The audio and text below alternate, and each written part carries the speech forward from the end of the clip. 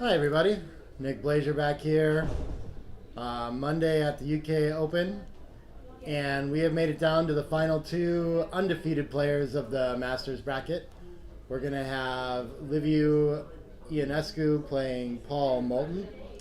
I can tell that it's Liviu on top. We'll get that marked on the screen somehow, too. Actually, I can probably do that real quick. Liviu has the loud red outfit. That's how I know. We'll just do it like that. Yeah, they're going to play a 13-point match since it's double elimination. Whoever loses this is going to have a chance to go on through the fighters bracket again. So most likely our next matchup after this will be something like the one loss finals. I know I don't think the loser of this goes straight to the one loss finals. Probably has to play through some matches there too. We'll see. I'm not sure what the stream will be after that, but of course, I mean, one of the most important matches of the tournament right here. And then they were hoping that, I guess, early afternoon that we'll eventually get to the true finals of the tournament. We'll see. It'll probably be around dinner time or something like that, I'm betting. Done by then. Yeah. What's up, Julie? So just to note, Livy is at the top. Yeah, I put the top on there. I didn't write bottom on the other one. Okay, that's fine. As long Yeah. as the captions are good. Cool. Yeah.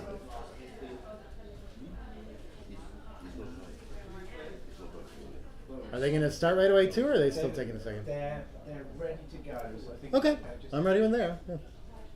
They know they should get going. So Excellent. anything left is just them chattering. All right. We got Paul using a baffle box, and Liviu didn't want to use one. So we're going to do one of these setups. Fun. 6-1 to open. Best played with that is always to make the bar point. Nice piece of structure. Threes, usually you want to move up the back checkers and make an advanced anchor and unstack the midpoint. Sometimes this play that he reached for, I mean, of course the 5 point's the best point on the board, so we like to switch it, but we have to give up the 8 for it. It's nice to do this when your opponent has like a slot or something like that where they can't comfortably hit the indirect shot. Otherwise, we prefer unstacking one of the heavy points. Okay, 2s is a nice response to make an advanced anchor of his own. 5 gets to remake the 8 point. That's really nice. And probably in these mutual holding games, we like to just put checkers in front of the anchor and challenge our opponent to leave it. I like this play instead of burying checkers behind. 4-5. I don't know if white's ahead enough in the race, but actually my first instinct is to run off the butterfly anchor, and I think this is a good time to do it. I think he's outboarded is the main problem with it, and not that much ahead in the race. But every other play was going to be destructive, and it lands perfectly on the midpoint, so I like this. 6s can just run from the anchor and link up with the 9, and that might just be a one game. I think he's ahead enough in the race that he doesn't have to think too hard about this or playing for more. Maybe if the cube was turned or gammons mattered more or something like this, we would think about getting to there and pointing on head. But a lot of times before the cube is in action, we like to just make a solid play where we can always cash on the next roll. Just make sure we get that 1 point. So for example, if he goes to here and his opponent rolls double 4s, is there enough in the race for him to play this out? I don't know, right? So, and that's about the only hope he really has. So I like this play a lot, and it should be, in most cases, 1 point for Paul. But double 6s is going to even out the race and probably put Liviu slightly ahead. So I'm not sure we're going to have a cube anymore. Relatively even race. But it is as soon as, I mean, Paul is the only one that has the attacking game plan with the checker back still. I think I like flattening out 6-5 a little better than 9-8 here, but I'm not certain. So yeah, Liviu under pressure, and Paul's still definitely winning this game. If he can develop 1 more point, something like this, or get a better board than Liviu, then I think he'll have a very strong cube. But for now, Liviu is developing nicely. Pointing on head is going to be quite a bit. So a fan, I think, is going to be enough for a cube. Maybe even entering is still like under quite a bit of gammon threat here.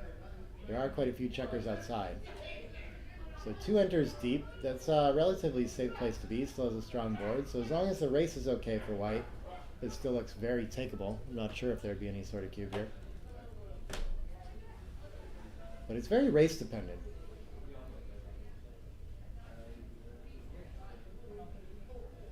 $108 for black.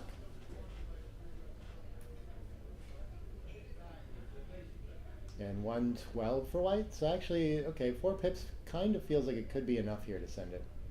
We got a pretty strong board, and so, for example, this is going to lose our market by a mile, I think, even when we enter, unless we hit somehow with 4-4. Okay. New favorite.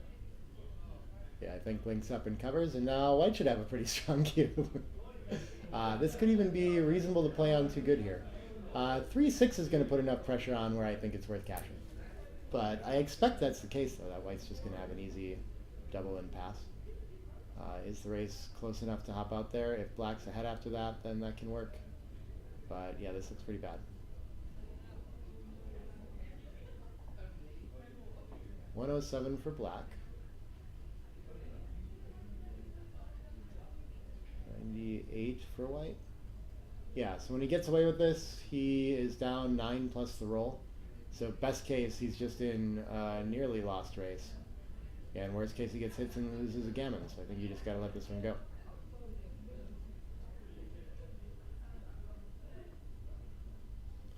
Unfortunate sequence. At least he's not losing it on the recube to 2, because I do think probably he was going to get taken when I liked sending that cube.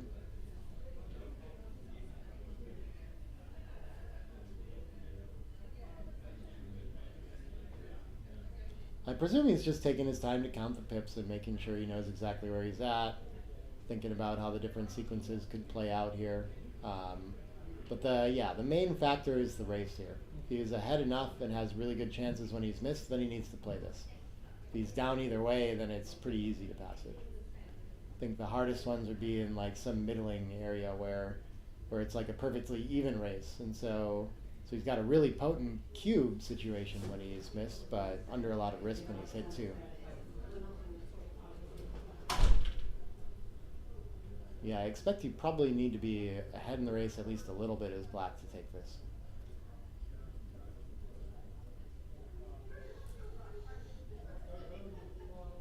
He's going to let it go after doing his homework. That's 1 point lead for Liviu.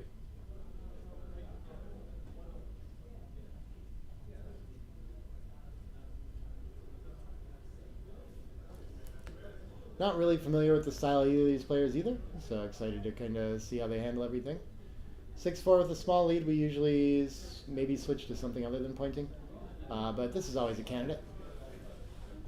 5-2 is not going to want to split after our opponent. I mean, I think this is actually pretty minor stuff, particularly with this roll, but the general rule is that we don't like to split against a blitzing structure. That's in Mochi's new book. 5 is down, and I think the 2 likes to split here, but he's going to play down instead. Okay, so staying with the aggressive offense. So I think we're already seeing a little bit of style from Liviu. Apparently I've seen a lot of players like this that just regardless of score, everything, they like to play down, they like to keep their 24-point anchor and stay safe back there, and they want to be the one with all the offense. 2-5. This can hit twice, yeah, and with all the material in the zone, I think this is really strong. There can be some disaster rolls where there's a cube already, but entering 2 I think is going to be enough to keep it off. 10 in the zone though, if he can like point on head or hit and cover the ace, he's doing really well here. 4-2 can point on head. I think he should make the 4-point. He's worried about giving the shot at the ace, I guess, and as well as the indirects, like the 3-3, 5-3. 3-2 gets to anchor up, and now everything's safe for Paul. Liviu's got a racing lead, I'm sure, but is a little bit overrun here, so needs to get those back checkers working soon, and this is a good opportunity to do that, I think. He can reestablish the 8-point and split 24 to 23 and see if his opponent feels comfortable coming off that anchor to hit with a 6. Turns it into a 5 instead. I'm not really sure if that changes too much. 6 what? Double 6s, okay. So this can make the blocking point, I mean, I imagine that the 20 is going to want to move too here. And then probably better than stacking up the 8 is to make the bar point. I think that's going to be the whole play. Maybe we need to count it though.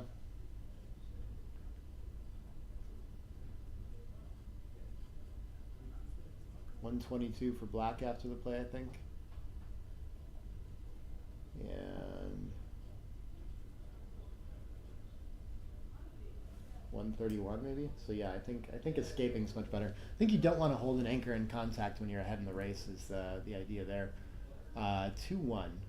So it is getting a little scary. I don't think white is down enough to not split here, but this is a mountain of checkers looking at him. Like desperately needs a tempo or something. So I kind of like this play to just cover and be in the way. And when we have an advanced anchor and such like good distribution against a deep anchor, I think this is probably a pretty strong cube too. I like this a lot. I'm always tempted to play these out anyway, but I mean, I conceivably a pass as well. And I think, but yeah, I think fitting with the style, this is a kind of cube that people who stay on an ace point anchor like to take. 6-4, it's a good play if he lets him. That is an 8 that hits. Not a 10. Alright, just gonna make the 2 point. Yeah, seems like the best option out there. Removes valuable checkers for making the 5 and the 4, so I'm not completely certain, but I think probably better than running off the anchor 8 here. It just kind of gives a optional game plan. 4-5 can just hop to the outfield and contain that way. That's not a bad roll for Livius. 5-4 doesn't reach either checker, splits the middle. Not a lot of good options with this, so when our opponent's kind of back and primed on the ace, I'm not sure that we want to hit, but it seems like the best option here. Yeah, I think we got to turn our position into a blitz with these deep points made. I think he played legal here, didn't he? 5. Was it back on the 8? Oh, yeah. No, I don't think this is the distribution he had. I think I'm not completely certain of this one, but I think he had actually played that legal and they rewound it incorrectly. But okay. Small stuff.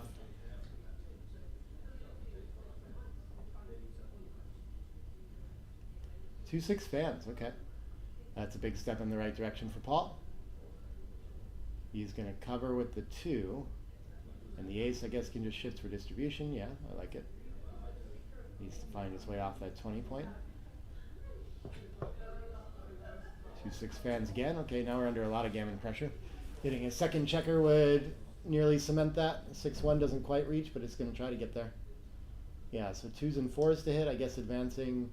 Yeah, this distribution play is always nice for having more builders. It's going to see if we would rather use aces and 3s to hit or 2s and 4s, but I think it's probably more relevant to play that 7-6 and have more builders for the 5 and 4. I like his play. 3s fans again. Always frustrating in Liviu's shoes when you're a favorite to come in every single roll and you don't. I think the 2 should hit and the 4 should pop out to have that direct 6 at the next checker. I think picking these checkers up is going to buy a little bit more time than making the 4 point. We could still be in a lot of trouble if our opponent enters with any of those 5s after making the 4. So I like his decision there. Still no entry. Gammon threat's still very high. 2-2. I think we want to hit and make the 5. And then the last one. Yeah. I don't have any strong preference for the last one, so I'd probably end up just shifting 16 to 14 as well. Still no entry. Even numbers are going to close out. So I guess we come around to the 10 and then we split that to the 9 or 8 to 7. Anything should be fine there. 8 to 7 seems like it probably keeps a few more sets that close out. And 6s don't leave a shot. But okay. 6-1. I think maybe. Yeah, this is confusing. This is one way to do it. I don't know. It's not what we wanted. We have to bury a checker behind somehow. For some reason, playing them both off the 8 jumps out at me is like making double 3s close out and stuff like that, but I'm not really sure. This one I'm just coming up with some. I guess going through all the dice rolls is probably the only way to really do this. I don't have any particular theme of this position. Keeping the spare on the 6 is going to keep us from leaving a shot. Oh, he wants to slot it instead, though. I think he's pretty sad when he gets hit, and he's okay if he never makes the 4 points, so I would rather not leave a blot there. But it might allow him to pick up a checker on the ace, and he should still be in plenty good shape to win. So maybe it's right. Could make sense. Could make the ride home a lot easier. This is definitely going to make things easier. And 1 off keeps us even.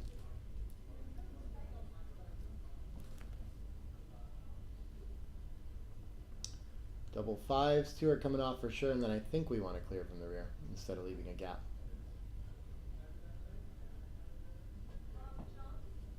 Yeah, with 3 up and 4 outside, he doesn't have to work too hard to win a gammon, but if he starts to get a lot of checkers off, he can start to think about backgammon. Yeah, I think we want to take 2 checkers off and really think about that backgammon now. I like this play. Another fan and we're getting kind of close, yeah. It's probably a relevant number now. I don't know how many. Like 10% tends to be a relevant number with backgammons, though. It's very rare for it to get much higher than that. 5-3, okay. A little bit of worry about leaving a shot and being hit here. 6 comes in, so an ace up would be everything. We can get a roll closer if we take the 2 off, but then we're also we might end up with that gap and repeat and things like that if our opponent fans, but our opponent has to fan on a 2-point board, so I'm not sure how relevant that is. It feels like it's probably worth taking the checker off just to make sure that if we get hit, we have more off that way, and we can, win more gammons, backgammons, and stuff like that when we're missed. I'm not sure though. This definitely cleans up nicer. Maybe this actually leaves a ton of shots anyway too. Oh wow, he gets the 2-1 fan. Okay, chose wisely. 5-1 is a beautiful shot to not leave anything. Maybe he actually should not take a checker off the ace there, since it doesn't get him a roll closer and just leaves him with the possibility of leaving a shot later. But if he was still on the roof, the 2-1 would play a difference. So I don't know. Looks like a gammon. 4 points, 9 away, 12 away. Nice one for Paul.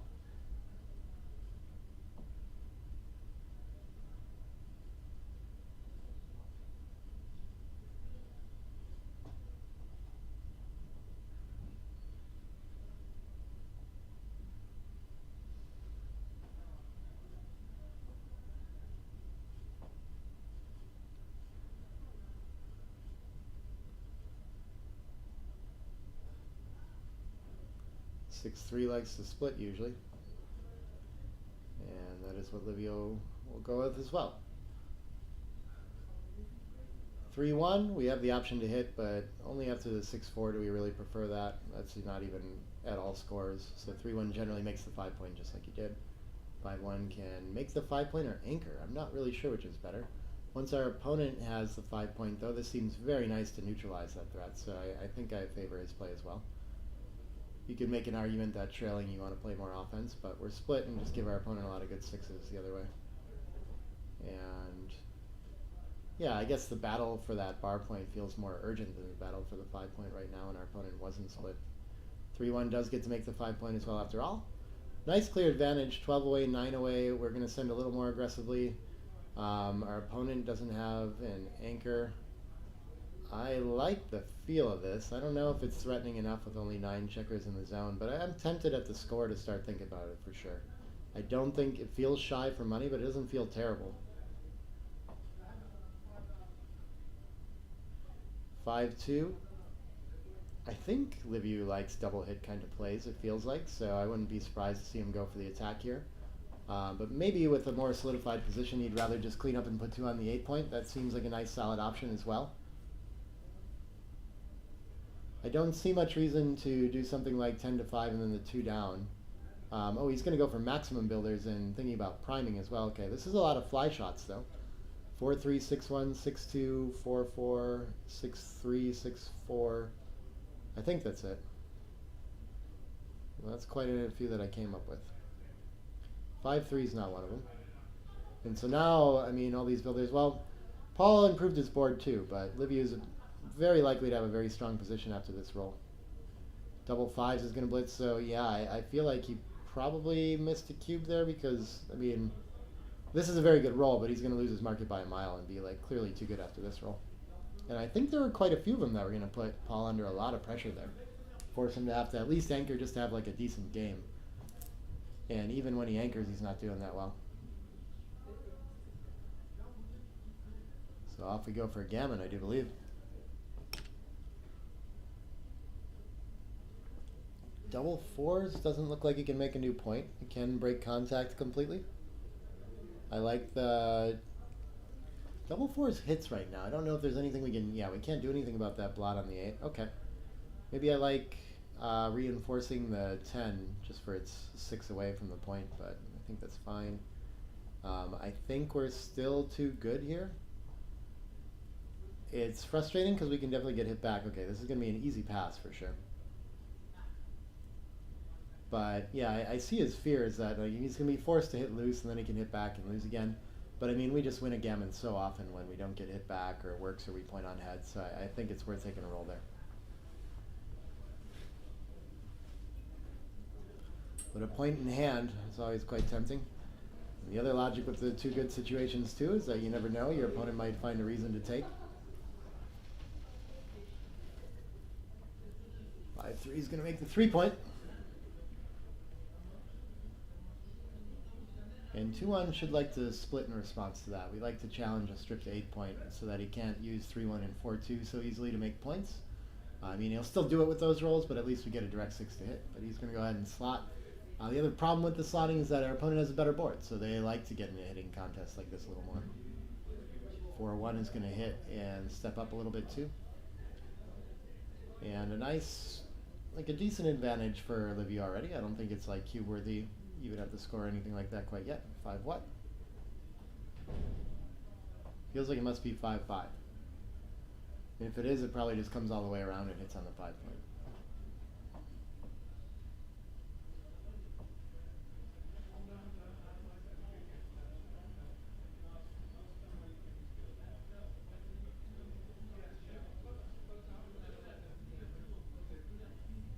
And let's see what Livio comes back with.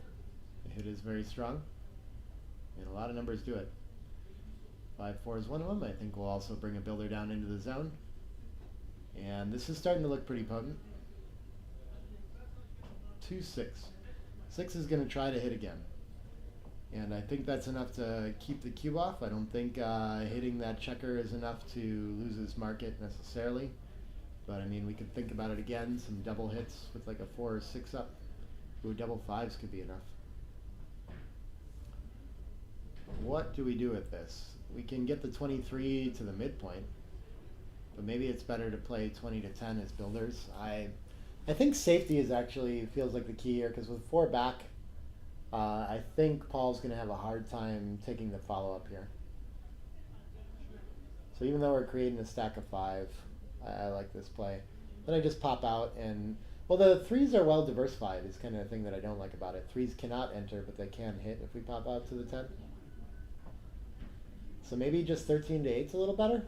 We just keep pressure on the whole board. Maybe there's no rush to run that last checker. Yeah. The distribution looks a lot nicer too. I think I really do like 13 to 8 the longer I look at it. 5-2 is going to miss. It can make the second anchor. I don't know if we really have timing for that, but it seems like the best plan available right now. So I think I'm coming in on the 23 and playing 13 to 8. And I think the timing doubts maybe are still reasonable to send a cube against a double anchor here. It should be takeable because there's so much work to fill in the gaps in between.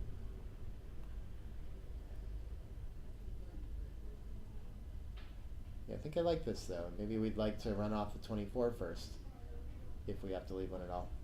But yeah, I think Livio taking a roll seems fine. Maybe if he makes a point, he'll lose his market, but not too big of a deal. This must just come around the bend, and there's going to be a whole bunch of fly shots here. Looks like not all 7s. Okay, 5-1 misses entirely. I think we're going to start 2 points, and I am starting to like a cube quite a bit here. This distribution looks very strong to make a point in board, and Paul under a lot of pressure when that happens. 6-1 is a whiff, though. Maybe, oh, actually, we don't care, though, with the 2 blots in board, though, so I think I like the 6 down, and maybe I just link up blots 10 to 9 or something like that, just to not be too loose. Yeah, this is a way to do it as well. But we do have 6s that hit and cover for sure now. Is 4-5 going to be willing to pop out and hit? I think it needs to. It's only a 2-point board right now. I think we really need the tempo, and we don't want to sit on this double anchor game. So I would have liked 24 to 15 there. Could be a bit suicidal, though. I don't know. Things still looking good for Livio. He gets to fill in a point now. And yeah, this is looking very strong now. I have to do some shifting to figure out exactly how much down or up they are. But I mean, we can see pretty visually that Black does not have timing to sit on this 1-2 game. usually that's a good time to send a cube. Alright, 6s can change that. And now he's stuck with that gap almost forever, so the contact actually feels pretty good here. I think I am willing to take this as Paul now. 6-1 can hit right away, and he's got just as good of a board, but his instinct is to play it careful. But he controls the whole outfield if he pops that. I think he should go for it now. And he still has the 24-point game to fall back on. I don't think getting hit back on the 4 is like a complete disaster necessarily. It hurts pretty bad, but it feels playable maybe. I think there's life after death too, so I think now feels like the time. And we're running out of timing on the other side too, so I'm a little hesitant to just wait it out and hope to get a shot when my opponent's trying to clear the bar point. They have infinite spares there right now.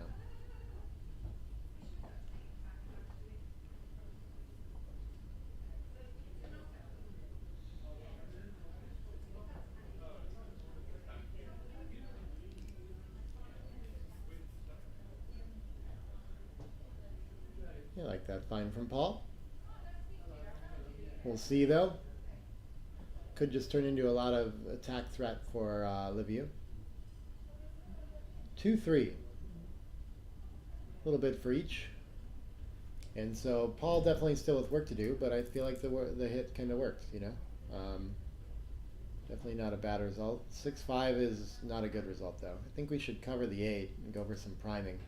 And probably just top out with the other one to cover the outfield. Nothing we can do about the blot on the 4 though. I don't think it helps to hit loose 8-2. So I like 23-17 and 13-8 to try to start to build a prime, block all those other numbers that might escape. And we get a lot of double shots when our opponent rolls a 5-something to run to the outfield.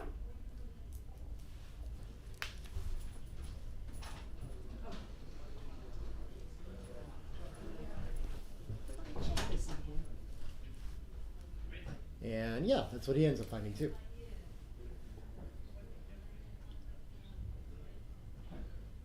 See what Liviu can come up with. A 2-6 is beautiful. It's going to hit on the way and send a checker back. Blots everywhere. Maybe he could have even had a cube just on the threat of that or something. I don't really know. But 2-1. I think it's worth switching to the 23, but 17-16 to avoid. Oh yeah, that's a direct shot. I guess I do probably like blocking that instead. That's a difficult decision though, because the 23 really is a lot better than the 24 here in my opinion. A lot of numbers opened up to point on head and things like that. 5-6 is going to be forced because we blocked that.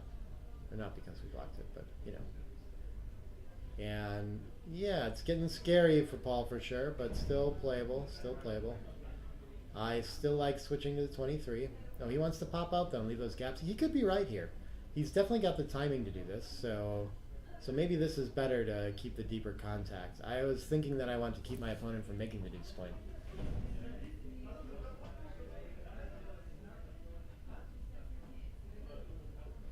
Yeah, this kind of forces him to have to figure out how to do that. He's got the 5-4-2 distribution to hopefully make that eventually, but he might not. And so it might create an extra gap and a little bit more contact by staying back. Cube's coming anyway. I think maybe making some points or some market losers. He's just going to lose it or let it go. Okay. I actually felt like the contact was pretty good there and the gammon threat wasn't as clear. So my instinct would have been to take it, but I don't know. That can be, deep anchor games are not super strong that way, so I don't really know.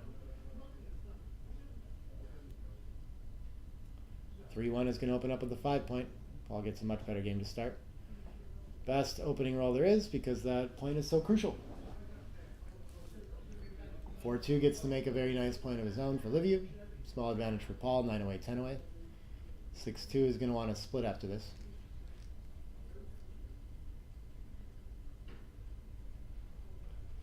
Oh, actually, sorry. After we make the 5-point, I always forget that you can just bring a spare down to the 5, and I think that might be better. I think we like to do that with 6-2 in a lot of cases to avoid leaving, like the 6 split is not that strong and it leaves a lot of good numbers for our opponent. So we can avoid doing that and just put a spare in a good spot after we make that landing point for the 6-2 particularly. So maybe it's better to do 13-5 there. Double 2s cannot anchor, but it can make a strong board point. Maybe stepping up to the edge is a little more important here too. I don't like being primed back on the 24, but he's going to cover the 11 instead, which having an asset is tough to argue with too. 6-3, I don't know who's ahead in the race. Probably, can white possibly be? Yeah, I think white maybe is. I think they're actually pretty close. Maybe black was 2 pips ahead before the roll if I look at the shift. Um, yeah, I'm trying to figure out if he's under any pressure to run off the anchor or if he should just focus on priming here. And I guess the fact that white has the better priming structure is a good reason to stick with the priming game plan since black's bar point is open. So I like the downplay there.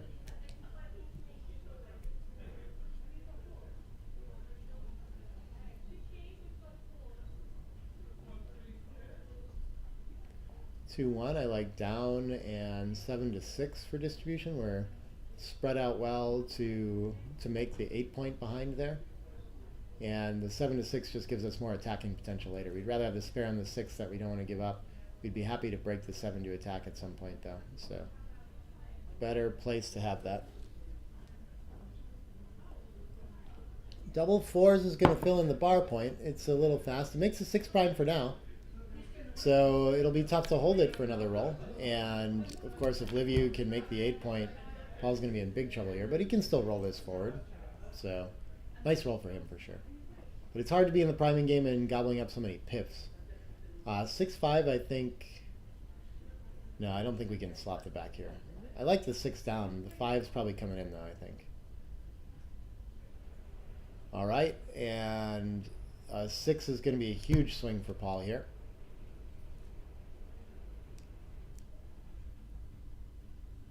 Can't find it, forced to roll forward somehow. Probably 7-3 is part of it because it's the only one that keeps another points.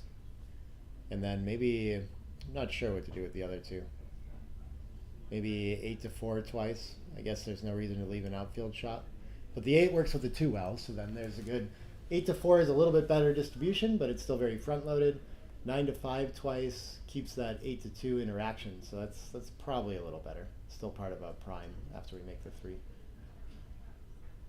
It looks like he might be considering not switching and keeping the prime entirely, which I guess keeps our opponent from rolling a 6 for a roll, but if they roll a 6, we're still happy to turn this into a blitzing position instead, so I don't think that's the big worry. And our prime just isn't very likely to hold all that long. Like there's no, it'd be a miracle for this to develop into a 6 prime again. Specifically aces or deuces or 2-1 or 3-2, these kinds of combos.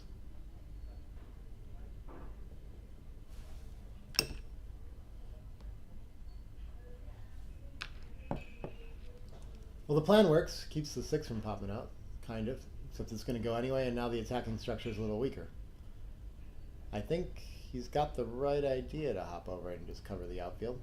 Creates playable 4s and 3s, so maybe not. Yeah, I guess there's no need. Why not just play 11-4? And now our opponents, 4s and 3s are disasters. We're not in big timing trouble. So this is the problem with the priming plan for Paul, I think. 6 is still huge for him. Sure, the ace gets to the edge. He could just step up and be attacked too. This is probably better. Yeah, and the only 3 we have is to play. Play to the deuce. And I'm liking Liviu's position. Maybe he's supposed to cube on cracking threat. Gets to hit and make the deuce point. That's beautiful. Yeah, so I think this roll has won the game. Still, a very strong one too. But maybe there were market losers enough to send it. We've seen Liviu generally like to get to a more winning position before he sends it. 5 is an absolute disaster. Yeah, better to break the bar than the 6 point. And so this looks like an easy pass for Paul, but Liviu is going to roll on and try to win a gammon, which I think is totally reasonable here. 2 good feels like the decision. 2-5 is going to hit 2 as well. Very nice. Eventually, Paul would like to roll he would like to roll 1 ace and then stay on the bar with the rest. Because he does not have timing for the ace-deuce game, but a double anchor game is the only way to win it, really. So Liviu is going to pounce on that. I like that decision. The 4 can't come from there, so I think... Oh, 6-2 it is. I thought it was 6-4. Yeah, stepping up seems good.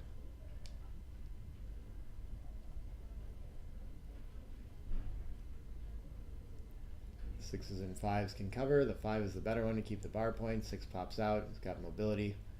And cruising around, trying to get to bear off against a deuce point game with 3 up.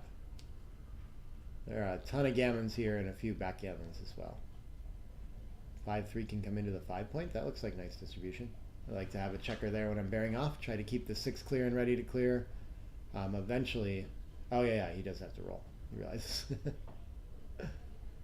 All right, nothing in. Eventually the bar point can be hard to clear here, so Paul would kind of like to be in and ready to hit shots if something goes wrong. Well, that's happening for Liviu. Of course, coming in with the 2 and popping out with a 6 or something like that will be pretty strong as well. And I think Liviu can think about clearing the bar point here. This doesn't feel like the best distribution roll to do it, so I would just play 12 to 6. But it's nice to do it while your opponent's on the bar for sure, so that they don't get direct shots if you leave a shot. They're only getting the 2-5 instead. 2 in, so we're running out of opportunities. I think Liviu should be hoping to clear the bar point this roll. 6s is going to do it. It's going to be frozen on the 8s. And 2-6 doesn't win the game immediately, but gives a lot of chances for Paul. That's about it. 2-4 is not it's going to bury to the ace. It's not too bad. 2-5, I guess we would have to pop out. So that's going to save a lot of backgammons. That's for sure. Oh, he dropped a die on the floor. It still looks like near a certain gammon if Liviu can avoid leaving a shot. Clears the 6 point.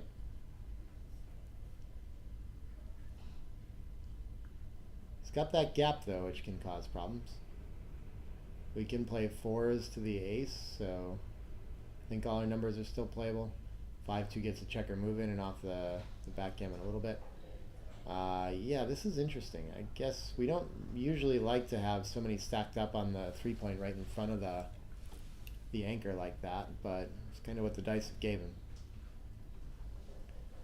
6-3 goes all the way to the 14, sure. Just moving checkers around from the back, not urgent to like cover the ace or anything like that. He might eventually start using deuces and aces to like fill in the 3 or the deuce, but I think just trying to move around is a fine idea too. If we're so lucky to get the hit, a 3 point board will be better than our opponents and we can fill in later, and maybe we can get off some gammons naturally just by using the pips efficiently, if we're lucky. So like aces here, we can't get any crosses anywhere, so I'm inclined to fill in the 3, but I'm not sure about that.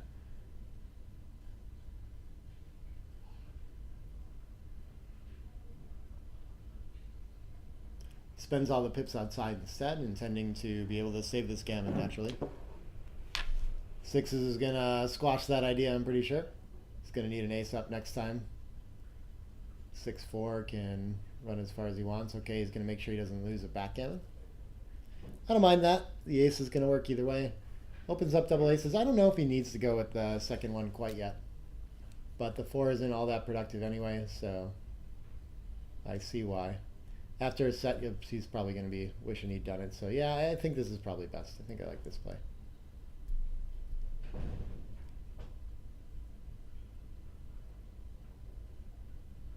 And it opens up the double aces. These double aces are going to be pretty good either way. But I think... I'm not sure which one wins more backgammons. That's going to give him a chance to roll 3s or better if his opponent can't escape. If he puts his opponent in the air and takes 2 off, then most likely he just enters and doesn't have a set to do it. So I think he's right. I think just peeling probably is the thing here. Even if we get so unlucky to roll an ace later, we're just going to have 1 checker left and only an ace to hit it, and probably a lot of work even to save the gammon there. So I think it's worth going for.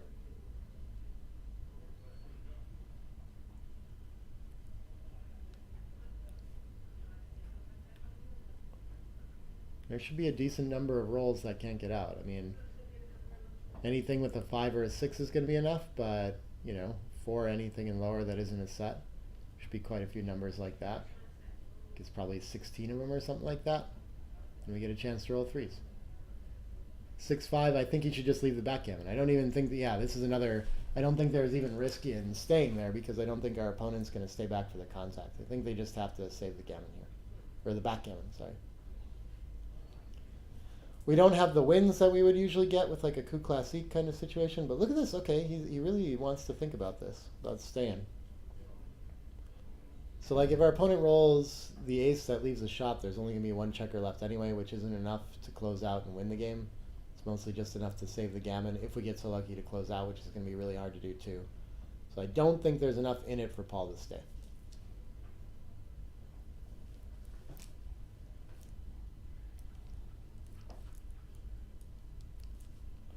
And there is always, even if Liviu doesn't roll threes or better after Paul stays, Paul could still roll like a 2-1, 3-1, 1-1 kind of stuff.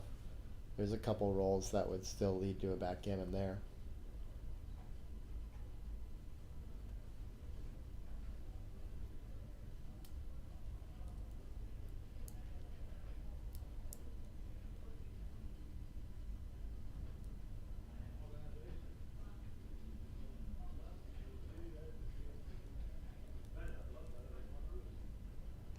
Wow, he chooses to stay though. Okay. See if it works out for him. Looking for an ace up.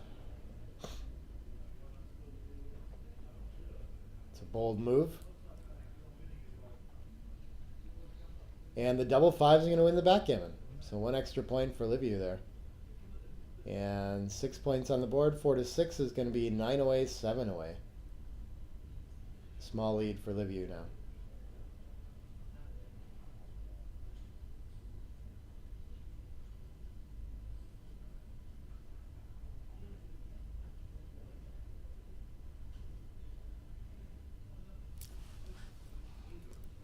Six five to start is just going to run. The match lead, we're always kind of happy to have plays like that. Simple racing plays. 6-3 should want to split for contact. Down in the race a little bit. We just want to see the whole board and give our opponent problems developing.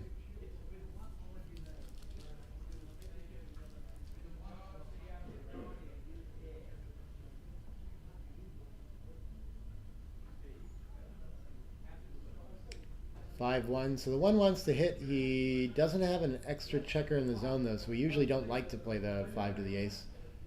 Prefer to bring a checker down to the 8 again, but he goes for the double hit instead.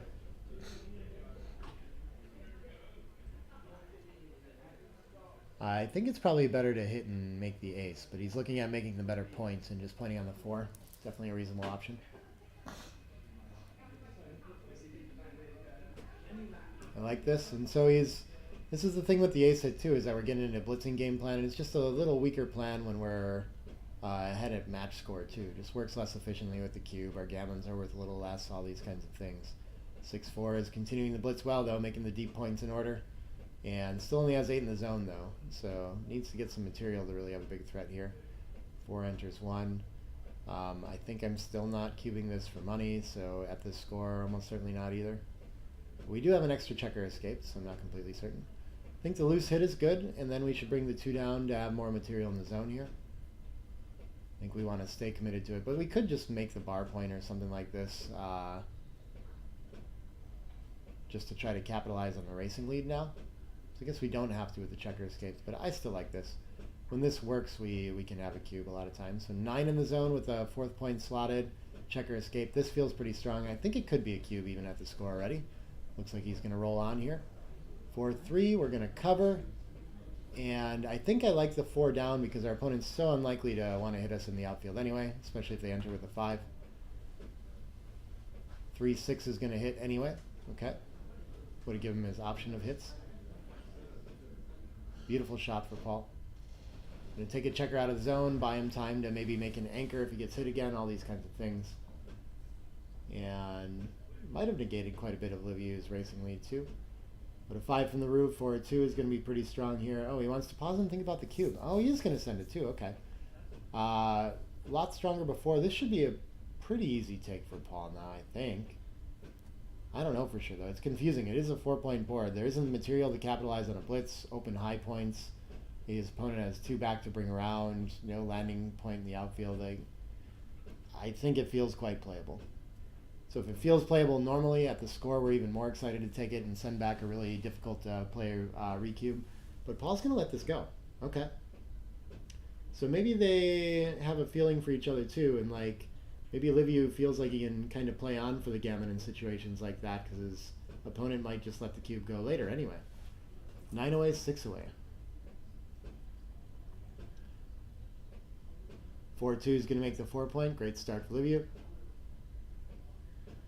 Double twos. A lot of times we like to make the point past that point. I mean, that can be a very nice option. Just making an anchor against the point is very nice too.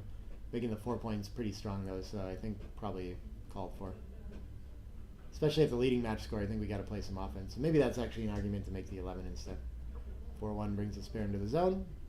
6-3 could butterfly. Maybe it's better to just bring a checker to the 4 though. Neither looks particularly attractive to me. But yeah, making a stack of 6-2. I guess I'm just going to play to the 4. I don't know. Feels a little too weak to escape to such a stacky position and then also open up the attack on your opponent's side when you've just made a slightly advanced anchor. 4-3. This could split past that extra spare now and play the 3 down. Otherwise, we have to leave direct shots or stack up the 6 or something like this. So I think I like the splitting play. When our opponent has an anchor, we have a lot more incentive to split ourselves too.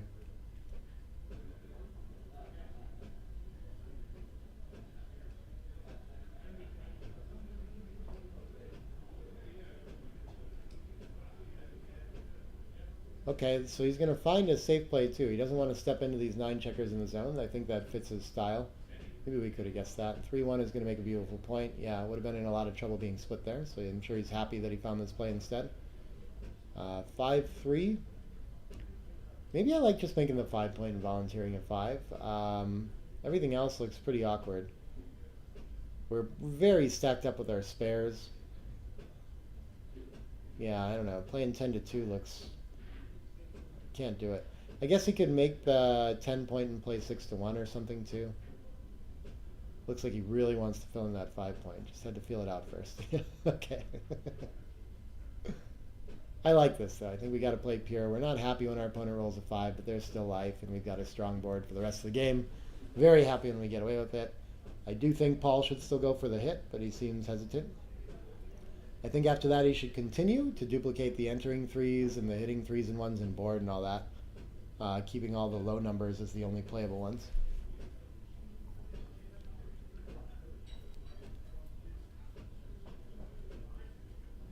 Seems to be considering just sitting on his anchor and playing that game out, which is still winning, I think. I think he's still ahead if he just plays 2 down. Because he's got the better priming potential. But I think he can play for a little bit more here. Yeah, I like that decision.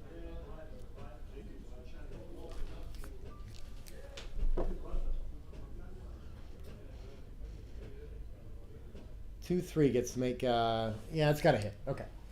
Wouldn't mind making an anchor too, but I like sending the second block back. 1-6, looks like it's probably going to have to try to run from the front. It could tempo hit on the deuce, but that seems a little big. Equal boards.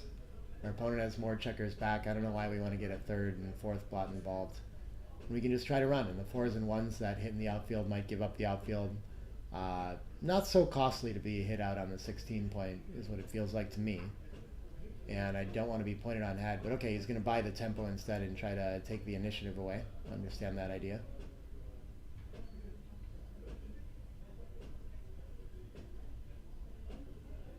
And 5-4 is going to fan. That's going to work. We're going to have 9 numbers when we hit that are really great. So yeah, I think this is a good place to cube, especially being behind in the match. Threatening to cover. We have 2 checkers back to our opponent's 3. We have a slightly better board. We have the timing. We kind of have everything in this one. But our opponent does have the rack, which is pretty strong and playable. So I don't know if it can be a little scary to send a cube against that. 4 out for mobility, I think I like, even though it gives 6s and 3s to hit. But yeah, down for building could be right too. I like putting pressure on the blot in the outfield. I'm not really sure. 6s is a miss. Okay, this looks super strong. Maybe even too good at this point. I think when our opponent enters and doesn't hit, we can still cube them out, and there's not going to be that many hits that we give as we go. There's a lot of gammons, so I think we can play on for more here, is my instinct. He's going to cube it, and we'll see what Liviu thinks. Liviu is going to let it go, okay. I wouldn't be too surprised to see him feel bold with the anchor, maybe, you know, but okay.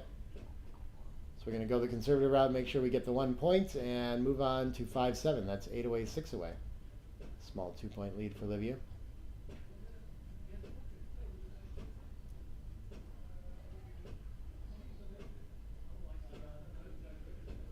Six one gets to start with the bar point for Paul.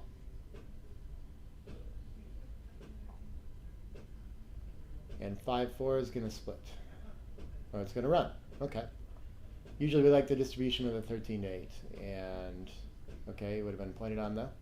And now that we already have the bar point, I think splitting 24 to 22 looks pretty nice. Nice solid advantage for Paul already. But at least with this variant, Liviu has escaped the checker most likely. Should be able to come around the bend here. Will it be better to stack up on the 8 point or to just make the 7? I think some safety against this 4-point board looks called for. So I'm inclined to play from the 15, but he makes the structure instead. 4-4 should be good somehow. Looks like making the 9 points going to be part of it. And then, yeah, running out to the 16 to a double shot seems pretty weak. So I guess if we're going to make like 8-4, it feels a little bit strange to play down to the 9. I think they all interact well enough that I would still do that. But of course, having the 4-point board and playing 7-3 as well is a candidate. Well, he wants to think about just playing one in for distribution too. Okay. Oh, and stepping up. Okay, yeah, sure. This gets the back checkers moving with a little less risk than jumping all the way out. And Paul in clear command of this. Liviu is going to have to roll well to stay in this game is my expectation. 6-4 is not bad, makes a blocking point, but I still don't really like playing this. I think the rack and the prime is very strong. And yeah, I'm not sure I would even take. But okay, you can remake the 8 and have a 5 prime. Looks beautiful. He does have still work to do to escape those 2 checkers. Plenty of good rolls for Liviu here. Putting on the 5 and then being missed would be a start. 2-1 gets to try.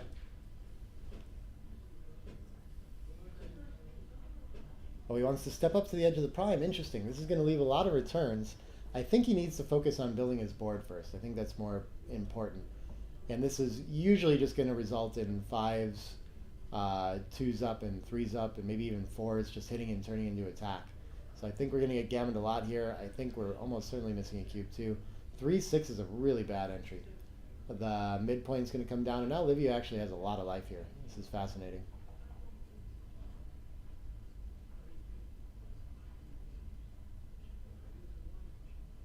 Three one, we get to cover and slot the back. And now Liviu is going to have a priming game of his own. I'm not sure if we can even cube this anymore. It's hard to escape those 2 checkers on the 22 the way this is developed. But in priming games, we always like to attack and take our opponent off the edge. I like that decision. The 2 can come down to try to get involved in extending that to a 6 prime. And Paul's going to need some aces to step up soon. 5s fans. I don't think there's a big difference. Probably fanning is better in this priming game just to hold the structure we have. Maybe we'd like to enter and build the back. 5 gets to cover and 3 gets to remake from the back. Beautiful. And now we just need an ace to step up while we're protected. Ace-6 ideally.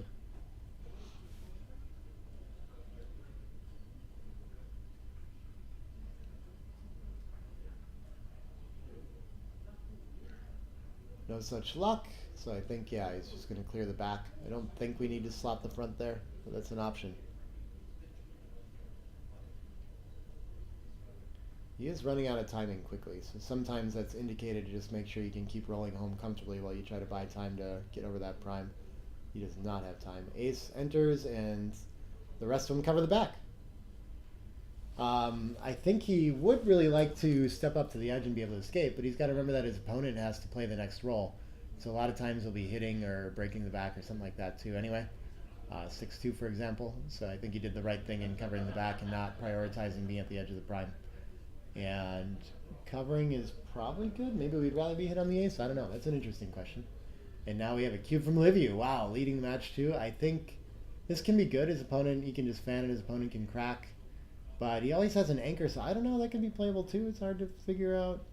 I like playing those because, like, I don't think when you have the 22 point, there aren't any like big gammonish disasters at least, and maybe we can imagine some ways that can go well, and Liviu can still crack and get stuck back there. I don't know. Interesting cube for sure. All right, 5-8 means 8 away, 5 away, and it looks like they're going to take a small break. I'm going to grab a glass of water too, and we'll come back for the rest of this match. It's been an exciting one so far.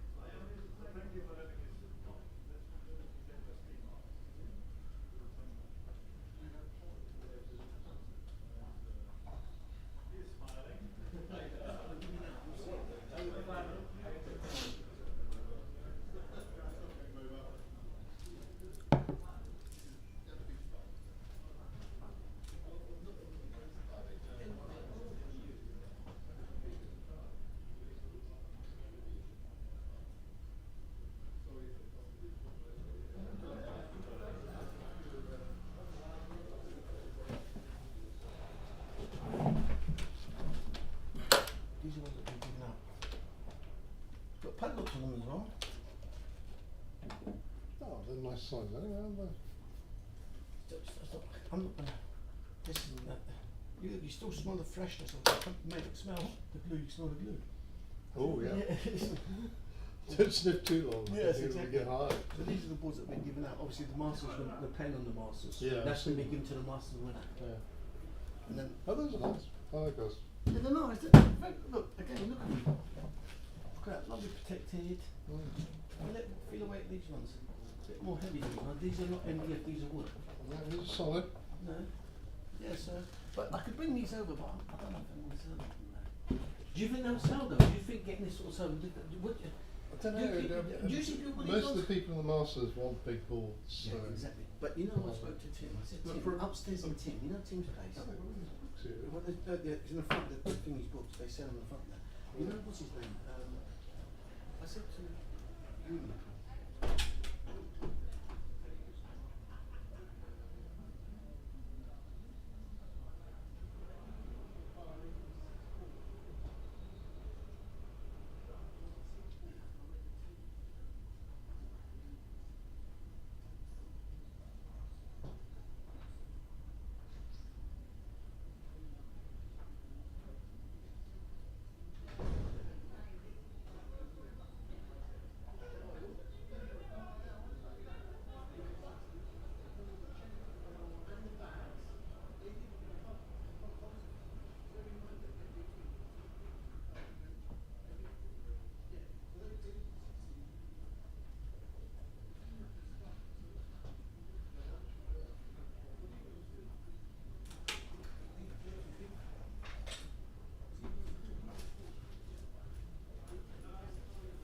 Awesome.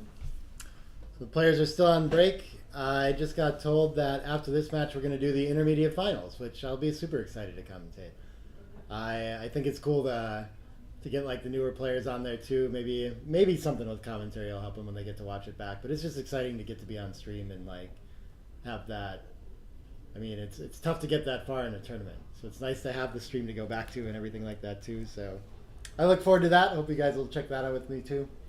And I ran into Paul in the hallway too, and he told me he was on the fence about playing the Open or the Intermediate in this tournament as well. So I bet he's really glad that he played the Masters instead of the Intermediate. He's made an awesome run with it. But that's really cool too, to see people. I mean, you know, like even, I don't know, I think everyone thinks that they have no chance against like really top level players, and for sure someone that plays really sharp has an edge, and that's why we play this game. But it's a dice game in the end, and you can always get lucky, you know, and everyone's got a chance. So it's fun to see people playing up and having success like that too. So it's been a super exciting matchup so far. Positions that I'm not used to seeing. Hopefully I'm not like completely off about how they work, you know, but it can be tough. A lot of these positions are not ones that I would end up in like just for my own style of playing, and so having to figure those out can be difficult. I think like a couple of years ago I had a lot harder time playing through games like that, not really knowing what to do. Maybe I've seen enough of them now to be like kind of comfortable and understand what the priorities are, but it's different. It's not something that if you practice against the bot at home all the time that you necessarily have to see or get good at as much either. So yeah, this will be cool and like challenging games all the way through to try to figure out. I'm having fun. Yeah, I like really. I feel fairly clueless about the cube action in the last one. I mean, there's a lot of I don't know the money action for this like 22 point primed kind of game, but it's tough to win, so probably reasonable, and he might crash and everything like that. And then leading score throws a wrench in the whole game plan too. Probably Paul just doesn't win even 20% of games there or something like this. It's probably just too much. Boy, I don't know. That's hard. It's really hard. He needs his opponent to enter and then crack. That's probably a lot to ask for. But maybe he can also crash and have his opponent have to like play through his 22 point anchor and win that way. I don't know how often that happens. With the higher anchor, of course, it'd be a lot easier with the race, but that 22 point anchor is tricky.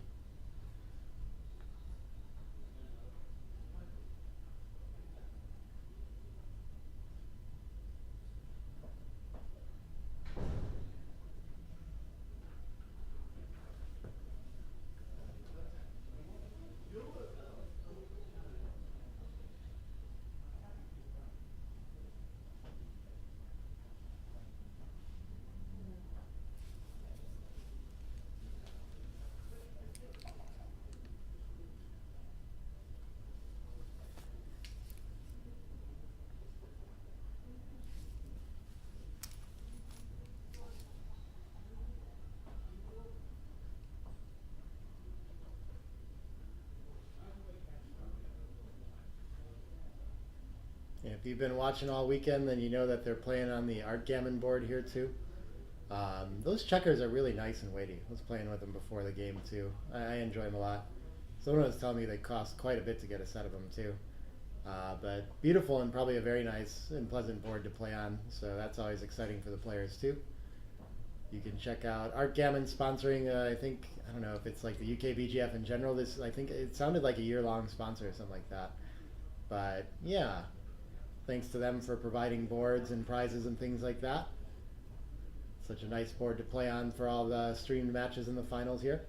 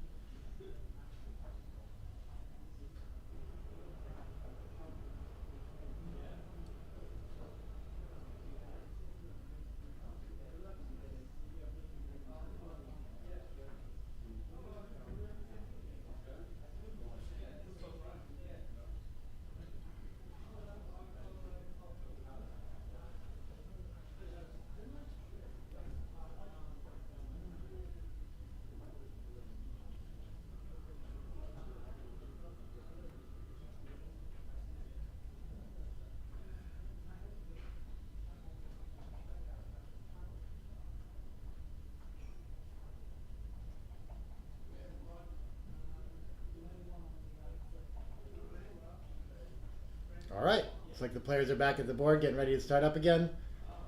8-away, 5-away scoreline, so there's some good match adjustment, but I haven't seen either player really like showing big like technical knowledge of these score kind of plays. So we'll see what like logic they use. Typically, if we haven't studied those kinds of things, people generally think they need to be more aggressive or take more cubes when they're behind, and just a little more conservative when they're ahead. But really, I haven't seen Liviu adjusting that way when he's been ahead in the match. So I don't know. I think he's pretty happy to send a cube when he's in a good position. Both of them are just playing every game, to me, as though it's like a regular money game, So we'll see if they continue that. And, I mean, there's a good amount of room to the end of the match too, so I think that can be a way that players think about it as well. No need to adjust if it's not like at the very end of the match. There's still time to play backgammon. 4-2 to start. Fours is going to fix that nice point by pointing past it and down to the 9. Beautiful roll.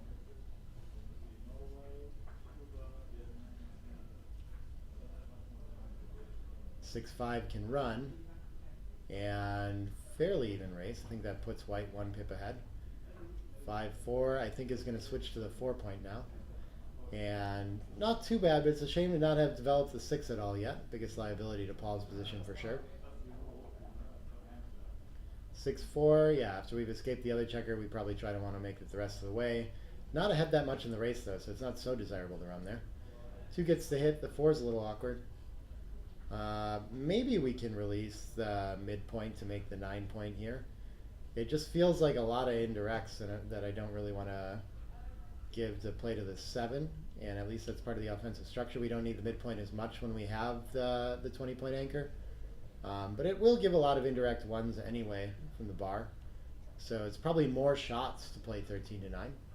Maybe it's wrong for that reason. So I don't know. I'm kind of talking myself into 11 to 7 now, the longer that I look at it.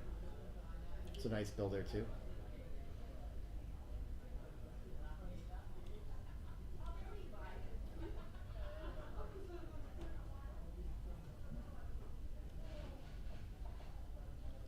Three, 2, can't hit either way.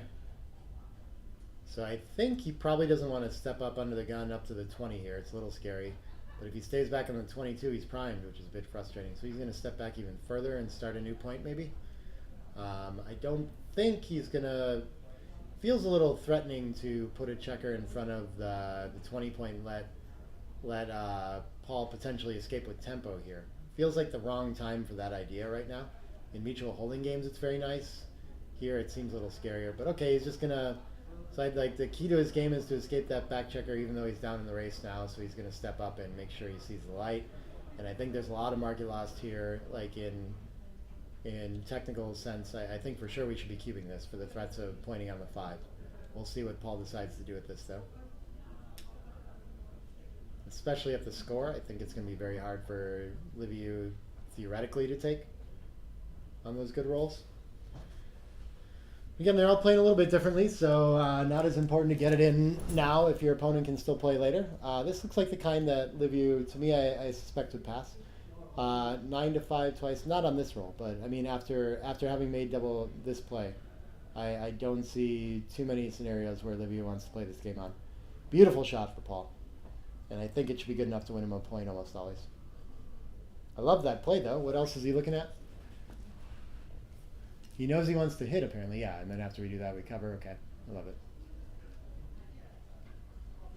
3-1-2 on 1-1 might be a little play. Otherwise, this looks pretty bad. 4-5 fans.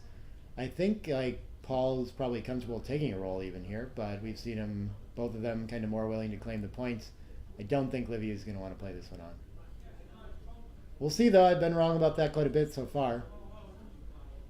This looks like, I mean, it should be very difficult to win with the checker up on the bar, one back, like without the racing lead as well. And there's actually a lot of gammons in this position too. I think the closeout is imminent with so much material in the zone. 7 away, 5 away.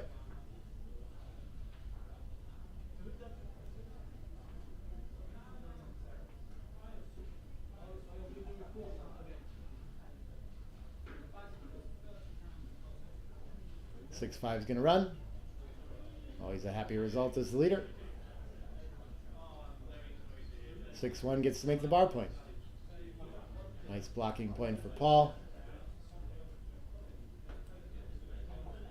5-6 is forced to play 2 down now. Not what we're hoping for with the checker escaped in the racing lead, and we'll see if Paul can find a 6 to hit. He does. I think he should continue to avoid leaving any good 6s from the bar, but he's going to play the split and more building power instead. Brings the checker off the midpoint. So now 4 enters and the 6 is going to hit on the bar. Probably would have been just popping out to the outfield otherwise. We'll see if Paul can find this again. 5-3 misses this time. I think maybe he's going to want to enter on the 22 and play 13 to 8 to avoid being under pressure of all those. Like, there's a lot of material in the zone that really wants to unstack right now. So I don't want to be in a good spot to unstack. It's reasonable to enter on the 22 and tempo hit 6 to ace as well to prevent our opponent from building here. Maybe that's actually the best play. So we don't like to strip the midpoint and take the last down like that. Maybe it's just too passive, yeah. Talking myself into a tempo hit the longer I look at it. Nice find by Paul, I think. I like that.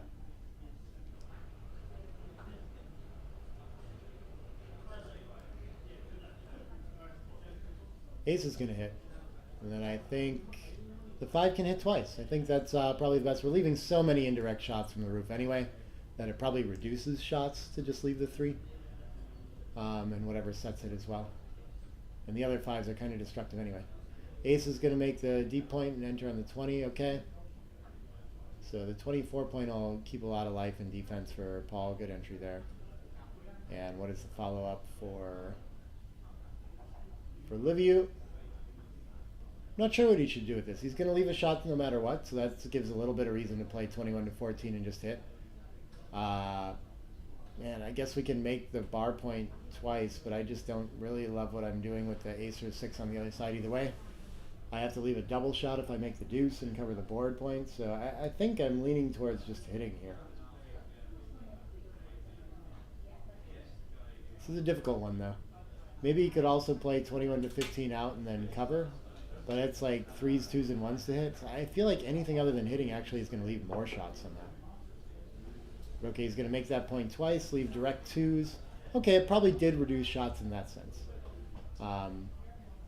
Maybe this structure could be good. 5s. Probably wants to blitz somehow and buy time to prevent his opponent from developing the tempo idea again. So if we go 6 to ace twice, after we do that, we don't like having the bar point as much, so I think I would make the deuce in this case. But I guess after we make the deuce, then our 8 point's no good, so I don't know. Maybe we just make the better point. Probably 8 to 3 twice, yeah.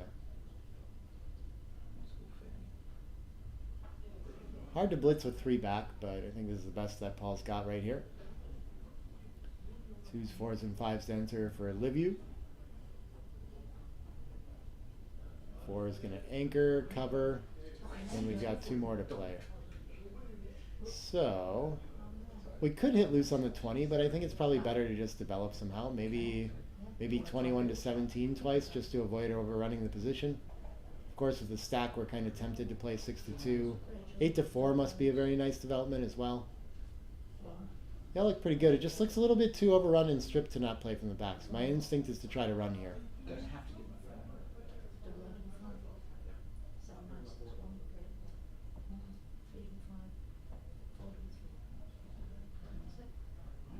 All right, 4 gets to anchor. Huge improvement for Paul. And then I think he should step up to see the light as well.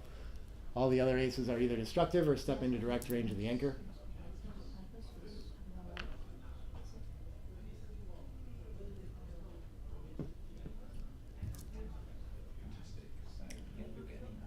Four, 6. Okay, it's forced to hit loose because we're going to leave shots and break something no matter what. So then I guess we're just coming off the mid to try to bring covers into the zone. I like this play. Keeps the anchor just in case we get hit or something goes wrong that way. Yeah, it's about 10. And 5 enters. 4 can just clean up, I think. That's probably the best we can do with this roll.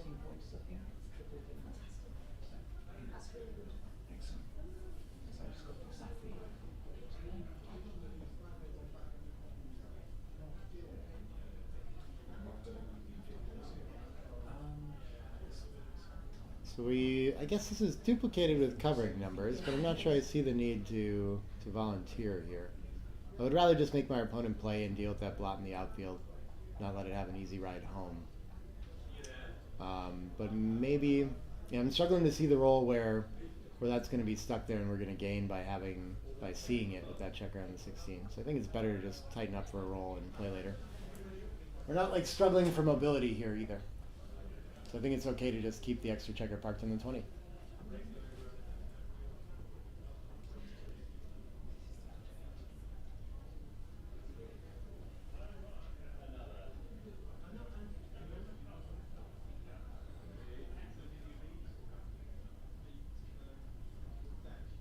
All right, but he is going to pop out, and Liviu's comfortable cubing, even with the match lead.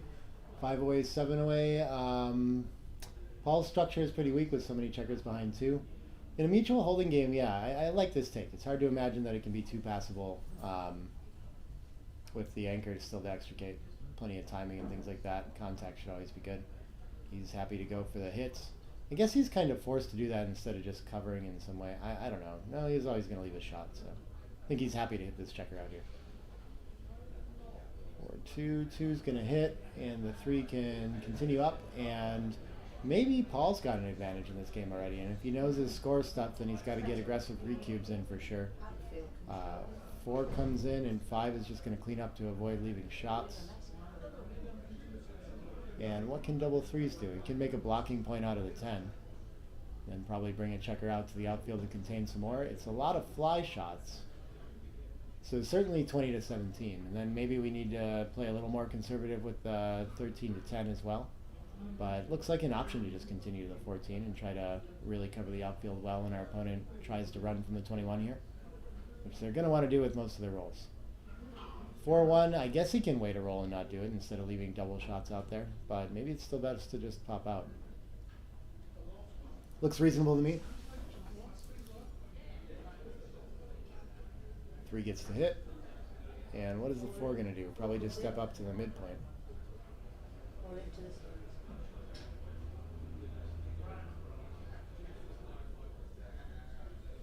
All right.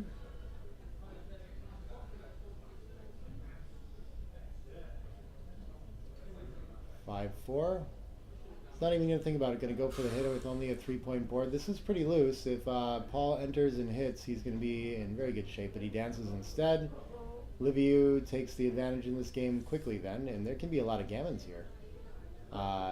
6 is, I think, yeah. It doesn't play. I think he's going to have to make the ace point. He only has 3 that he can play from the front.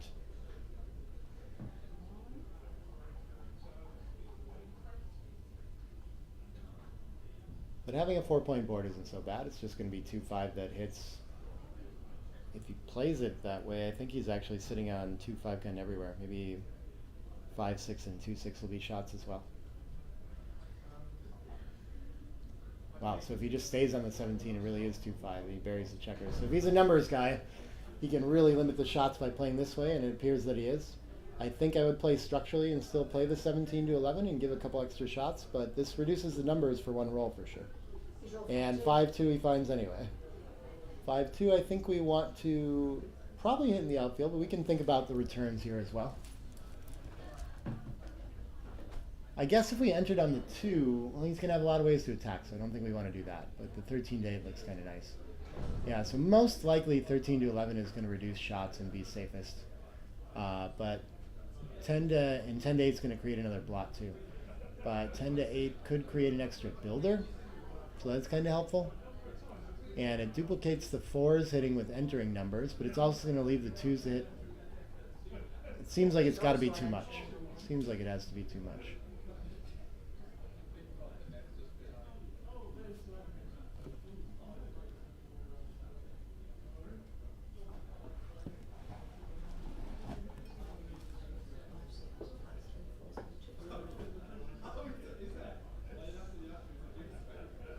All right, but he's going to go with this one.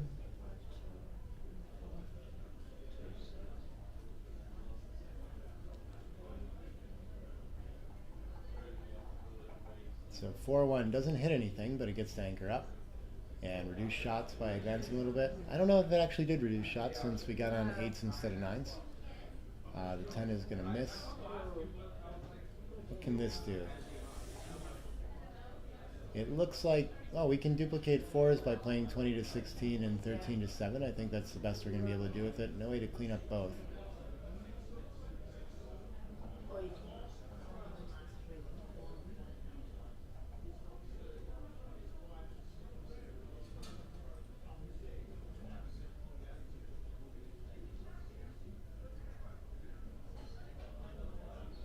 I guess we reduce blots by playing behind and not stepping out, but I think the duplication feels nice. Really not sure about this one. Keeping checkers alive is always very nice too. That's what Paul finds as well. We'll see what Liviu follows up with here.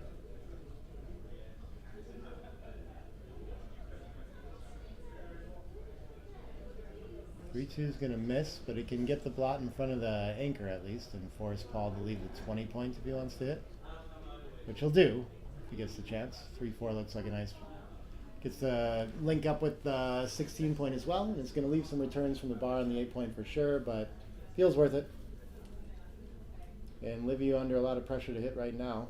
Otherwise, Paul's going to be pretty comfortable cleaning up here and in good shape, and really the recube should be coming early here. 2-6 is going to hit though, never mind about that.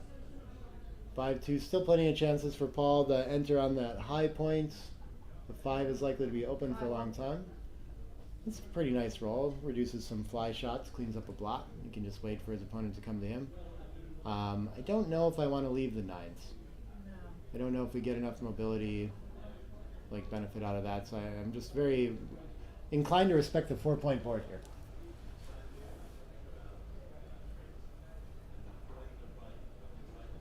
Four two. Not sure. He could make a board point. He could advance around the board and leave a whole bunch of shots. I guess we don't want to do that. For some reason 21 to 17 jumps out just to make progress towards home too. But I mean, it just opens up the attack in the board, which looks a little scary to me. I don't think it's necessary. I think just having a 5 point board is probably worth the most here, and then we can just plan on leaving later. Let the action come to us for now.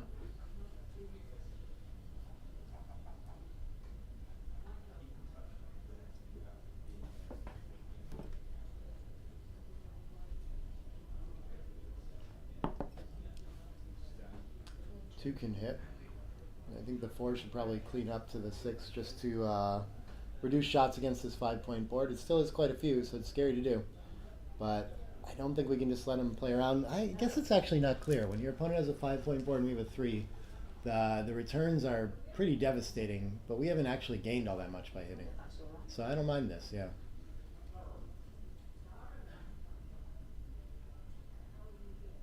And in most variations, Liviu is just going to be moving around to like the 12 point or something like this, and then, or we can pop out. Either way, we'll have more chances to attack later. 6-3 is perfect. Gets to make the 4-point on head. Beautiful shot. And now we're getting to somewhere interesting. I think Liviu still has quite a lead in the race, but if Paul can close out, he can win some gammons here. Still a little far away from that. I think it's probably prudent to keep going here. 4-3, I probably want to turn the 10-point into builders, but traveling out is fine as well. Duplicates 5, so it's just 5-5-2-5. And there's 5-5. Just 5-5. I think that was gonna hit loose anyway. And we'll see if we can find a 5-2 or a 5-5 of his own for Paul. 5-3 works as well. A lot of back and forth here. Okay, a fan, and now Paul is under a lot of pressure and may lose a gammon in this game. Big turnaround there. Yeah, that double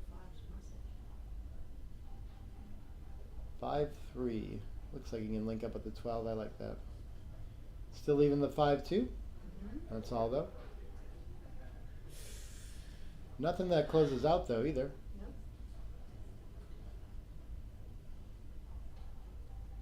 No. 3-2, I'm not sure there's better than just going to the bar, yeah. So it's a new number.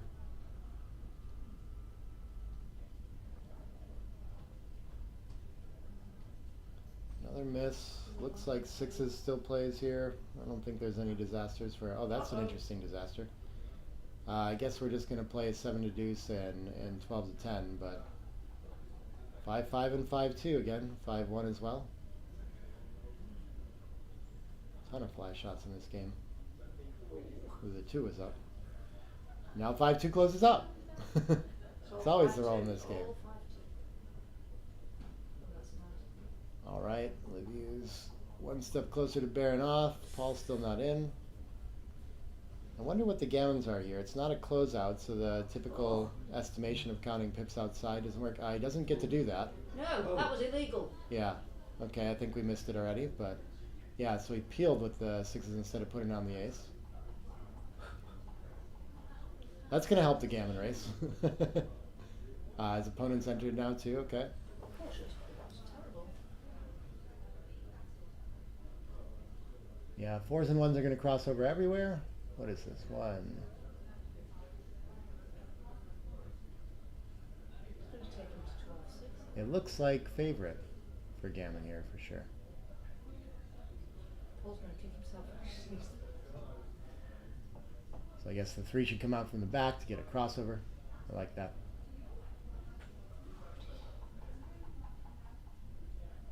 Six 3 is 2 off. Oh, double 6. I think he needs sets almost every roll to pull this off. Yeah, so it's not good.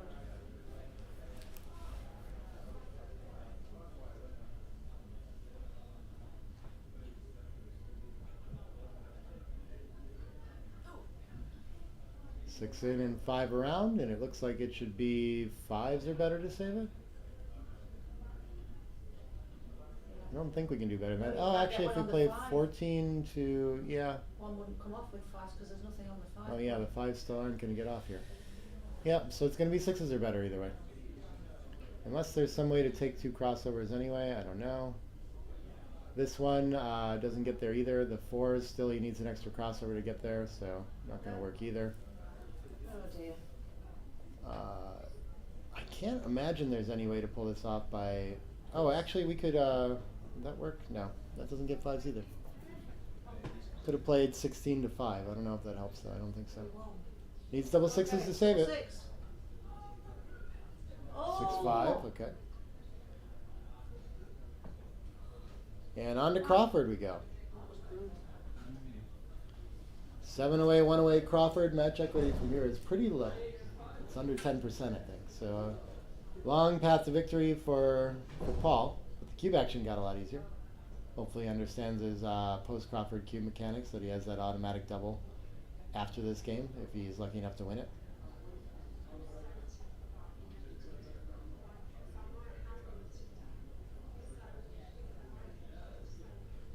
Looks like they're going to take a small break before they conclude this match.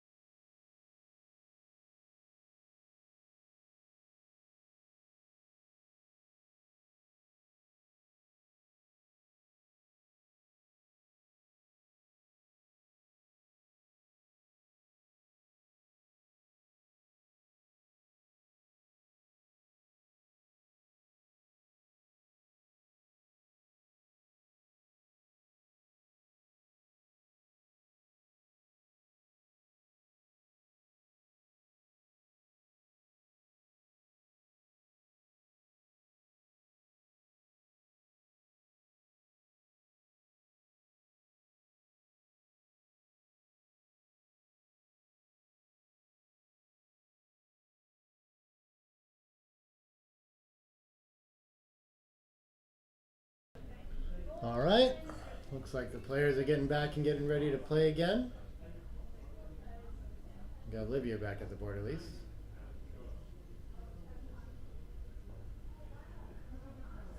And there's Paul as well.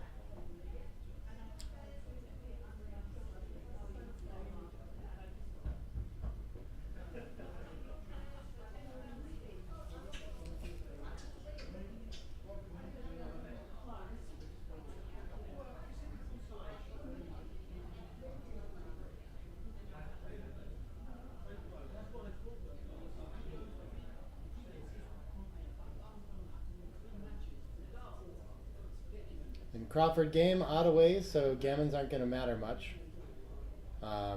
Almost not at all. 2-1 wins the most of slots, so I like that decision.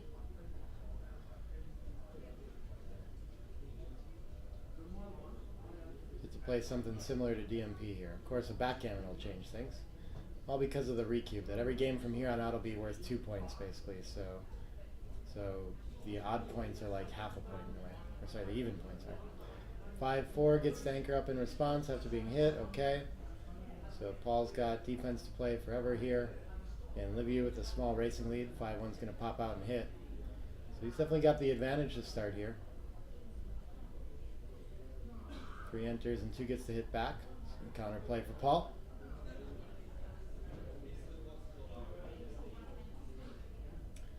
Five, 4. Yeah, I guess this can come down 13-8. I like this decision. Good entry. We don't enter on the 20 and be under the gun from that blot on the 11. And it smooths out the distribution between the 13 and the 8. Looks very nice. But he wants to go for the tempo hit and prevent the billing instead. I don't really like that when we're ahead in the race. I think I prefer to just try to consolidate that and play simple. But it works out.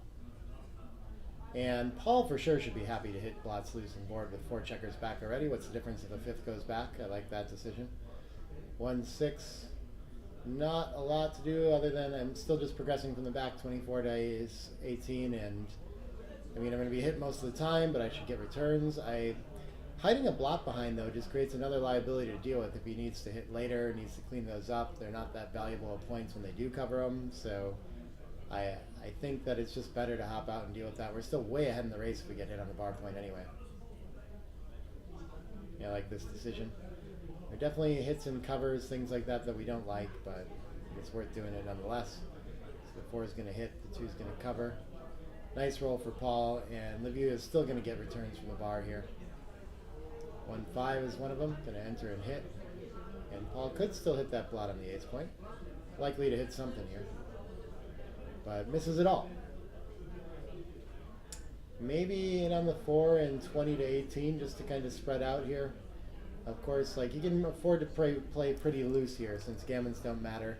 He needs to generate contact to catch up on this checkers back, so I think he can play pretty fearless and just try to seal out of the board, put checkers where he'd like to make points and things like that later.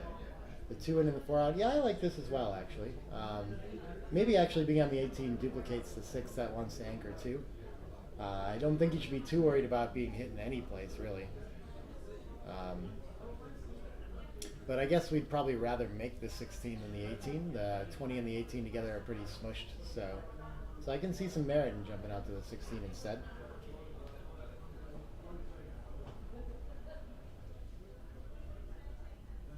Decides on the spread out configuration. I think this is good. I think I like this.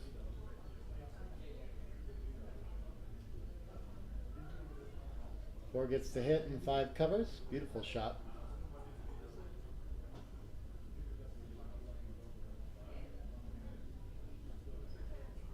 Definitely don't see any other 4 available. It's going to leave some returns from the bar, but I mean, we've got that blot on the ace, so we want to turn it into an asset. And it'll help us with that checker in the air too. At least like 1s and 6s won't play great. Wonder what else he could be thinking about. I guess 4 or 5 can just run from the back and hope for the best there. That must leave even more shots.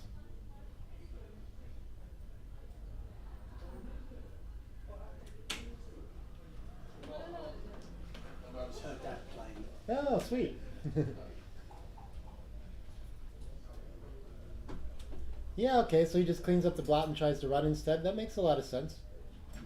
Finds a conservative play with less shots here. Don't mind that at all. And 6-4 can't hit anything, but it can make a point, sure. The 4 can just come down. Like I said, we can still play pretty wide open here. Not worried about being hit when we have so many checkers back.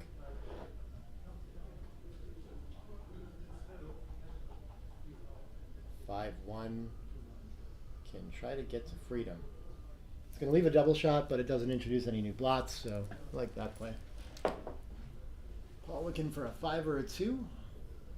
Maybe the other one allows him to cover the 9 point, but this should work as well. The 16 probably holds contact a little bit better, so I can see why I wanted to keep that.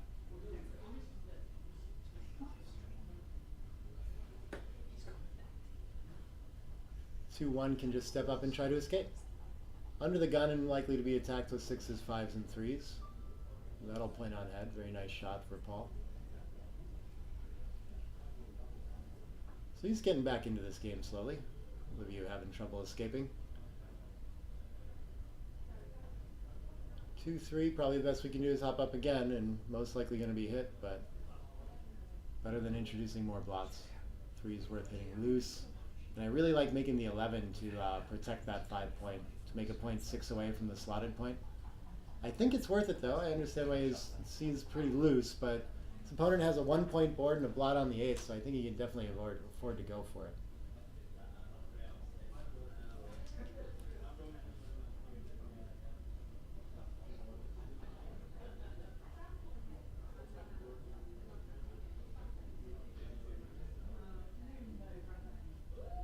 We can see now too that he's going to leave shots anyway, even if he doesn't hit loose on the 5. Like this decision for sure, and a fan is a disaster for Liviu. Paul be in great shape, finds it okay.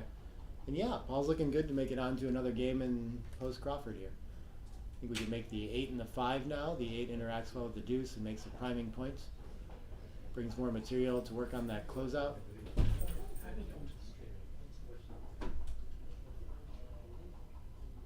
No entry for Liviu. Where does 5s get? It doesn't make any valuable points, but it can probably want to work my way to the 6 point from the 16 and then maybe around to the 13 as well. Leave some checkers looking at the bar point to make that as well. Keep our 20 intact just in case too. This should be fine as well. Just looks like slightly better distribution to me to play 16 to 6 instead of continuing. I don't want to be that front-loaded though. It's going to reduce the number of rolls that I can use to attack on the deuce and the ace when my opponent enters. So it's going to be a much better configuration to at least play 11 to 6 with the final one here.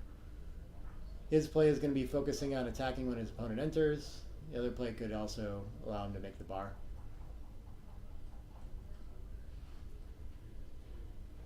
Another fan.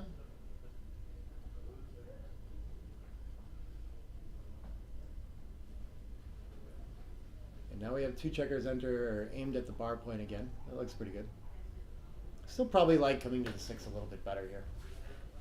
Not as many numbers that hop out to the bar point as that just have to park on the ace or the deuce. But it is a bigger problem if he does hop out to the bar point, so good to be ready for that. 4-3, I'm ready to start running off the anchor and make sure I have those disaster numbers 2-5 and 1-6 covered. Slotting can be okay. Get returns when our opponent hits anyway. I guess the 3 doesn't look very good though. That's the problem that I see with it. So it's going to be only aces that hit, if he does hit with the 2-5 or a 1-6. But when he's missed, this is going to work really well. 6-4 gets to roll forward, beautiful. Just trying to dodge that 1-6.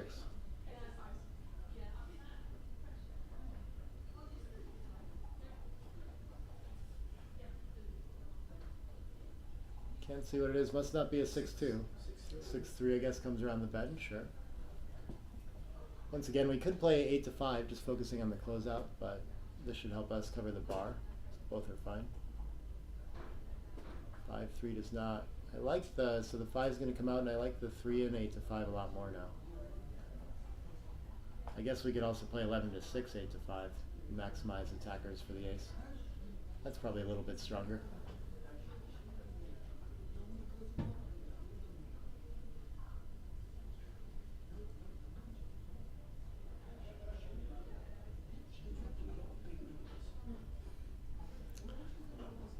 2-1. Still can't close out. Still can't get around the bend either. What does this do? 4 is close out now too. Okay. It's nice to have that checker on the midpoint. Looking for even numbers. Oh, we can make the bar. That's good enough. Now I'll be happy to slot with a 2 or a 4. Try to close out here. I think I would use the 4 to do that. 3 can come down. Maybe if we can get into some sort of recirculation game, we can get enough checkers to win a backgammon too. Yeah, so there's 2 new blots to pick up and send back. Let's go for 3 points. Oh, he's going to miss though. We're coming high with the 5 and probably just into the 6 with the 4. I don't see any reason not to stay back and keep contact. Force his opponent to deal with that blot on the 6, but could be worried about getting stuck back there. 5 is going to cover. Okay. Loving to hit loose with the 2. Can't find it. I still really like coming 10 to 6 to have more numbers to hit loose on the ace.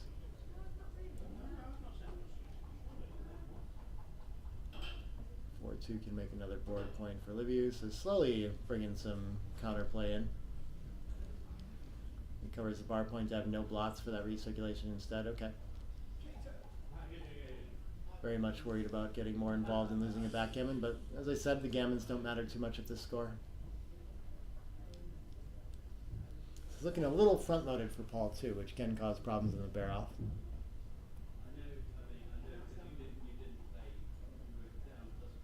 Yeah, and Liviu's getting time to move checkers around the board, which can potentially save him a gammon and save him a free drop for later in this match.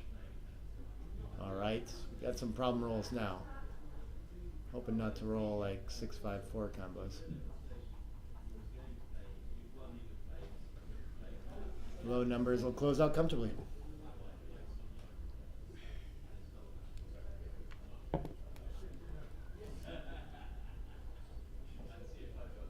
(3-1) is perfect.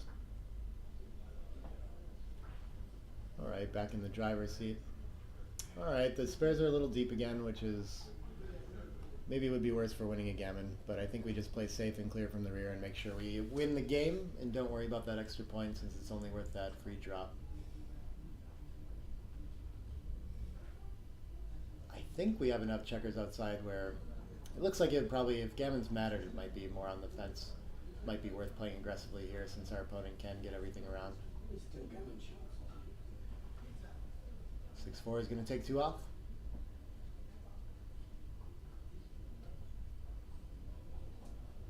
If you want a backgammon somehow, that would be worth a lot. Doesn't happen too often with a single checker closed up though. I think it's happened to me once. Probably his best chance is for Liviu to forget about that checker.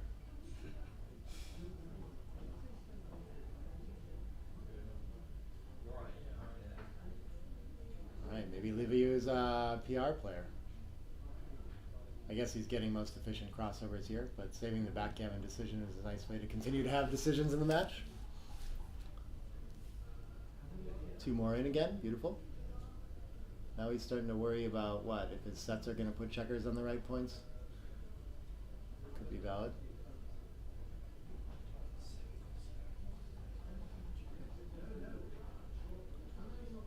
Two more in.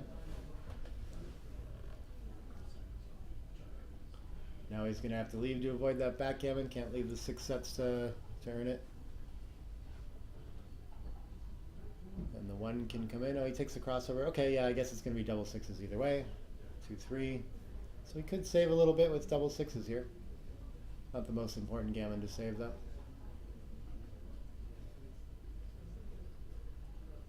So this roll is worth like 1/36 of maybe like 4% or something. So. Okay, so we're on to an Ottaway Crawford game. That means, well, Paul should always be automatically doubling every chance he gets. He can wait at the Ottaway because he's unlikely to lose his market if he wants to play that trick. And then easiest way for Liviu to deal with this is to always take. But there can be situations where there's enough wins and enough gammons where it's better to pass if he wants to try to figure that out. But this is the automatic double and free take kind of score. which means he should slot as well, because it wins more gammons, all these kinds of things. At the even away score, since he has a free drop, you can only lose when they hit you. If they miss, then they're just passing anyway. But yeah, I like this. See if he gets a Cuban next roll. Fours are going to hit twice and make the 4 point. Beautiful. Still fine to automatically double. Liviu can only win 1 point, so even if he's winning, might as well make it 2. Doesn't matter. I think I like making the best point, the 4 point, better here with 2 in the air. This looks good to me. Always tempting to unstack instead, but the deuce is just so deep and doesn't play into priming structures and things like that. I guess this could be a more DMP play to just escape, but it doesn't feel that way to me. All right. Let's see what Paul comes up with here. Oh, a double fours of his own. He would have been fanning. Think the fours can make the 4 point here. That's a nice response. He's got a lot of play in this game now. 3-1 makes a nice piece of structure for Liviu. 2-1 doesn't do a lot. It gets to slot the next best point. And we have 2 anchors, so I'm just 13 to 11 is fine. If we get hit, we don't really care that much. Might as well get some more timing and recirculation. Nice play by Paul. And 6-4. I think I probably just like playing 13 to 3 here. I don't really want the deep point, but I guess this challenges our opponent to leave the front anchor as well. That's kind of nice.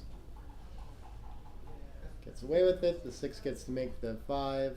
And I think the 2, I just put the blot in front of that point again. Keep playing pure.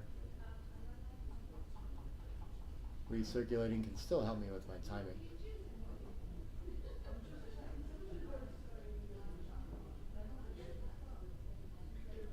Ah, but he's worried that he doesn't have time for the 24-21 game, and so he comes off that right away.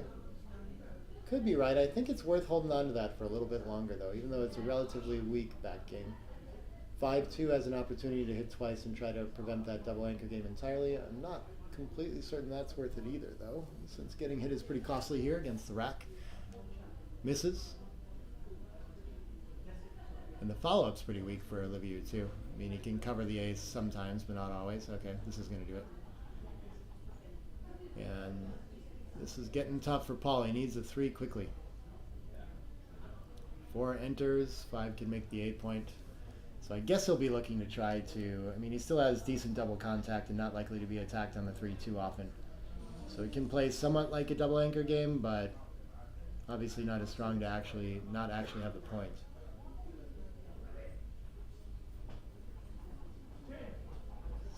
6-2, okay. Brings another attacker into the board. 6-3, I'm not sure what he should do with. I want to keep the extra contact here, I think. I mean, usually the risk is just that we lose more gammons when we stay back there, but it does land nicely on the midpoint, so I understand why they picked that one up. Maybe just slotting the 2 and the 3 would be best there. Oh, he would have been pointed on too, so happy to have vacated there.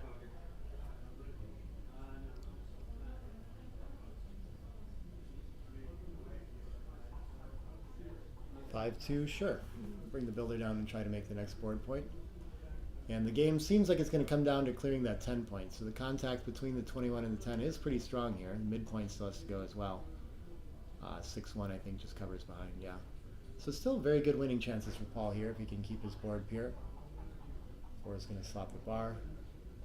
At some point he's going to need to get that spare off the 21 point moving, but I don't think he wants to give shots in the outfield right now. Well, Liviu's this strips. 6s are going to leave shots in most cases. Double 2s is a huge roll for Liviu. Advances, so much easier to clear that 8. The 11 is not in direct contact anymore, so the contact's gotten a lot weaker for Paul here. It's going to be a lot tougher to hit a game-winning shot now.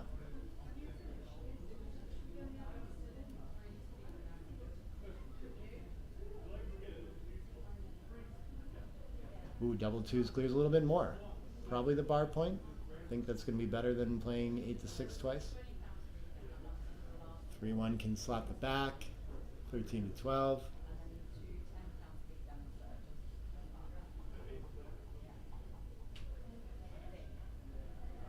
disaster rolls yet. Okay, fives clears well. So the big sets next time are going to leave a shot. That's Paul's best hope now. Sixes, fives, and 6-5. I guess 6-4 must leave something too. Yeah, the 4 could cover, but then we have no 2, so I think he's right. Stuck just coming off the anchor there. Big numbers. 4-3 is safe. Now the number is 6-2. Paul hoping to just cover the back and be ready if he should get a shot.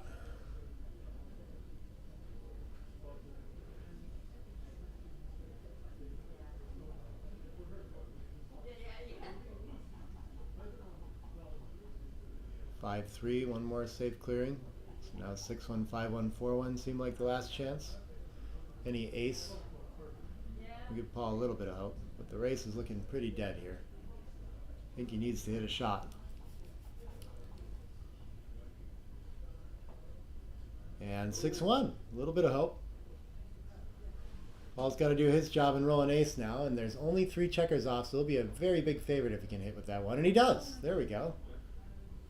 Most likely the match continues, and he just has to roll forward here. I think the spare on the 7 is well placed right now, so I'm probably playing 21-18 or 20-17 either way. Just trying to get those checkers around and in the action.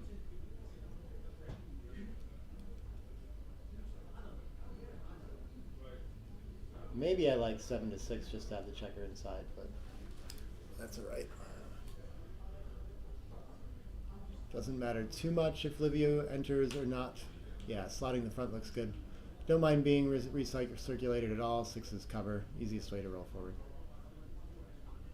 Paul seems to know how to bring this one home. We don't want to break the prime to do it though, so I think maybe you went a little too far with that, but that's fine. 2-1. I don't even know if he wants to recirculate. It probably doesn't matter too much, but he could probably the best thing to do is to enter on the ace and play 3-1. But these are all small things. This is almost always going to lead you a closeout no matter what Livio does. For Paul, though, playing these aces and getting the checker deeper, though, is really going to limit how often he can attack and stuff like that. So he needs to be, should be avoiding those kinds of plays. But he gets the 2 to hit there now, so he does get to activate that checker.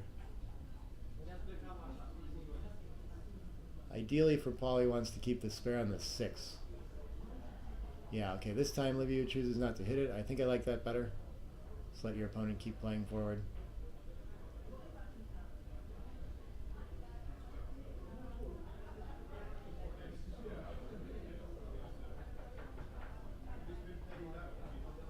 Yeah, so coming into the 7 looks nice, but this looks too deep to me. Since he knows he doesn't want to use a 5 to break his prime to cover anyway, so it's nice to have a spare on the 7 right now. So he would have been using that, now 5-4 is just going to come around the bend.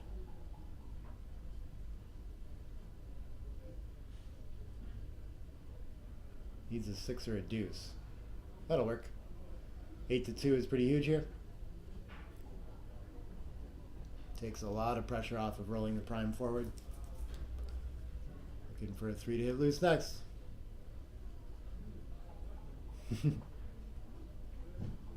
Beautiful. Livio can prolong the game with an ace. Shouldn't change much though.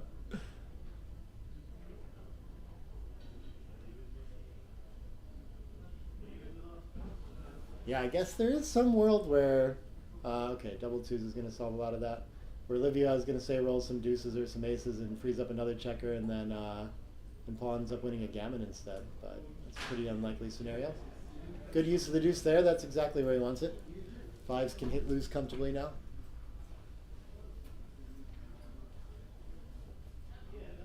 Six can get all the way to the 5 point and give another attacker there. So 6-5-4 combos close out.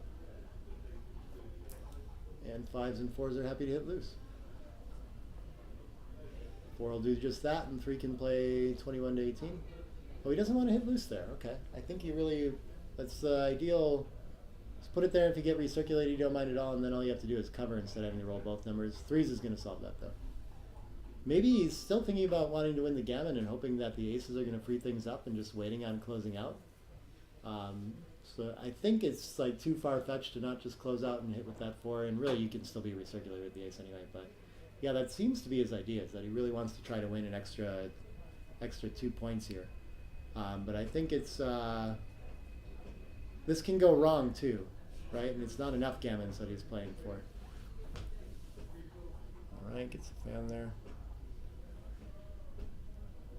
I think it's the wrong trade-off, but we'll see if it works out for him. So 6 is forced to hit now, and now Liviu has a way into this game with the ace.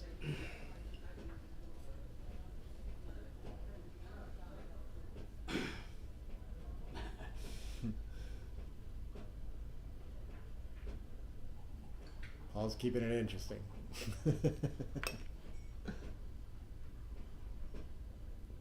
Just rolls the 5. Oh, you threw the other one backwards? I don't know what happened there.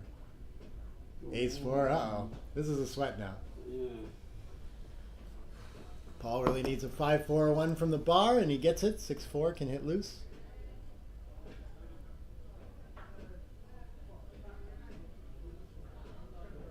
Usually this still works for Paul.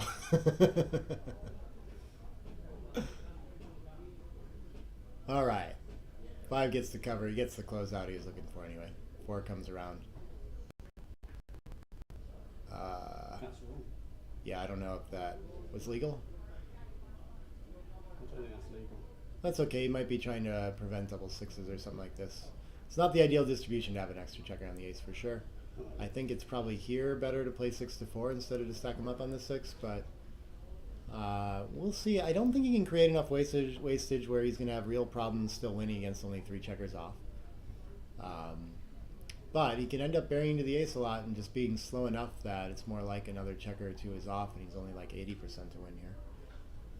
5-4, probably supposed to take a checker off. I guess maybe it's better to, I really don't know.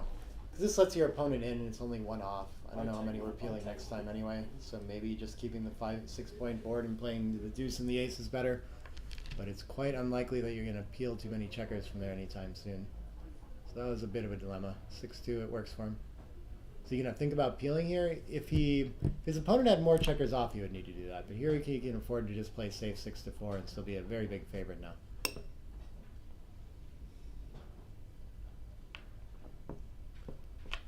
Liviu would be happy to just enter. 4-2 again. I think we're just clearing safely. But it is scary to give up that possibility of double 6s.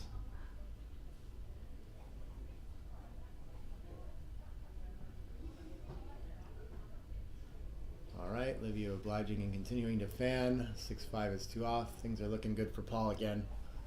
We're moving on to 3 away, 1 away post Crawford. It's like better than 25% from there, I think. Alright, Liviu enters. That's the easiest way to win from here.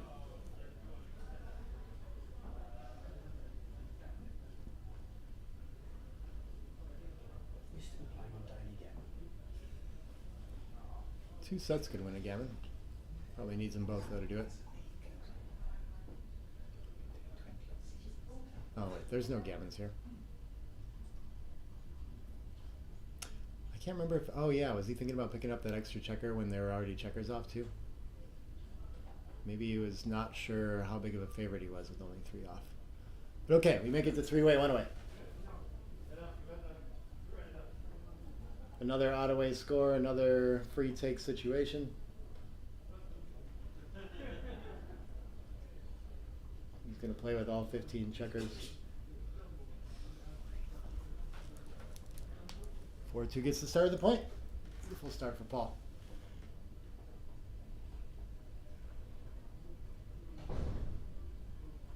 6-1 gets to make the bar. Nice response too. A little bit for everyone. Automatic double going to come in early and keep things simple. Makes the rack. And really strong start for Paul here. Gammon wins the match if he gets there. 6-1 is going to hit though. Okay. So now Liviu winning the checkers back in the race. Paul with the better structure and gets to hit back and send that checker back again. Very strong response for him. 1-1. I think we're going to want to make the 5-point and split. Yeah, against only 8 in the zone, we're not too worried about the attack yet, especially with those 3 back 2. And causing a lot of problems to have 3 behind that 4 prime. This looks like a 3-1. So maybe he could clean that checker up 8 to 5 and play 24 to 23 instead, but I like his insistence on trying to get to the edge of the prime. That is a big issue, but also letting your opponent hit with the 6 instead of 4th checker behind the 4 prime doesn't help too much in this kind of game either. So getting something off of the 24 is very important though. This is going to make it most likely that he gets to anchor on the 21.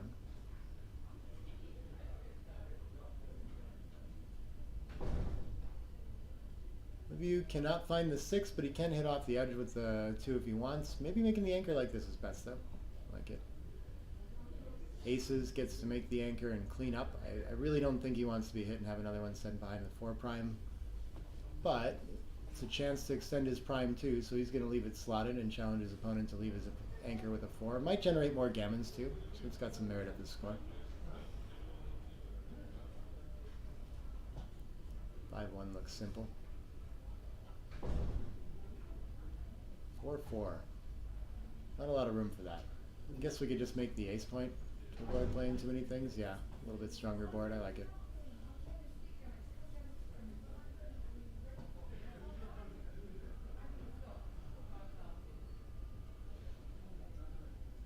Three-two is just moving forward simple for Liviu. Sitting on this holding game, playing spares around. 3 can get up to the edge. Very nice shot for Paul. Still prefer lifting, but he's shown that he likes to leave it slotted, so I'm expecting a 13 to 11 along with this. We'll see what he comes up with.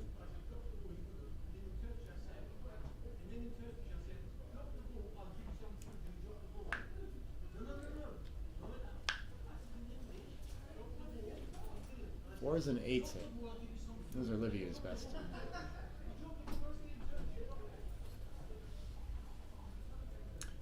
I think he'll go for it. It is a 4-point board and it's going to lose a lot of gammons, but it puts 4 checkers behind a prime, so it probably wins enough to compensate. Those can be difficult decisions though. What does Paul find from the bar? He gets to hit loose and board. Okay, so this is a nice path to a gammon. If he can keep his opponent dancing, it's still a tall order to escape that prime with all 4 checkers, but has some chances at a closeout with 2, and that's pretty nice. Double 3s, can't cover. Can get up to the edge, that's about the best he can do there then, I think. And maybe he wants to keep pressure on the blot with 2s and continue 7 to 4. Of course we get more covers and indirects the other way. I'm not sure he gets any new ones because he really needs to jump over the prime with 6s and 5s, so I don't think the 7s do cover. Yeah, I think I like this, and now we have a way to use our low numbers too. Our aces cover and our deuces hit.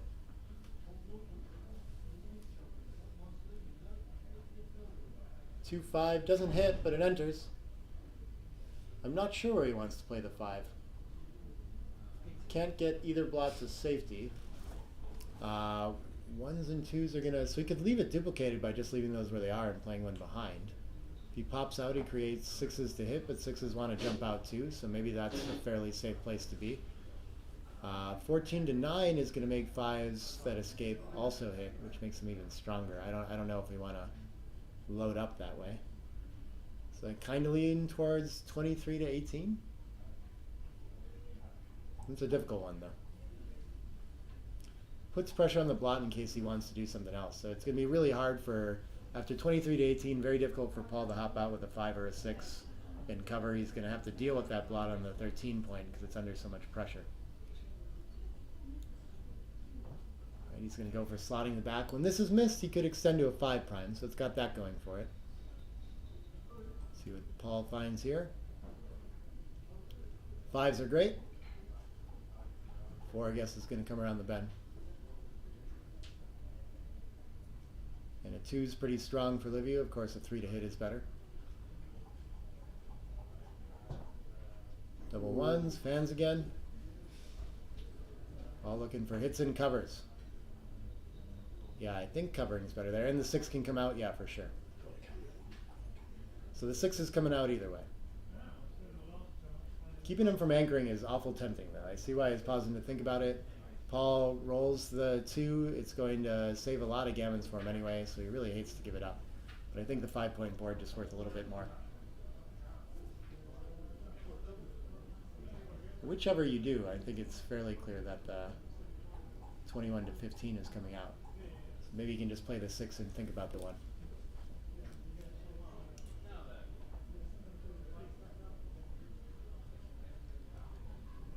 Yeah, the 16 to 10 would be working on more ammunition to close out, which I just don't think he has the space to be able to play that aggressively. I think he needs the mobility a little bit too much to not play the 21 to 15 right now. 5s and 6s don't grow on trees. He also does not fear like playing checkers deep in the board, so I guess 9 to 3 was possible there too. But okay, he ends up popping out after all. No 2. 7 to hit loose is probably nicest here. Ooh, 6s is pretty good too.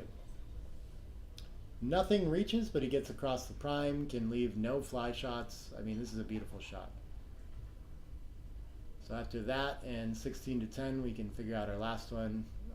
Maybe I actually like continuing to the 4 to have a direct to try to, but 7s and 8s is a lot of numbers too, so this should work fine. All right, that's going to save a lot of gammons for Liviu.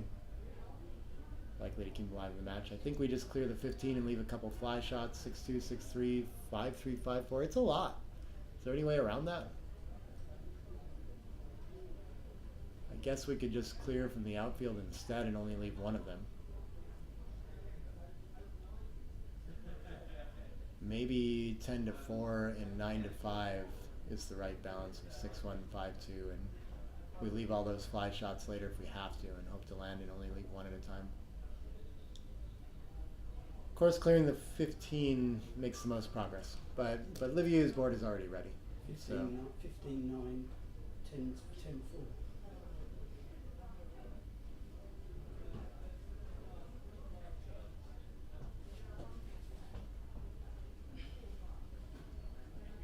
yeah, he's going to count the shots and figure out that it is a lot of them. 8 numbers, I think I came up with.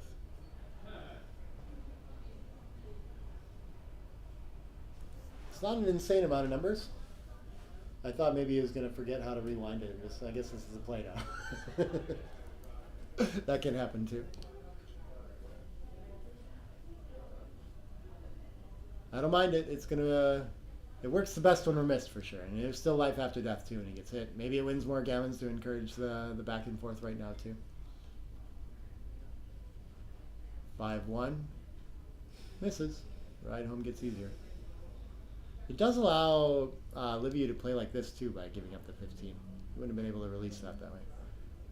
5-4 I think wants to stack up the 6 point. Not perfect distribution, but no shots. And the only point is indirect, so clearing should be relatively safe for Liviu. Should have to leave 4 shots at most. Nice distribution roll. 6s leaves a shot though. Not sure if it was worth avoiding. 6s for Liviu, not great. Have to play very deep in the board. I'm just going to cover it, thinking he might have a shot next roll right away. Wants to be ready. 5-2. I think it's better to leave the 4 shots than to bury 2 checkers to the ace, but this is a difficult decision. Guess we're burying 1 to the ace probably either way. Not a good roll. Do we bury? Maybe we stack up the 4 instead. Yeah, okay, he's just going to leave no shots. I don't think this creates any like major disasters, but I guess a 5-2 next time is actually really bad. He's going to have to clear the 6 point now.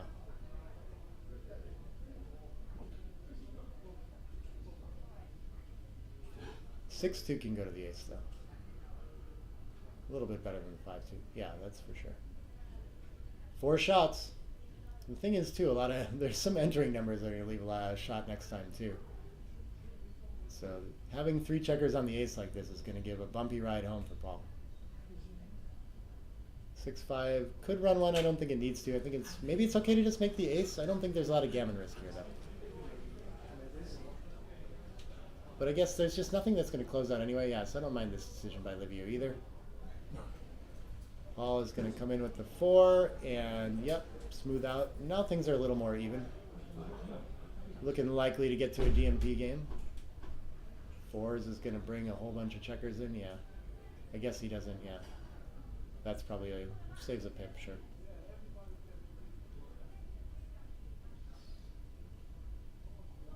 Three 2. I think we just clear the 6. Yeah. Definitely no gammons at this point.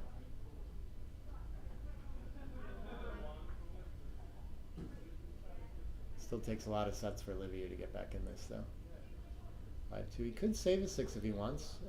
Better distribution plays available, too. That'll work. 3-2. Ugh. This is so awkward.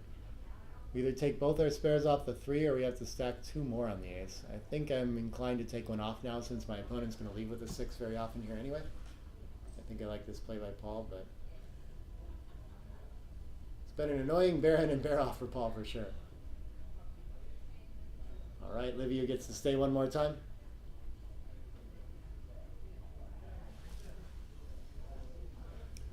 (3-1) gets to take a checker off again. Not on the outside though, so if Liviu gets to stay with really small numbers, there will be some shot levers here. 4-5, so if he wants to stay, he has to break his board. It's super hard to win after that anyway. Maybe going for the race is better at this point. Very unclear though. Very poor winning chances for Liviu after this roll.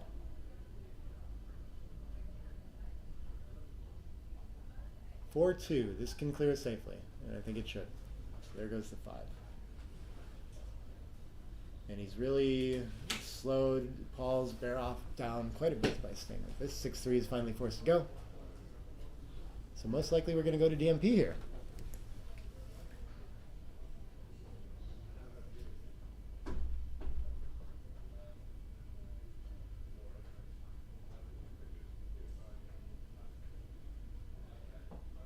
Yeah, I don't see any better ace.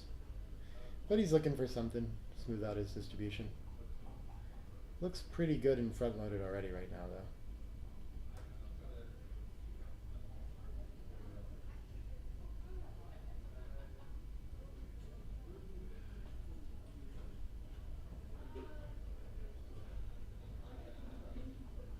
Yeah, 6 and 4 off seems worth it, but he's looking at, I mean, he could play in and off, and I'm not sure why we would want to keep more. I guess double 4s would work better, but double 3s work better this way, so not really a big difference. All right.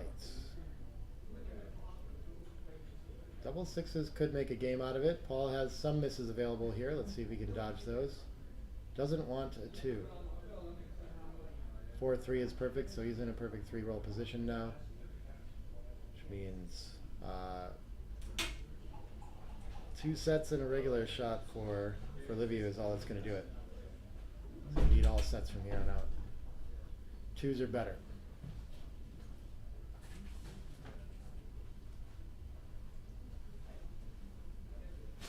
And that'll do that game.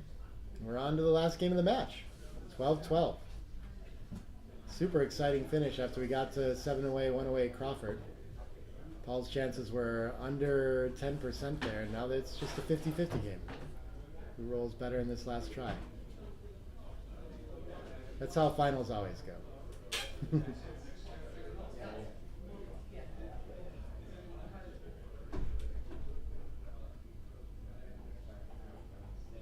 Are they taking a quick break here? Sometimes players will stop to like talk about hedging situations once you just get into a coin flip like this, all that.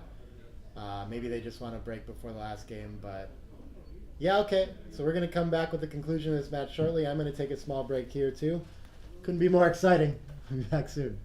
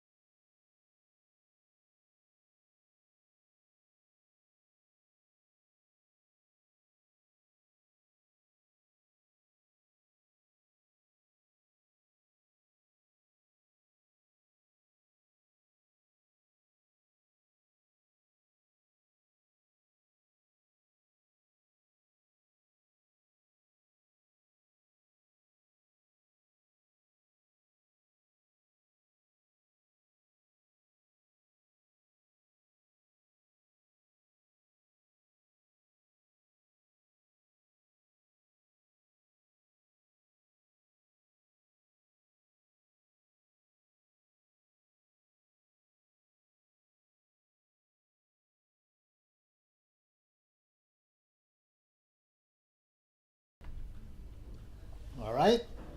I see Liviu coming back to the table here. I imagine Paul's shortly behind him here. And we should get started with the last game of this 13-point match now. Comes down to 12-12. One away. True DMP. Gammons and backgammons don't matter. No cube. Just playing to win one game.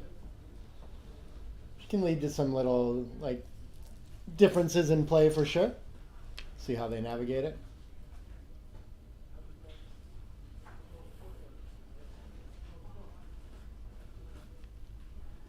It's intense though to play such like sure the prize difference in this game is not like inconsequential. Plays 2 down. I think splitting is still better at DMP, but those are always small candidates.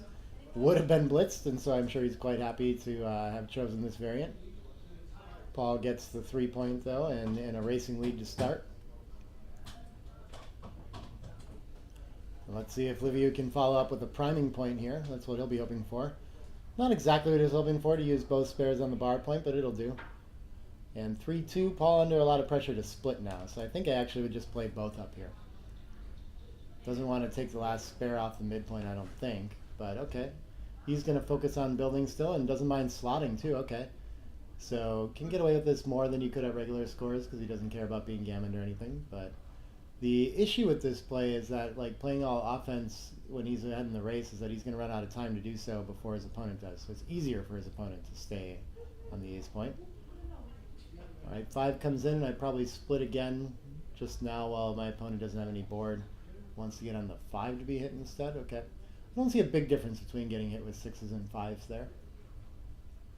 In fact, my opponent doesn't have any good 5s anywhere else, so I feel like I've diversified his number by stepping up there. But it saves him from being hit. 6-1, I think Liviu is the one that should be happy with the simple game now, since he sent a 3rd checker back, so just running out to the 14 looks nice. If there's any duplication concepts, then sure we could continue, but he wants to hit loose too, okay? Both are going to make an aggressive game out of this. This is fun. No simple races. 4 in, I don't see much to do with the 6. I mean, again, it's probably totally reasonable to just play 9-3 here, but the pure play, I guess, is 21-15 to keep the checkers alive. Even though it steps into a double shot, it's only 1-point boards for now, so it's not too scary.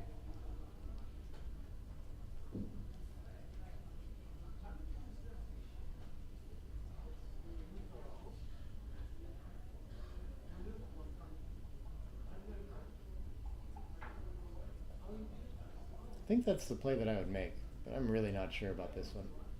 Difficult.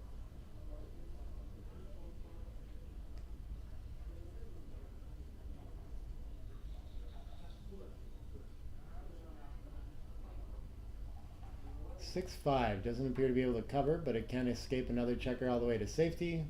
Opponent has to break their midpoint with a 3 to hit, so I think leaving the checker on the 15 or on our own 10 is very nice. Or on our own 15, I guess, yeah. 24-13 for me. 4s, 1s, and 3s all hit, but what else can you do? Just sort of a free roll. If you do happen to get missed, then you've found full freedom. And you can't get the blot on the 15 to safety anyway. Maybe he's thinking about hitting, I guess, but it seems like a fairly severe overplay here. I don't see why we need to put that checker in the air or find a double tag or anything like this. Especially against a better board. 2-1, better to hit the back checker. 2 can split. Very nice shot for Paul. Taking the initiative back in this game. 5-4, can't link up. So it can come around the bend one way or the other. I don't have a strong preference here, but maybe coming in on the 4 gets us attacked in the board a little. Yeah, it duplicates 2s and 4s on the other side too. So, okay, but he's going to challenge. Yeah, this is probably pretty good to challenge the midpoint and force our opponent to give it up to hit. 4 is going to hit anyway. I don't know if the 5 wants to come out for more outfield presence. Play B would just be both down and focus on the board, but it's going to be hard to fill that in a way that contains the checker anyway. So maybe it's worth just playing wide open with a slightly better board and playing 20-15 and 13-9. I don't mind it. We're going to get hit back a lot, but we really need some contact. But he's going to decide to make the anchor instead. Okay, this could be reasonable too. Keeps all our structure in place. Maybe he's not down that much in the race. Maybe it's not worth giving everything up right now. Okay. Liviu gets to consolidate blots. Get ready to come home against the anchor game. That looks strong. 2 gets to cover. Activate that. Oh, he's going to use the 5, but he really wants to use the Dilly Builder on the 3 to do this, I think. I don't know what the 5 would be otherwise, so there's some merit to it. Yeah, maybe he needs that just to be able to step up with the 2. Fair. Maybe I would just hop out with the 5 then instead of even covering, though. The distribution is just not good here. It's going to be hard to... We're like looking for a 1 to place it on the deuce and then have the 3 deuce and ace made, which is pretty impure structure. 5-2 can make it out to the mid. Nice roll for Paul.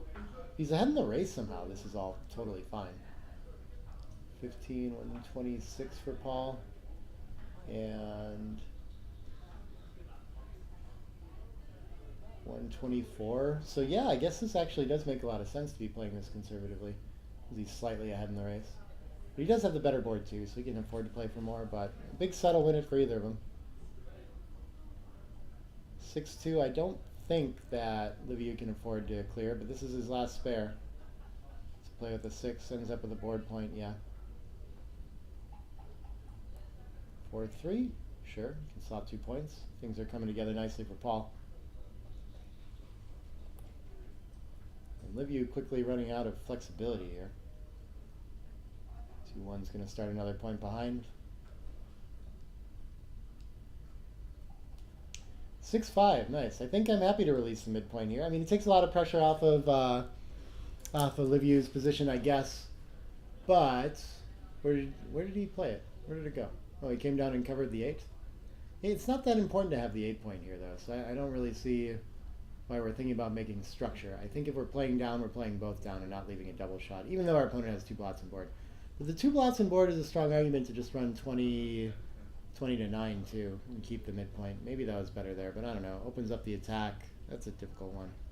I like the play he found, and I think he just waits back and takes a couple chances at rolling 4s, 5s, or 6s. And Liviu isn't always going to have an easy time filling in his board for free either. Here, for example, I guess he can bury a checker to the ace. Maybe it's probably better to play 13 to 7 and keep everything alive. I mean, this is bad for the race.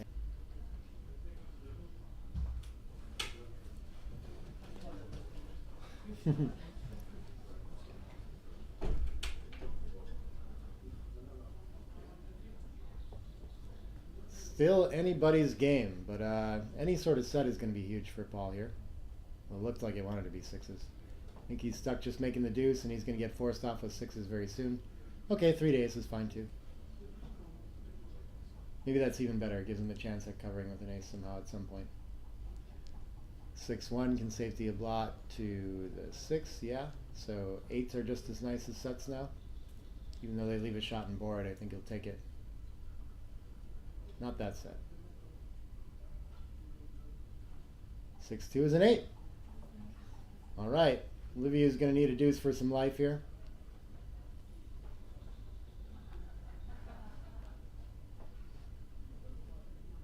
Misses it, and an ace will nearly seal this, or a 10. There's the 10. And look at that. Paul's well on his way to likely winning this DMP game. Just needs to avoid disasters along the way home.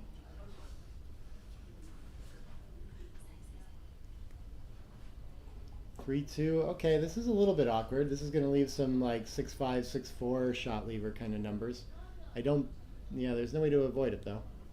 6s leaves a shot too. Oh no, he finds the 6s. Okay. So a little bit of hope for Liviu again. 5 to get back in this game with only 3 off. The open 5 is still going to be tough to close and still give Paul a lot of chances to come back too. Always excitement. 6-2 enters past. Okay. So that's going to seal the deal. Liviu is just going to offer the handshake and resign this one.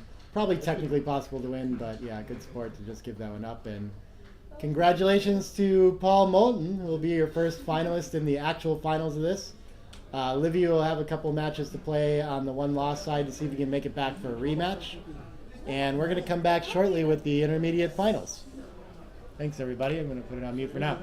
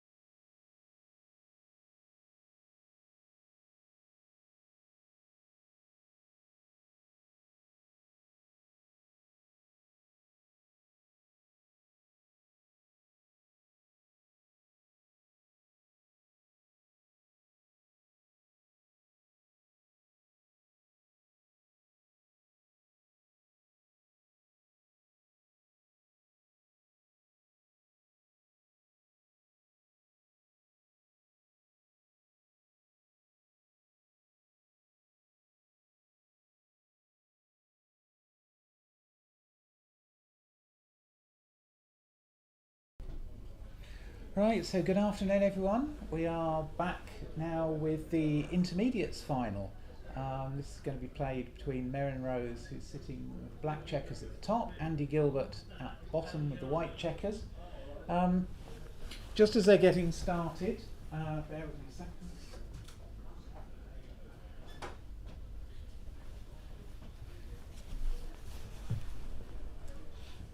You may well have seen coverage of Merrin winning the Intermediates Tour Winners Invitational earlier this year.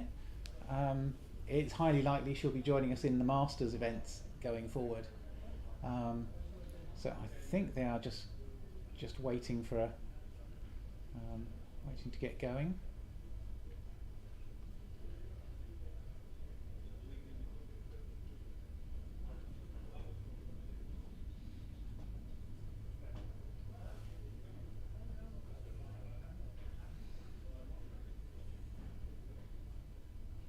So after that long marathon match between Liviu and Paul, Nick has gone off to get a well-deserved lunch break. You've got me, Julia Hayward, tiding you over until he gets back. We can't really afford a break in the schedule that long when there are games to be played. We've got a lot of tournaments going on, the main of both levels, consolations, last chances, and plenty of other side events, and they all have to be done by tonight.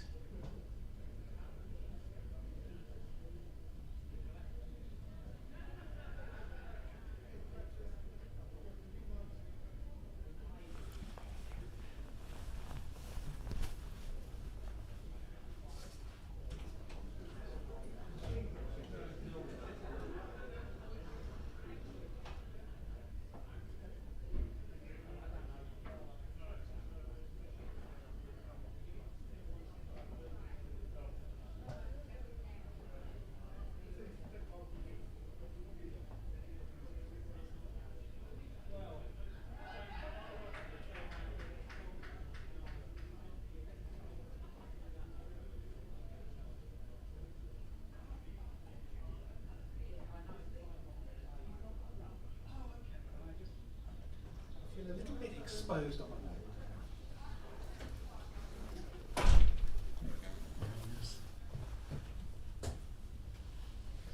nose.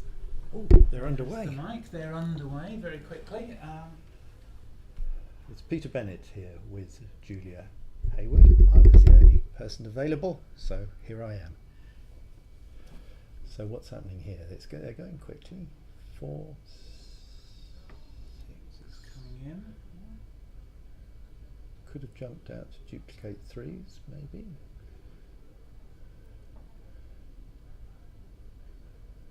They're going into fair lick, it appears. Is this all coming through loud and clear on the... Yes, it is all Right. fine. Clear. Straightforward 4-1 covering. Which is which side? Merrin's Oh, Merrin's with the black checkers. with the red fingernails. Yes. 5-2 is a bit horrid, but Slots the 5.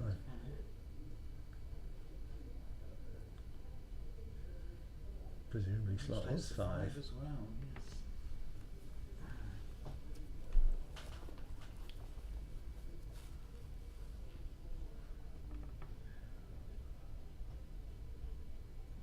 Those are the easy 2-4s. Now, do you Well, he's leading. Black is leading the race, so he just wants to clear the bar, doesn't he? Leave an ace shot.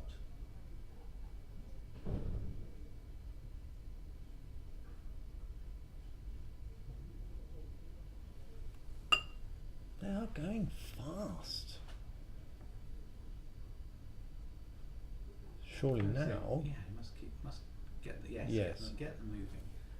A nice bar, nice extra board point.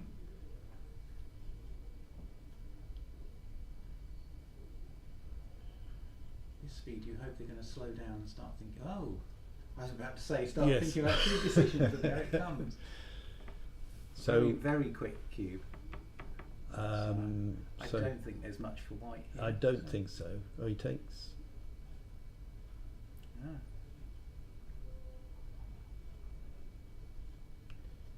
I mean, black may have trouble clearing the 15.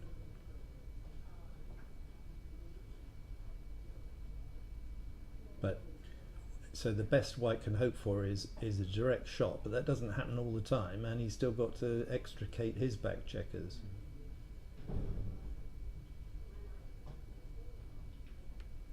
I've heard it said a lot that you should use at least the 12 seconds delay Yes, to think well, about yes, that all costs- your cube decisions. Costs That was you all nothing. obvious. Yeah, costs you nothing. I don't think So either player did that. Now, oh, sorry, yeah, it's white It's fine. to play. Yeah.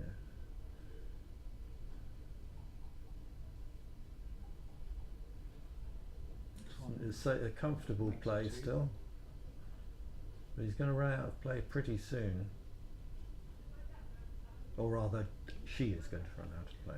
Although Mary. white is running out of play to keep the midpoint as well. Oh, what's happening here? It's trying to hold the mid as long as Yeah. possible. But he's not going to have a board left when he Oh, now does get finally- his shot. Yeah, Marion. Now Marion's Now it's just safe. the fly shots. I think this. Got one. Oh, Got one. Doesn't hesitate. Aces, dukes, aces and threes, 6-3. Oh, that's a super return. 1-3. So Gammon's well and truly on here.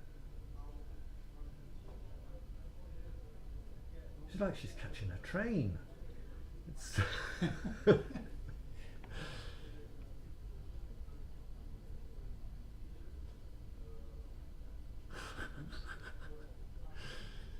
Is that double Oh, one? double Yeah, one. so probably just a switch.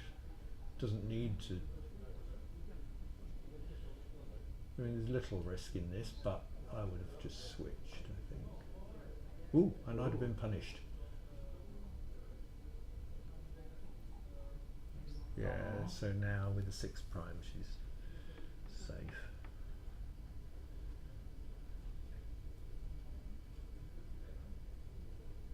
Now this game is pretty much dead. Although with the 4 checkers on the bar, you've got more chance of picking up Indeed, a more loose chance shot of, at the yeah, towards the yeah, end. yeah. But with Although this- White's still White's got 6 point open is 6 point, broken. yeah, yeah. So that will win a lot less often. There are some triples, of course. It's a double 6 this, but it's worth the risk. 1, 2, 3, and just 6 to 3.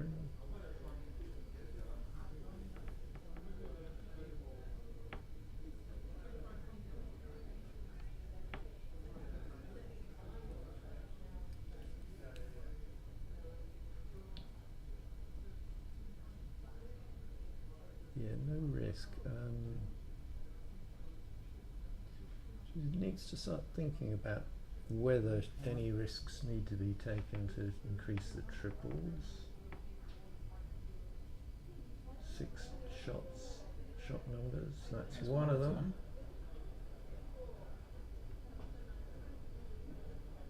And It's his. this could change things, but White has a hell of a lot of work to do. Helpful to get 2 checkers in here, and there you go. Two. Now White has real winning chances.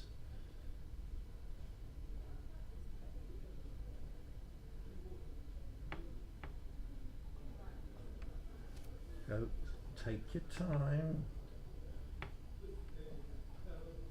Oh.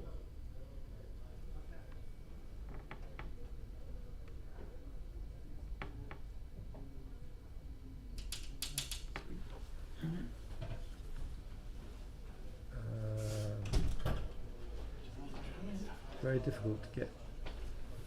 Ah, Nick's back. Good. I can. Not Was it version? Right, and 16-12. Yes, you've got to Something. cover it. You've got to cover it. There's no way to win without covering. Yeah. Really?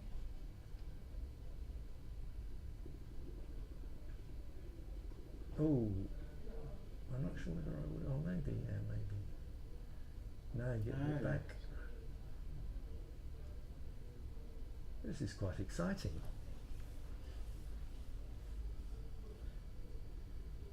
So sixes, sevens, tens, 11s. Quite a lot of shots. That's not one of them. 4-1. Slot the 6 and maybe block sixes. Yeah, I'm looking the right way. No, I wouldn't do that.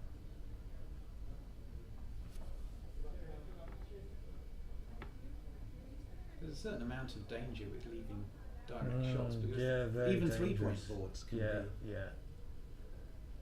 Lucky Nice. hit, lucky hit.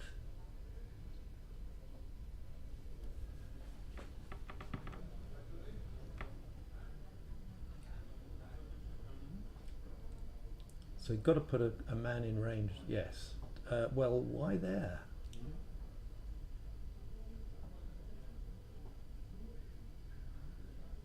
You need to think a bit about the number of rolls that will cover, which is 8.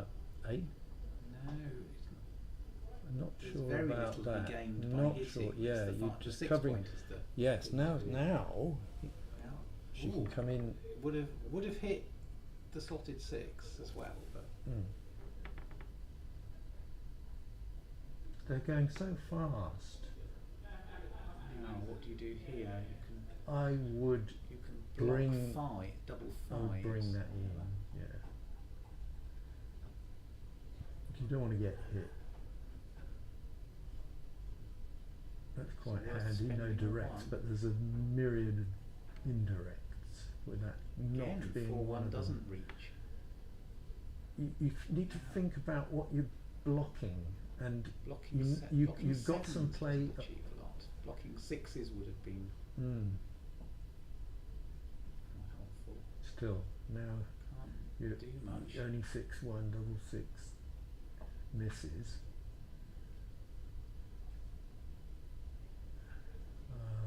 Now you need to think too.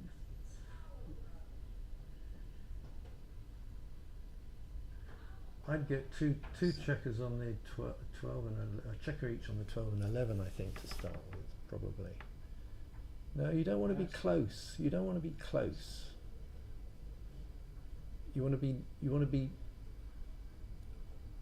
aimed at the 6 point, but And staying further well back. so Yeah, that you can yeah. catch It and doesn't then help. step I know out. you, So and you that's a- certainly don't want to come in. You that's a can't dead win one. unless you make the 6 point here, because black's got 5 checkers off. You need to close him out. Close her out. Sorry.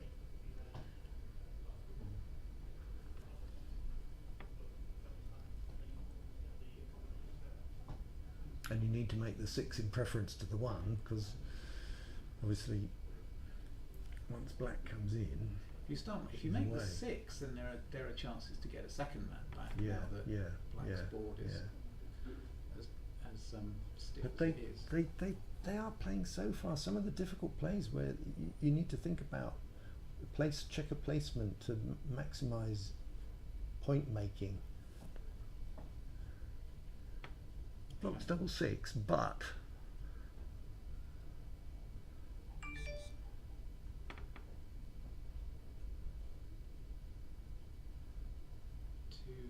no, that's a useless point. You need to bring another checker down into the outfield.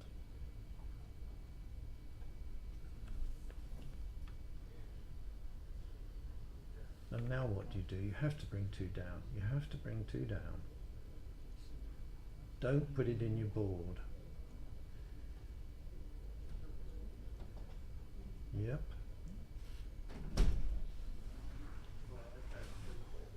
And the double 6s are blocked. It worked.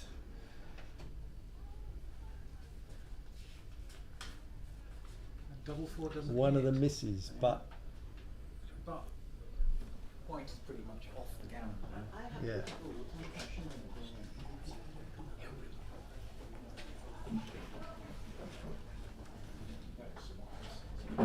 You can block. Yeah, you can block double 1, double 2.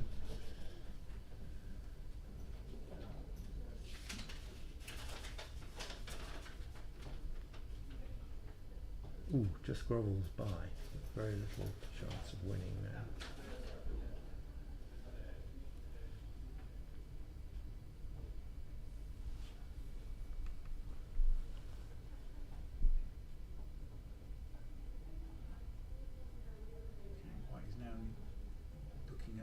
large sets to save this. Where the cube is on.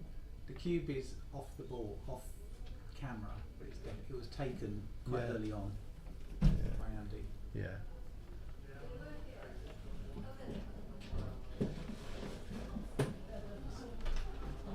Okay. 1, 2, 3, 4 rolls. That's not good enough. 2, 3, 4. Unless Andy gets a couple of big sets. No, Oh, that's the end and of that's it. the end of that Yeah. one. Well, that was a bit of a whirlwind. It certainly was, and they should. I mean, it's all very well playing quickly in the bear off. That's fine, but when it's the checker placement can be crucial. They need to spend a little bit more time thinking about and plays because they've probably not used very much. I can't read the clock from here. They've got 17 and a half and 16 and a half minutes, so they've Yeah. used half a minute on one side and 1.5 Yeah, on the others. yeah.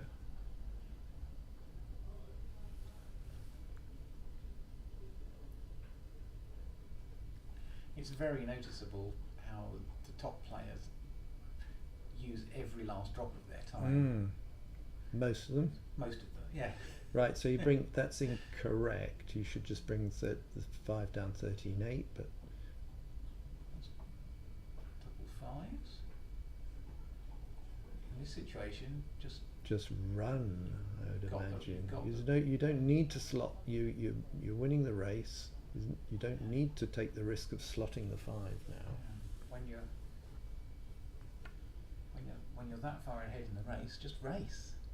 It's It's a very simple game plan. You may as well hit here, I think, with the double There's one. nothing much you can do other than see.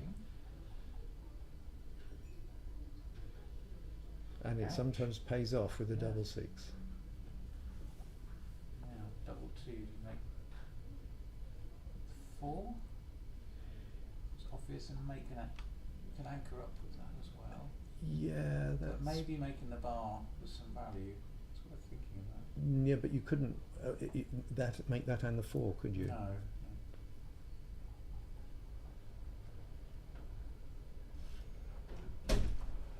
It's okay.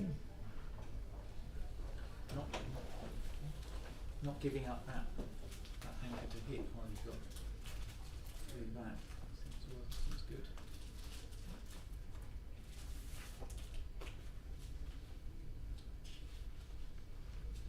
Finally taking a little bit of time here. So 6-1. What's the matter, Julia? Our There's screen is a little bit on the blink at times. I'm sure everyone out there in the big wide world can see what's going on, but our screen does funny things. I wasn't paying much attention to that 6-1, but it didn't look right to dump 2 checkers behind. 4. Nicely.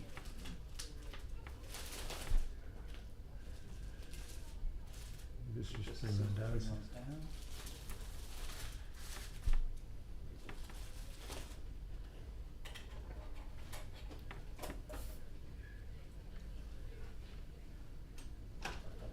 So black is winning the race, but so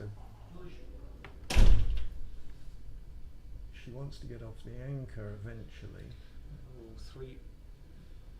There wasn't a lot else. So she No. needs to clean up those blots before she can start thinking about leaving the anchor 1 checker at a time.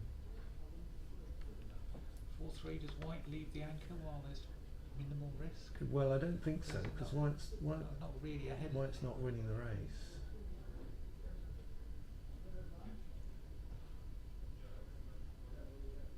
I'll clear up one of the blots. Yeah. That's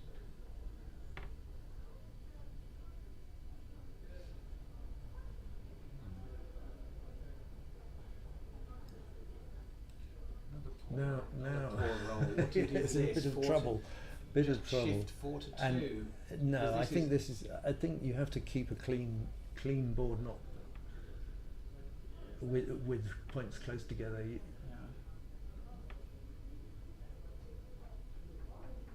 Now, so black can consider coming out and playing 3-1, because black just wants to escape.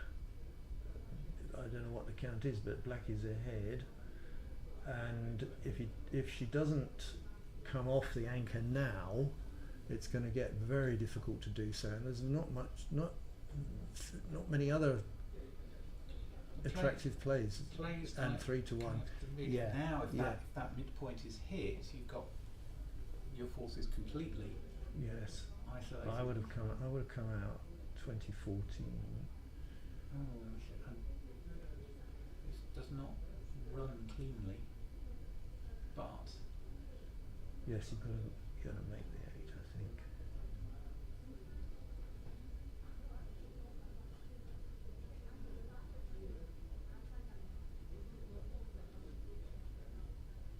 And black still. stop, count this. Yes, count it. So 40, You count it back. 70, 80, 95, 101, I think black is. And white. So they're going too quickly. 116 for white. Yes, yeah. So black's ahead, 15 if we're right. And, Maybe but not after white's another rolled, big set but for white. white's Oh. rolled 20 Again, pips. again. So When you've got if we were right, then yeah. just So now three white would be down. about 5 pips ahead.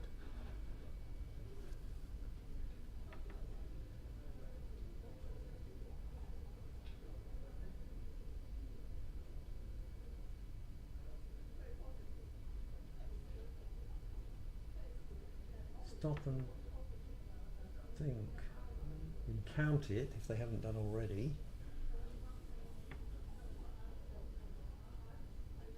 No, wait till it stops moving.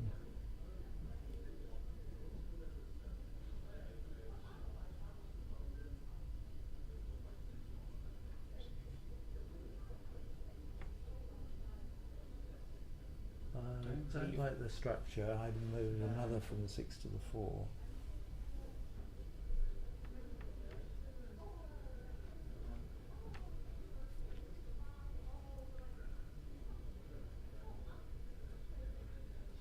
again. I'll bring it 8 to 6. Yeah.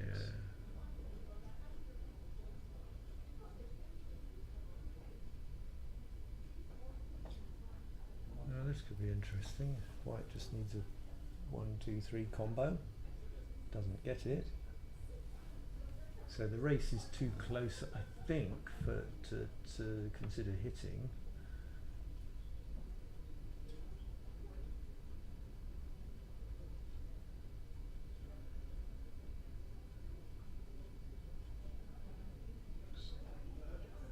Four and 6 in, maybe. 4 out and 6 in. No, that's okay. Now they're stopping to count. 30, 40, 66, 77 for white.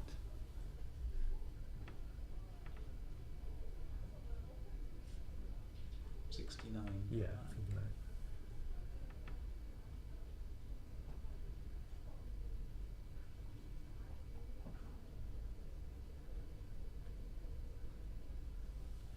Close race. But very costly empty 5 point for white.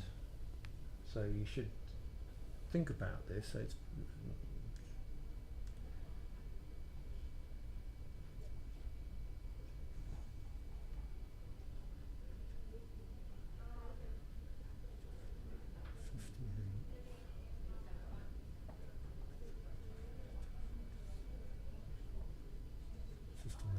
58 white, 59 black, but white will be penalised because of the open 5 point.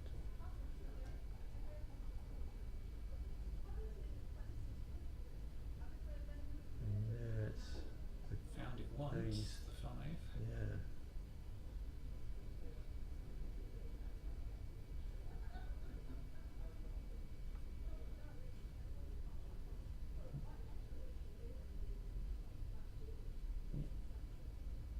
You should either keep a running count so you know whether to Yeah.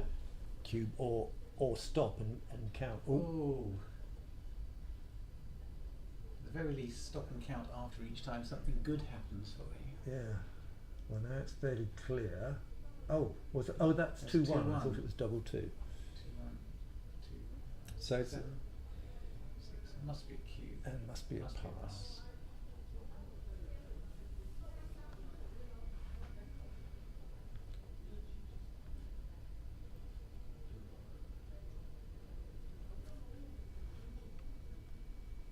So 7 away, 8 away now.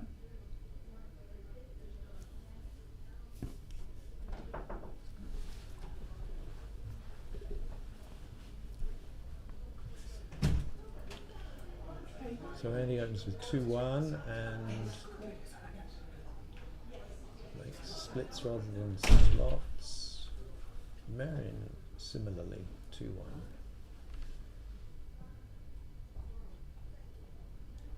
Now, so this is okay. You should think about hitting twice to stop black building, which black has just managed to do. And The now 4-1 double hit sometimes feels like a terrible waste when you get hit back. And it does, but with But it does get in the way, and it does. like achieving anything. Yeah, and it unstacks the 6, and when your opponent still only has just the 6 point, it's not too costly to be hit. Thank you. Probably 13-9 with the 4. Yeah. Oh, he could I'll consider stand by. hitting, You because sure? no, it's too dangerous, too dangerous.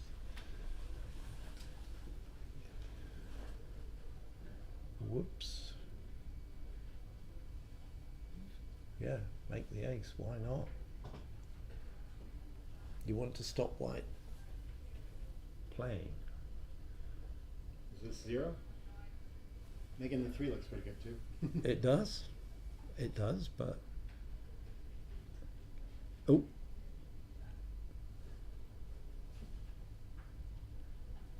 I see. You could hit as well. You're fortunate to be here without the cube turned. I think this will be a pass now. I think we probably send another block back. Getting into too good territory. The anchor changes things a little bit. Yeah. Probably still too good.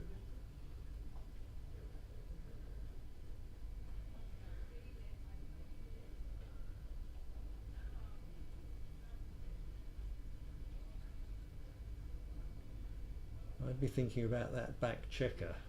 Yeah, just get it some daylight. Mm-hmm.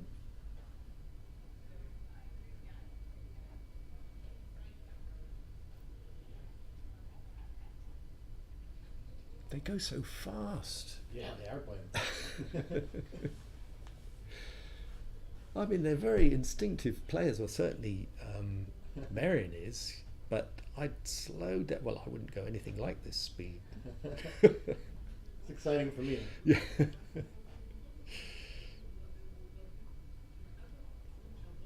Double 2. Yeah, as double well. 2. No big difference with this deuce. I don't think down or Mm. closer to in are both fine. Probably feels like more progress towards bearing into play down. Oh, and there's Wow. I don't even know how to play it. I guess I would it's a make 4-4. make the 4. Yeah, I would. Leaves 5, 6, 5, 1, 3, 1, 2, 1, 1. Yeah. But how are you going to win? You want to start making points. This is an interesting cube. I like that she's pausing to think about this. I don't know what I do on either side. There is a persistent advantage for sure for white, or for black. Yeah, 2, 6. It's gonna clean up. yeah. Now there's definitely some play for white. Making that 5 would be can make it, but I think we'll probably just safety the blockers. yeah. 13 to 8 doesn't really give up the game yet, you know. We're not. And it gives another builder for the 5. Yeah. Usable builder. Yeah, and then it still could be a cube because any sort of like 1, 6, 3, 4, 3, 5, 3, 6 running numbers lose black's market. Mm. And there's still a lot of work to do for white. 4-4. That's a little fast.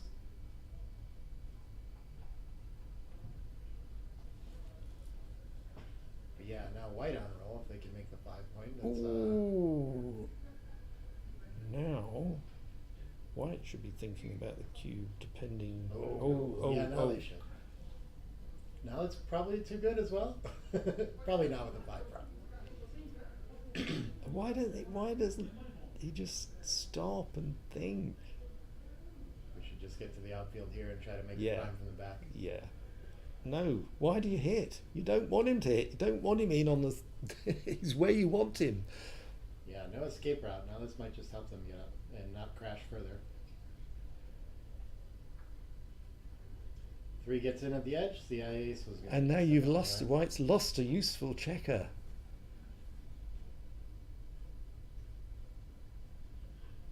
5-2. Can't afford to hit here. Probably. Not sure. I'd probably go for the outfield coverage and leave the fly shots. Yes, I would have. it's I reasonable think to get so. this If he involved gets, too. if Marin,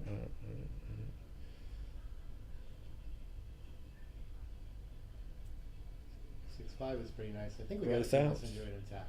oh yeah, that's that. Yeah, yeah, Can't keep giving our opponent Yeah. free 6s to yeah, run. yeah. 3-5 is a pretty nice shot. I think we're. Oh, she doesn't want to play the 5 out? Oh, where did she? She rolled 3-5, played 3 on, and missed Didn't the 5. didn't play the 5. Huh. Think she might be too good anyway? Unless I missed something. Yeah.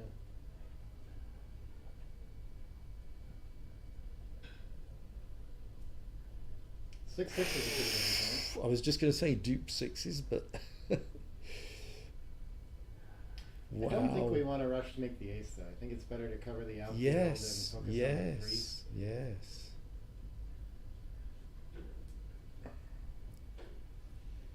That 3 is just enough daylight for the black to enter and win for quite a while here. Okay, getting out to the 13 is good. Still probably like that checker on the 5 out on the 11 instead for this 35. There we go. So black's, unless Needs a 5 now instead of a double shot. And he finds gets it. Ace is not so good, but staying back covers the 3-4 as well, so I like that.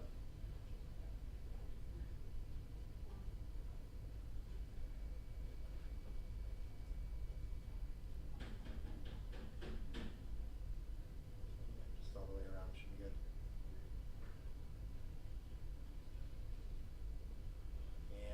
And now white you're going to think should- about cubing. Yeah. No, he's just going to roll. I think white has a fine cube now though, Yeah.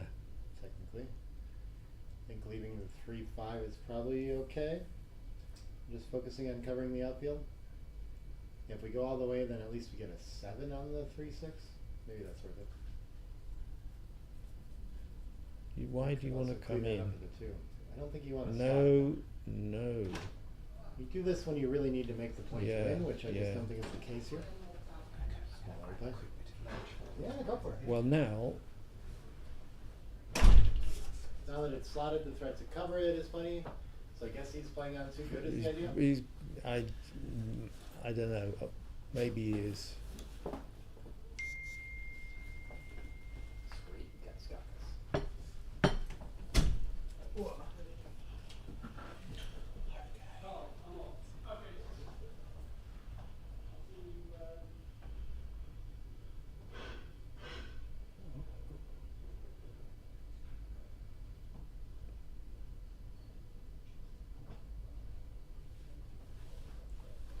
Oh, hello. Hello there. I've just Dan Rivera here. I've just joined Peter Bennett on a commentary. And Julia and Nick have disappeared. We're kind of rotating on lunch breaks. Oh, at the right. moment, Okay. yeah. I see. So the cube's still centered here Hmm. because white ended up too good, closing out one checker. Not many gammons, but Definitely worth rolling, hoping for doubles here. You never know. Small, what's that? 6. too good opportunity. See you later. I'm off. Bye.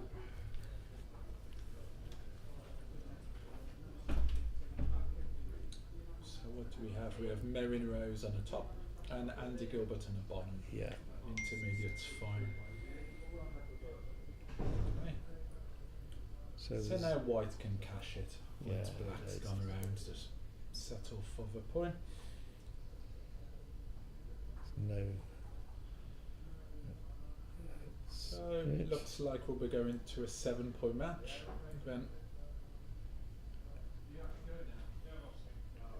They're playing ever so quickly, and they should be slowing down a bit to consider the cube more often and consider alternative plays.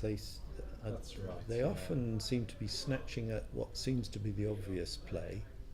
that's it. I say you always look for the second best move, Yeah. at least. And yeah, there's some clock anxiety. Yeah, Sometimes you there's feel- absolutely no need. I mean, they've got oodles of time. They've used very little. I can't actually read 14 minutes on this side. Okay, it's a black split. 15. So white has played a running game. So black now doesn't want to make the anchor. Wants No, to stay back indeed, and for just make a contact. board. Make a board, yeah. Make a board and stay back for contact. White's going to leave shots with some sixes. And there's a force the shot. lead. So which way, if he hits on the ace, which is kind of what you want to do, then you've got to leave so that's probably better, 13-8, and then 6-2. So you don't like to hit against a stronger board, Yeah, but you you're haven't out got of much option. options, You and definitely don't want to hit twice. This is far too aggressive, making a double hit. You're leaving many shots against a stronger board, and you don't really want to hit on the ace point there. Okay, so no, there's a bit of an overplay, making a double tiger. Okay, white enters. See how fast they're going? They are though. almost playing speed gammon in Yeah, fact, aren't yeah, they? yeah. So 13-8 is Bring the one only down to option. the 8 point Yeah. means you can make it with a 3 without stripping the 8 point. Okay, so a good entry So now- there for white, obviously hitting. So a pretty even game so far. Okay, black's going to have to safety that checker to a 3 point, I think. Really like it. Probably, yeah. You could duplicate 4s actually by coming off at 22. That's quite a nice duplication of 4s. Yeah, that looks reasonable. Merrin's quickly spots that. 3-1, you've got to make for 5 points. 3-2. Oh, 3-2 is. Okay, well, I mean, should have gone the Specsavers, yeah. Oh, this Okay, is nice. double Makes- 4 is, there's a bit of a killer here. The fourth one's move up in. So you need to White board. pause now and think about Definitely. the cube. Well, whenever you have this formation, the rack formation, as Bill Roberti calls it, 6-5-4 points, you just need to stop. So white hits a tempo here. But black should still think. Don't just roll. Black should definitely stop and consider. This is very gammonish, this position. And hit on the 2 because white's got this block that he desperately wants to cover, and that will impede that. He may stay Good. out altogether. That's a good play by Merrin there Yeah, with yeah, a blot in yeah, board. Always yeah. look for weaknesses in your opponent's position. Okay, double That'd- 1 is great, of course. So now, Now black's in the spot of bother. Oh, that's a okay, reasonable so I entry. think you have So to you don't. hit there. I'm not Not sure. sure with the hit. I'm not sure. Yeah, against a for rack, maybe it's better to play one down actually, get some outfield control. Okay, so now And white's you've going got to the 4 hit. to hit. Yeah. And now white needs to stop and think about the cube here, depending on Yeah, depending on black's roll. black's roll. So Because those 4 checkers stuck back on the 2 are a big I would- liability. I would consider Definitely stop and stopping think. thinking. Yes. I mean, And now here- it makes the bar and just loses the yeah, market. well, 6-2 becomes a Oh, no. market loser. What was it? Oh, was that? 4-2, was it? Oh, 4-2. I thought it was double Okay, 2. so black really is pinned back there on the 23 points. Even though you lose fewer gammons, it's still. It's going to take him a long time to roll 4 5s to escape those checkers. That's right. And black By has which poor time- timing with the midpoint Yeah, already yeah. stripped. Yeah. And also 5 to duplicate it to hit off a 6 point as well. So So white now. So even there, you need yeah, to even consider there, yeah, doubling from the yeah. bar because it's a very gammonish position. This you come Yeah, in, good. Get your checkers moving while he's on the bar, excellent. Take advantage of and now white you've got you dancing. shooting Yeah, possibly at another. absolutely. Okay, white's had a few poor entries, so only 16 dancing numbers there, but And come down to the bar for covering. Yep. excellent. So now, wow, this game is going in black's favour now. Mm. I know black needs to stop and think a little bit because Black's still got a lot of work to do to get yeah. those back checkers out, though. here we've got 6s to cover, 5s and 4s to escape. Good diversification of numbers.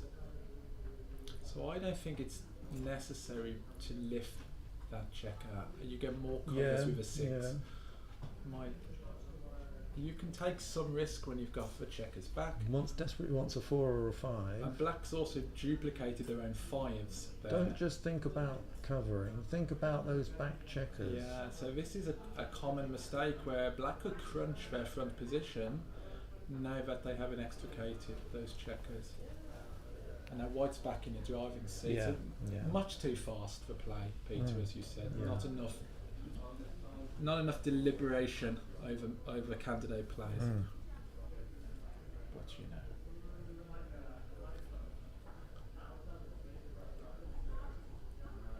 Okay, 5-1. Okay, looks good. So it's a kind of primary prime position here. Well, you've just got to come out. You've just got to bite the bullet and come to the bar because you haven't got another 4. So Yeah. you've got a 5-point board to back you up. Any accidental hit, if you get hit, you That's right. That's an excellent roll. Obviously, you're going to bam bam, 2 hit again, 2 in a bar. Oh, actually, you can jump. You can yeah, jump. That's, You've got that's a an 6 interesting prime. one. Yeah, Yeah. I think it's actually better there to make the running play. And now you're probably too good, aren't you, after this with 4 back? This is good, but he has no timing. She has no timing, obviously. Yeah. I think here, with poor timing for black, you can play on for 2 good. You probably can, yes. I'm sure you can with a 6 prime. And here you could be a bit crafty and make a trap play, force black off an anchor, Eventually, once black's started to crunch. crunch your front position. That's right. 4-5 is plays, okay. So again, not really the best spot for that spare checker on the 9 points there with 6 away. So again, you need to think carefully. You can even dump one on the 2 to increase the time that black has to crunch. So move one right forward to the 2. Certainly, and that's a very good play. But you know, these games bearing in against a bad game, baffle some of the best players in the world, in fact. So it's not easy. Now, So does black? I was wondering whether black should move up to reduce the 24 to 22 for when she has to vacate the 3 point. Yeah. So Because so- she can't keep the 2 anchors. well, the concept of mobility is really key there. That you need a spare to jump Yes, off and yes, maintain. the yes, anchor. exactly.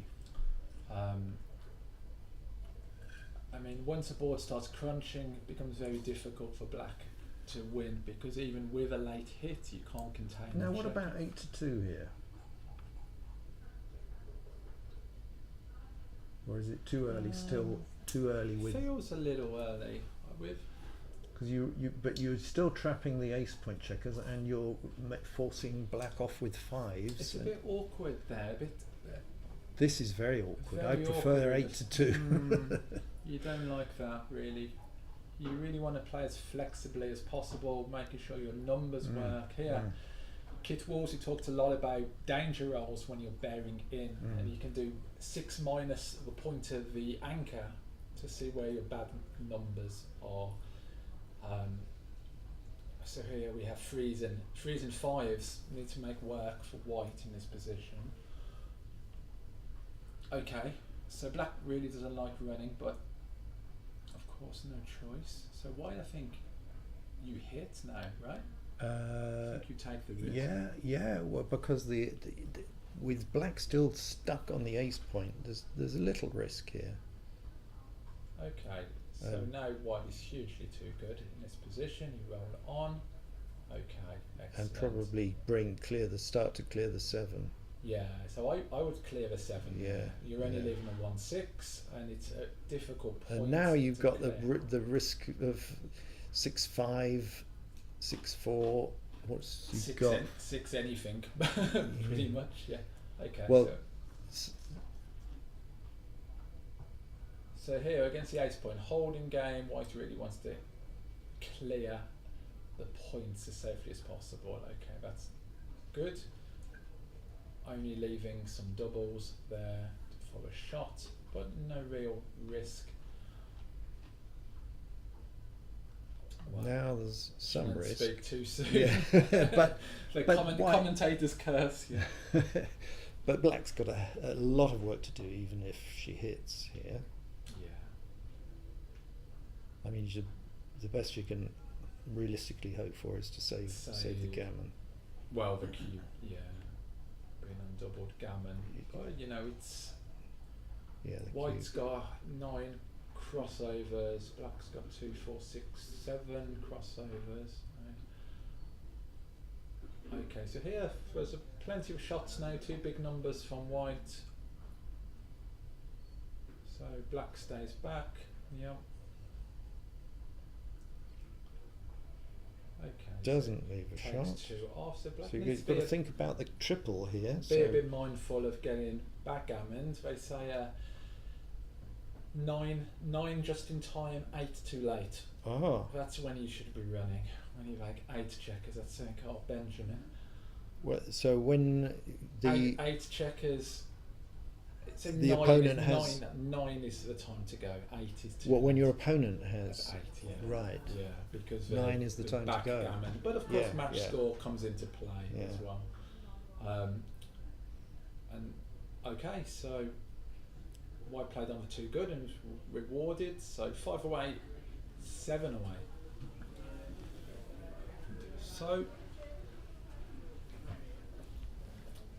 So the leader here needs to be a bit more mindful of cubing because of the recubes from Merin on top. So certainly match score when the match gets shorter is important. Something maybe players don't think about enough. Particularly when it's still sort of middle game position with lots of potential gammons. When it gets more into a racing position, you obviously don't Yeah, worry of too much about course, when adjusting. early blitz positions and so on, of course. Make the 4 worth the fly shots. I know Phil Simborg did a video recently on gammon adjusted take points, which is a good introduction to working that out, taking your game to the next level. Okay. No, I wouldn't bring it in. I wouldn't bring it in. I don't think it's too safe.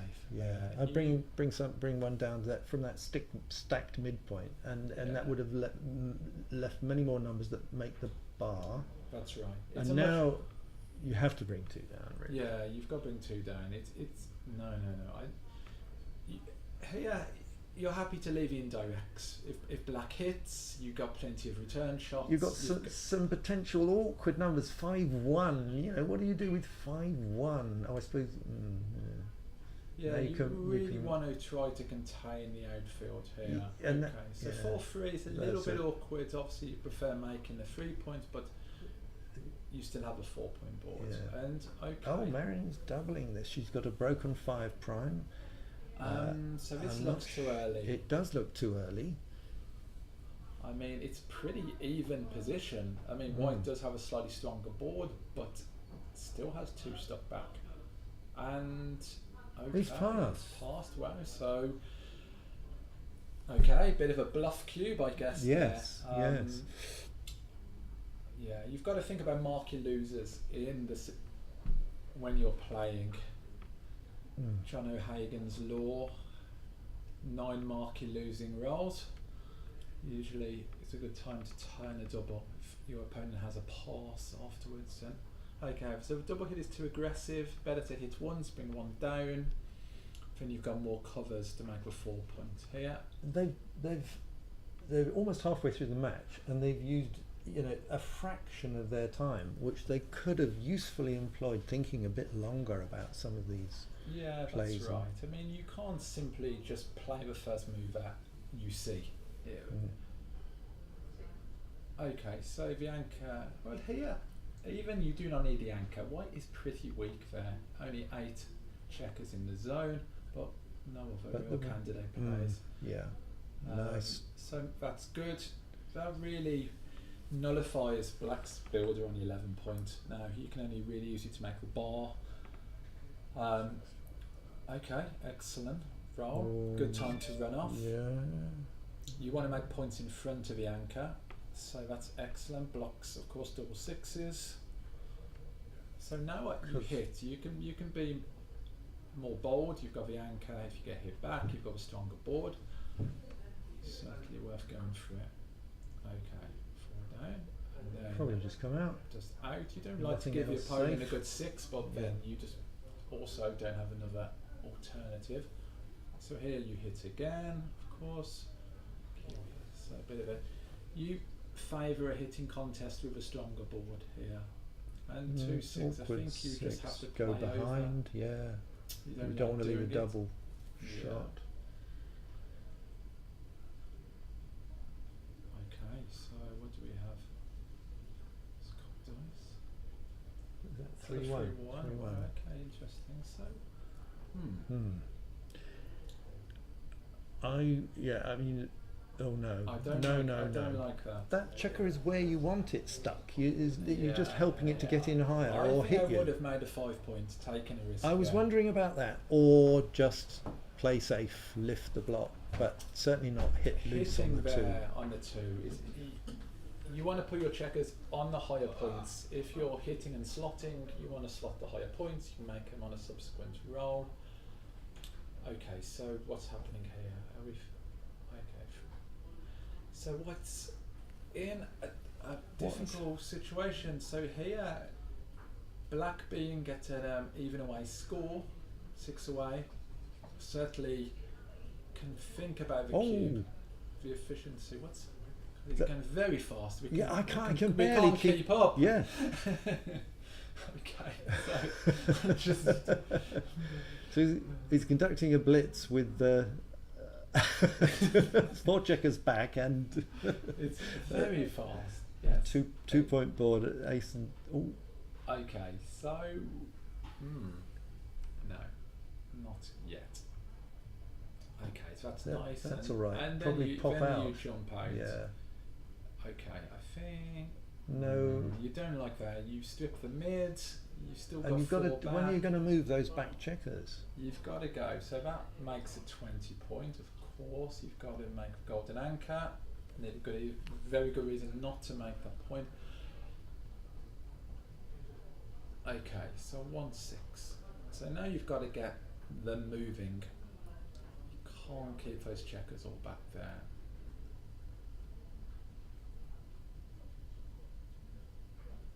So You can probably front. Yeah. you can duplicate 4-2 by Oh playing no, this is 22. very bad. You just don't have the timing to play a back game here. And you're stripping the mid, which is a landing point that you need. So you need to think about connectivity in these positions, which points you need to keep. Much better to play with 6-8 there, and then you go with 4-2 Yeah. duplication. So thinking about how numbers play for your opponent. And what exactly are you going to do now with So- these isolated back anchors? Yeah, so now, yeah, exactly. So here, you really want your checkers to be 6-6 away if you And can. Black has full control of the outfield, waiting for those when those anchors are forced to start moving. That's right. So Black should definitely play one off the anchor here Yeah, and just wait, yeah. get some outfield control if White leaves. Okay, so you don't need another checker on that point. It's But do you dump one behind instead? I didn't see much other. Oh, you could get 4 out and 5 4 out, down. 5 in. Yeah, Yeah, it's yeah, it's you quite could. an inefficient Yeah. use of checkers. I mean, you've only got 15 Yeah, checkers and that would be a to nice, play with. nice place to have a checker on the 16 to cover any when white starts to run off. Yeah, so white is going to have to play off. Now Merrin's got this awkward 6-2. So 6-2. That's Yes, okay. I mean, yeah. Again, definitely worth thinking about. You really don't No, like. that's hopeless, isn't it? You want to think about breaking one of your back anchors, so you've got mobile men. I mean, exactly. So, I mean, white is going to have a very hard job bringing all these checkers round. Well, so now double 5. Merrin's definitely in the driving seat now. Yeah. So Should here you can count the race. I mean, black's obviously ahead. I mean, it's got to be a. Oh Oh, well, it could. Does Merrin play on? Whatever the count. yeah. I mean, you do not break your 6-pointer. Unless you're and- absolutely forced to. And Yeah. I think it's a cardinal sin. Yeah. I mean, She's and playing you- on, probably playing on because mean, there's so little risk and you there's so just many need gammons. to think here that, you know, why do you have those two anchors? I mean, if you hope for a late shot, you need the board.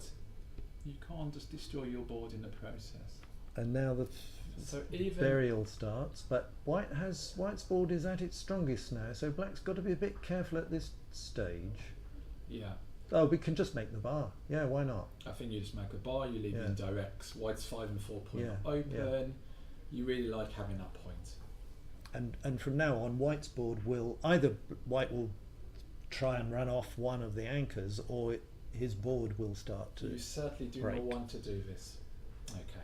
Oh, why? Just afraid of the few fly shots. I mean, here black has many TMP, we call it, too many points in the outfield. Yeah. All of them are stripped, 2 checkers on each, which means black is very inflexible here. Much better to make the bar there. Again, don't And- be afraid of a few And not fly making the shots. bar gives white a few jokers. Like double 3 would bring 2 checkers out to the bar and would have made. Even rolls, yeah, some 6s play pretty awkwardly in this position. However, you haven't made that point, so Yeah. certainly worth considering. Has white? Oh, Okay, yeah. those are 4. Oh, so black was considering the cube again. So Okay, now so- what? So this is awkward now, you see. So I would be Make tempted the to play 2. 2 down here. No. Maybe. I think you play 2 down. Yeah, that's better. You want to keep things. So if you leave the shot, it's awkward for. That's possible. You're leaving a but shot anyway here, where aren't you? So you're still allowing leaving white shots. freedom when he hits. Whereas if you leave the blot on the bar point, white still hasn't got freedom. And if he white's got hits. a blotting board. Again, spending a bit of time and thinking how moves play out for your opponent is certainly key. So here black has an extremely inflexible position and white could turn this game Just come around out. now. Yeah. Okay, so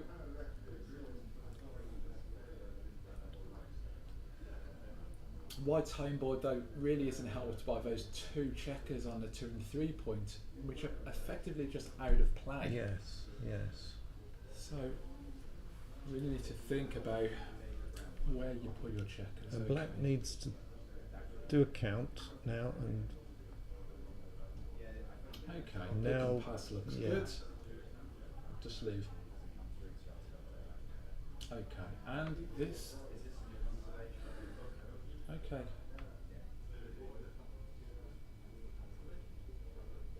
looks like a pass, but white does have that anchor. I don't know what the count is. I can't do it that quickly.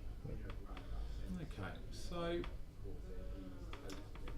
kind of went from a too good position to really having to cash it because of the inflexibility of the position. So that could have been avoided with a bit Making that the bar in particular, and then being hit wouldn't have been fatal by any means.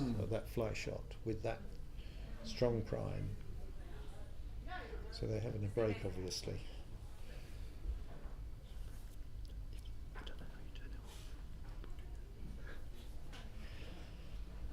So we could have a chat about something else. We can have a chat. I can promote my channel, Backgammon is Exactly. Well, I Beautiful. didn't like to mention it. I thought it gave you the opportunity. Yes. But yes, if you're watching this and you're interested in some free tuition, then go to my YouTube channel, Backgammon is Beautiful.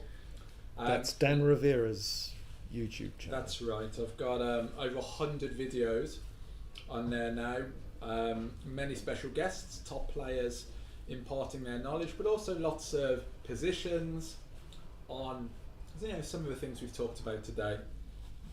Duplicating numbers, diversification, playing more risky at times.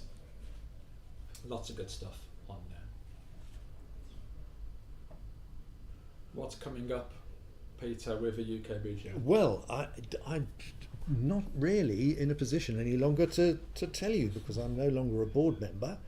From my point of view, as outgoing treasurer, what's coming up is the accounts for last year. Which All I'm those still- trophies, yeah. So we're doing okay financially. We'd like a lot more members. So if you're watching this and you're not yet a member, then please consider joining the UKBGF. Support our efforts to grow backgammon and to give players more events, more play. Definitely, and you can check out the UKBGF website where there's lots of learning content on there.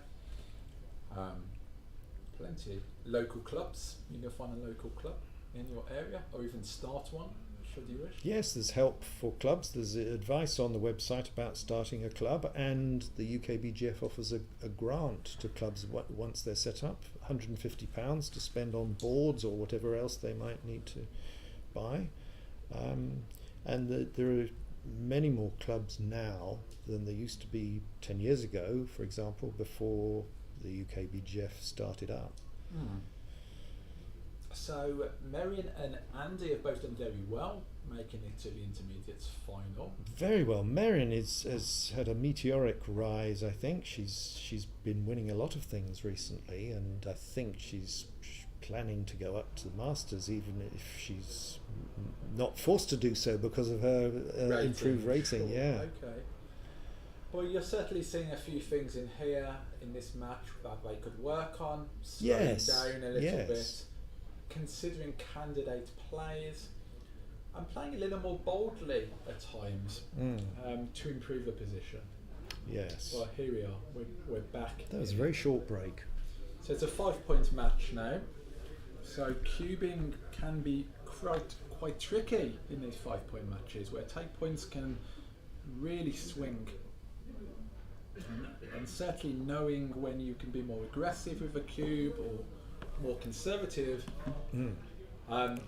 can really make a big difference at certain scores. I should also mention Andy's done very well from Tame Gammon. I think this is his first major tournament.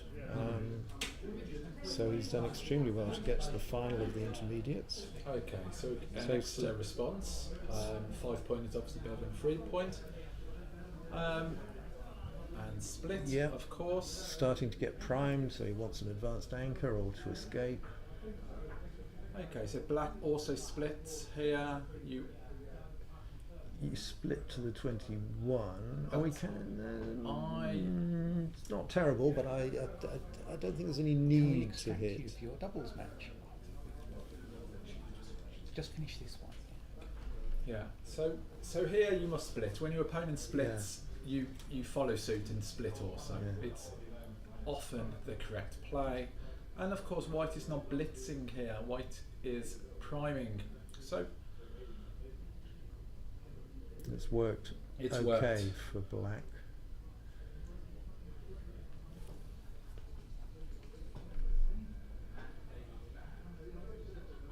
So What 6-3. does that Is do? that Makes 6-3 for black? Yeah, probably make the bar. I the think you opponent's make the bar and you leave the shot. Just forget the shot for now. It's not a disaster if it's hit. Now you've got an anchor, even though the anchor isn't in your opponent's board, it's still pretty good. You definitely like the bar point here. Covering is not a priority. That's not bad though either. It's fine. Yeah. It's also good. Yes. Probably not much in it. So white now makes a 5 point, leaving direct shot. And now black's checkers are a little bit more constrained than they would have been had they been on the bar point. So black likes making the 8 points. Even though a 2 point is made, it loses a bit of value there. And I think white has to split. Yes, So and come in with the blot. I don't think you can. It's 3-4, isn't it? Oh, sorry, I thought do it was 3-6. I thought it was 3-6. You're right. It's 3-4. Okay, so that's fine. You only leave an indirect. Okay, double 6. Out with the back one certainly, and then You make the bar. you don't consider pointing on the. Well, you can consider it, but Okay, you Yeah. play this, and then after this you stop cash, to consider the probably. cube. Yeah, yeah. You definitely slow down a little bit. Probably in with the 11-point blot and up with the other. Oh, I see. No, I don't think so. I don't know. I wouldn't do this. I wouldn't do this.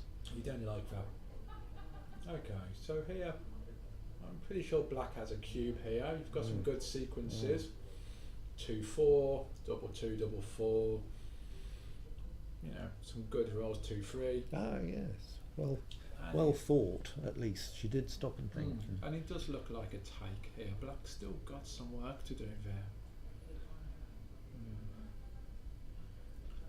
At 5 away, Definitely. the a take point is deeper, which means you can take earlier. So it is a later. Take later. Yeah, yeah, sure. So this isn't great, is it? 6-4. What does this do? I mean, I just wonder whether you make. Okay. With a 5. Yeah, it's okay. Again, not the easiest decision. So double 4 is also a bit naff. Yeah, it doesn't cover. It doesn't make a point. So you doesn't- definitely makes want to it keep the hard. midpoint there. I can't see a reason for. Really, this is quite. Oh no! Absolutely no. No, not a good idea. Not a good idea. I know you want to keep a contact. I see the reasoning, but you can't. And just now pop those Merrin's checkers out. free to just hit loose, because there's no danger if she's hit back. I mean, even now with white having 2 blots in board, I mean, black could stay slotted. There's very little risk here of even getting hit. You could be strategic, try to pick up gammons. I would take Merrin to a Crawford score, which is very efficient. Oh, this is nice.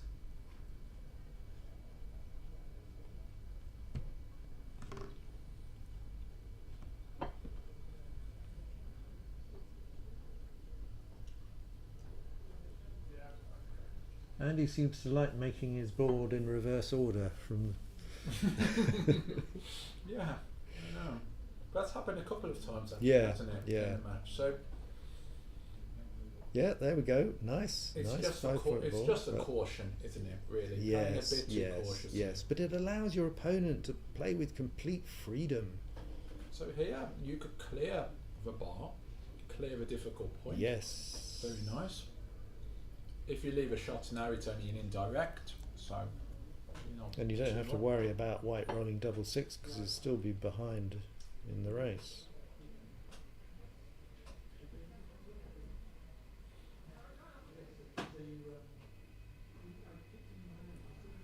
So there is some gammon risk here for white. Mm.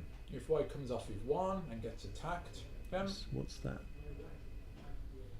6-4. okay. Yeah, so a nice 5-3. What's it? 5-2. I think you rip 2 checkers. Yeah. White still has a 5-point board. You don't want Yes. to play too boldly.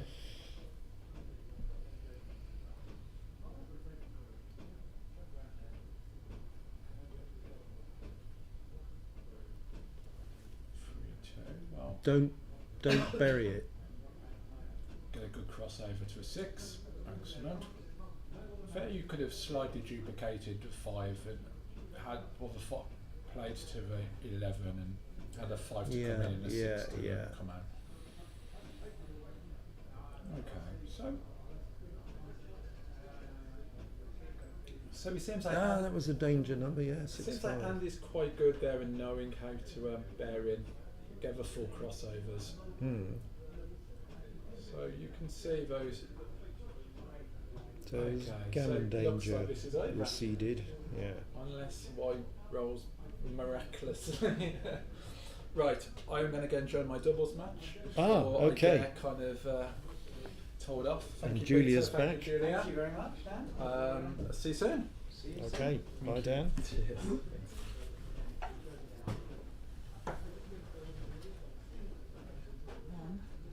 Still a little bit of gammon danger here. I know that now. White would have to roll. No, that's it.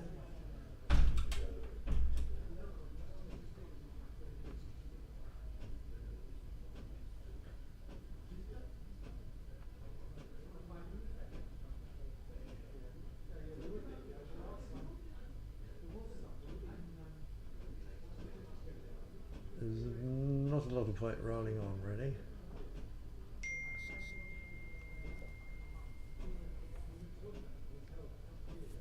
Okay, let's go beyond that.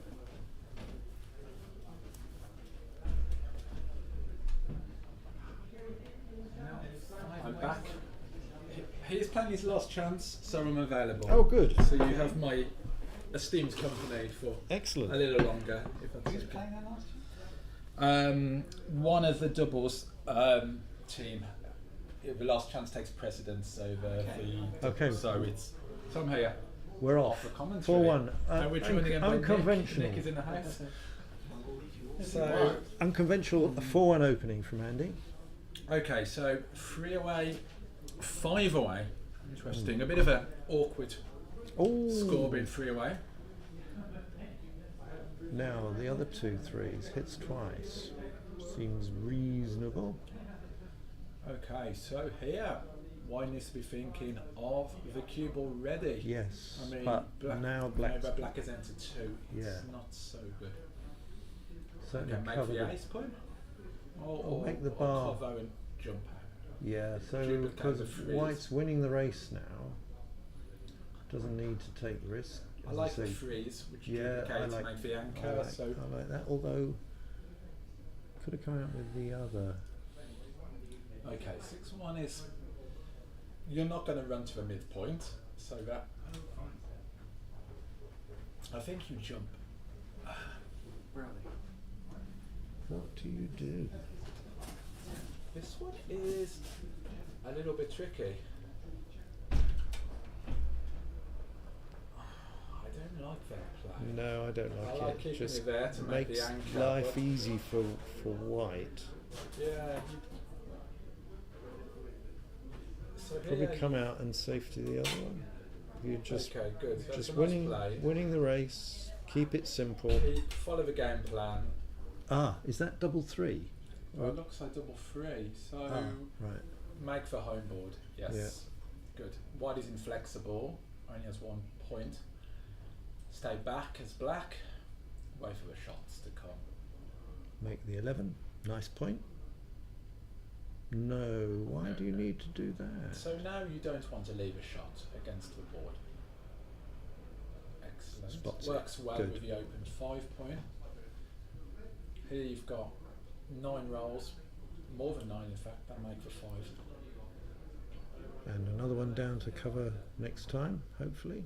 White is, just shy of a cube here. Yeah, that's Just shy. okay, but I mean, hopefully we'll want to make a point next time, 5 or 4 point, and then we'll probably have a cube. So now it Black- might be correct to make the anchor because you're Yes, you're really you're under more. threat here. Yes, I mean, White has a probably lot come up 23, 22. Sorry, I'm looking at the wrong when you're side.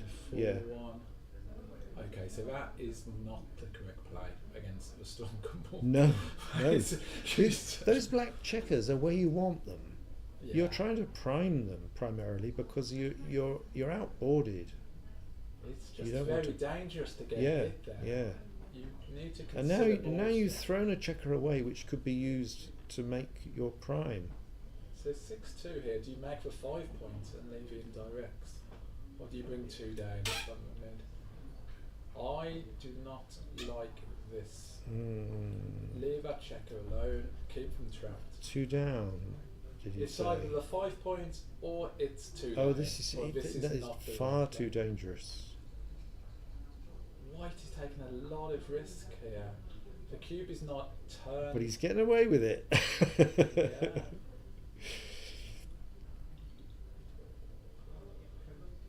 Oh, So now perfect. obviously you'd prefer to make the 5, but you don't leave a shot. No. But it's too It's too too dangerous. many Too shots. dangerous, I think. I But mean, Marin's- Black is Marin's only just- needs to hit here once. Yeah, And then yeah. You make the 3. Okay, so that was played well. So things have gone. The unusual blitz you- scenario has gone in White's favour. Okay, you know. Even now, White has to tread so carefully, or should do, because of the risk of getting hit. And also, where's the cube here? Yeah. You know, I mean, Yeah, is White playing yeah. off the 2 good? I mean, what? I would have cubed that position. So what does White do now? I think you'd You have have played 2 in, and then No, then, oh no, this hitting loose and hitting loose on the wrong point is. It seems to be a White- common yeah, theme. White is trying his luck a little bit. Yeah, yeah. with- I mean, he's kind of winning if he can keep Black contained. He doesn't need to blitz. This is a lot of shots here, and Ooh. Black is punished. And now White is in big trouble. God, plots all over the place. What's this? You stay You back could- and you put pressure on those 2 Ye- plots for sure. Yes, I'm just thinking, do you clear the mid? I mean, it's awkward if you don't, but you, and I suppose that you do, because White's priority now is to either bring those 2 blots in or cover them. Certainly cover the 9.1, but I don't know. So this I would be doubling. Yeah, Absolutely. yeah, This yeah, is a clear yeah, double, and yeah. you know, most likely a pass as well. So, You'd have to do a count. so now, yeah, you would. So now, just 5-4. If you do that, you can play safe, but you'd leave White a nice double 5. Leave Black a nice double 5 if you don't block it. So again, it's very fast. White can be more aggressive, trailing in the race here.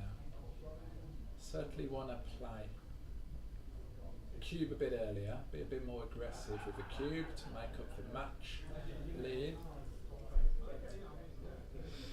What's that roll? I can't see. 1 and something. 6-1. So here, so no, Black really is going to lose the market. White's going to White- double in a second, and then it's White's going to lose his market. yeah, it's Yeah. going to be a clear pass. Even though, like we said, 5 away, you can take deeper, but this is looks like a pass. Yeah. Like a clear pass. We've got Nick here who can be the cube expert. Oh, he's here. He's standing there. 5 away, 3 away cube. You know? 30 pips and no real contact. Yeah. He waits until he's so confident that he's going to win and then he cubes. But you can't do that. You never win 2 points then, unless you get an undoubled gammon. So here, 4-way, 3-way. So certainly White wants to be doubling in a gammonish position, hoping to win 4 points in one go. Less efficient for Black to have 4 points, because then you get an overage Okay, 4-5. I prefer splitting with a 4 there. Split. Okay. Sure. I mean, black is quite stacked, so I Yeah. understand. Just as well. Okay.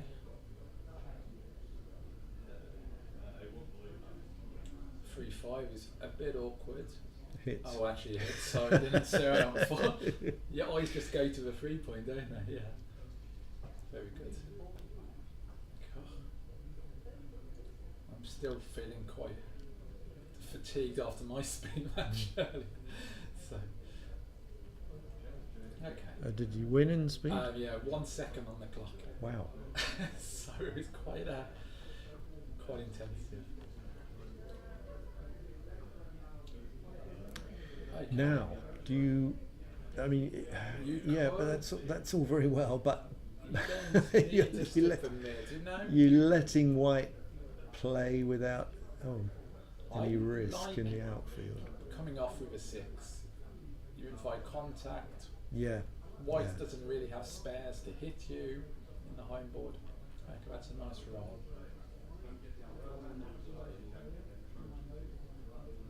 Okay, double 1 is not great. Got to make the 2 And then anchor. spot the 4. Yeah, I guess. And now White needs to stop and think here about the cube, because at this score 4 way there are definitely gammons in this And now, position. Okay. Okay. Is that right? Or does he make the bar and prime?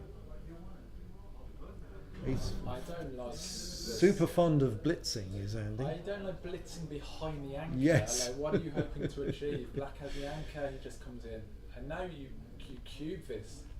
Get the cube. Come on. Probably just. So play certainly this is something you safe. see quite common with intermediate players. Not And slots. Look at this. Wow. okay, so now it looks too good. Yeah. It must be closer. Wow. So Did he need to Andy do certainly that? likes to play the blitz attack. That's He one thing we does. can take He away from does. this. But Just slot the it's quite ace. interesting because Merrin looks like a more conservative player. Merrin not taking enough risks in the position, whereas Andy is quite the opposite and playing too boldly. Hmm. So finding somewhere Oh. between their playing styles Is this Merrin's double 5? So she can come off the 2. I think She has to. you do it. You Yeah, have to. absolutely, and then you hold those midpoints. Very good. And the Excellent. other one to And the then keep 13. No, I don't Keep think going with the that's. other checker. How are you going to cover both of those? You don't like it. No, just go to a 13.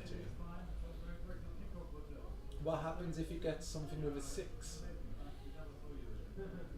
So, White having those 2 anchors, a 13 and 14 point, it's very difficult to clear that structure without leaving shots. Usually you don't want 2 points that are very close together like that. So here I can see White. But White might try to clear the mid while Black has 2 points, 2 blots in board, and then the 14 is easier to clear later. See, I think I clear there the 13. Yeah, and 2 yeah, down, you yeah. leave a shot.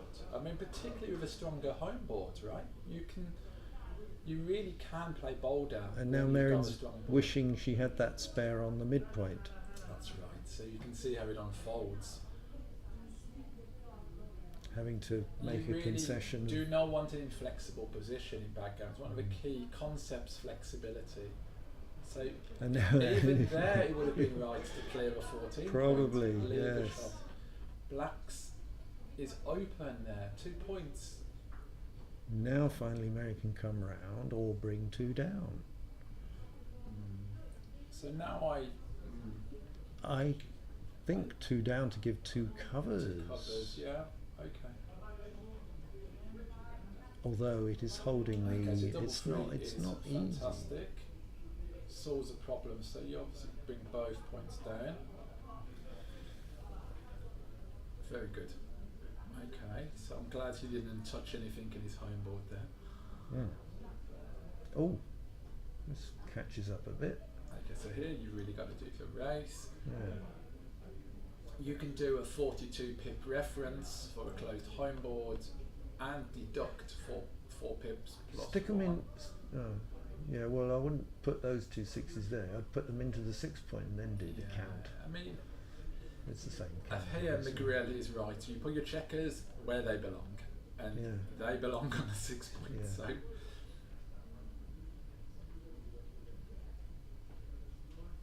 Also a lot easier for me to count it in that when they're on the 6 point. okay, what's happening here? It's okay as well, I guess. So the race is on.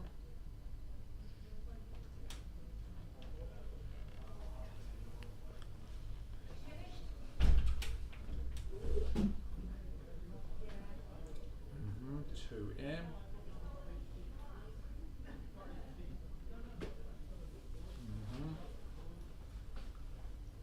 Looks Okay. fine. Not good. 2-1 is on here. He should. White should certainly stop and count. Yes, yes. Okay, so 4.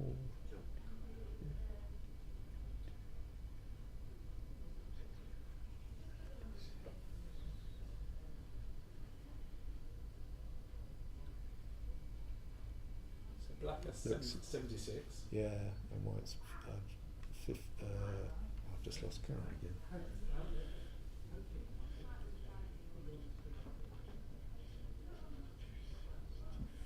65, 76. So it's pass. So nice to see Merrin take a time, Mm. do the count. That's what the clock's for.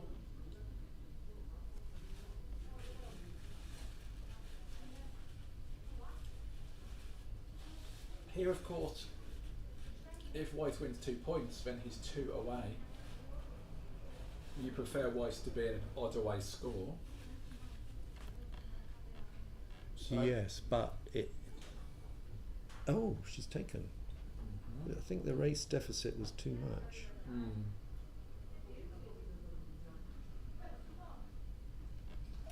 Black I also wasn't has sure about longer that. crossovers for black. Another 2-1 certainly doesn't help. 2-1, very awkward.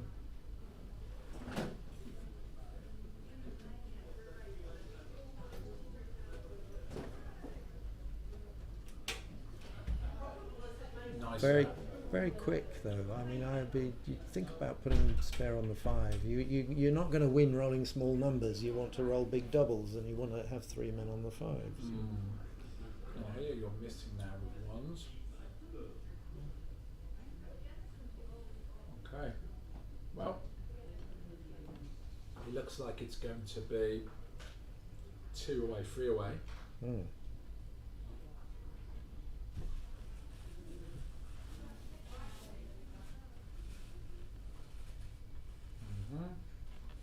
That's fine. Okay. Merrin's Maybe rolling. hoping for some double 6 or double 5 sometime soon. Or double 5's not. Instead of which white gets the double 5. It's Okay, so virtually all over. That is pretty much Yeah. gin. Yeah. Certainly is now. 1, 2. Yeah. So now we are 3 away, 2 away. Mark Olsen calls this gammon go light. Ah, yes. So you can be aggressive with the cube as a trailer. And you have to be But not quite so aggressive as 4 away, 2 away. No, that's Super aggressive. You can super aggressive. double with almost any good opening and poor response. That's right, yeah. Not quite that, but certainly Yeah. more aggressive than normal. And white needs to, and it needs to be more careful about taking. Well, is an excellent response, making advanced anchor. Mm. Okay, so white should not be doubling at all in this position, except In a race in towards. a contactless race Yeah, position. yeah. You know, and even then you need to be careful because the cube will just come straight back and they'll be playing for the match. So Yeah. a good rule of thumb is just don't double when you're 2 away. Yes, as Nick says in his book. Mm. Yeah.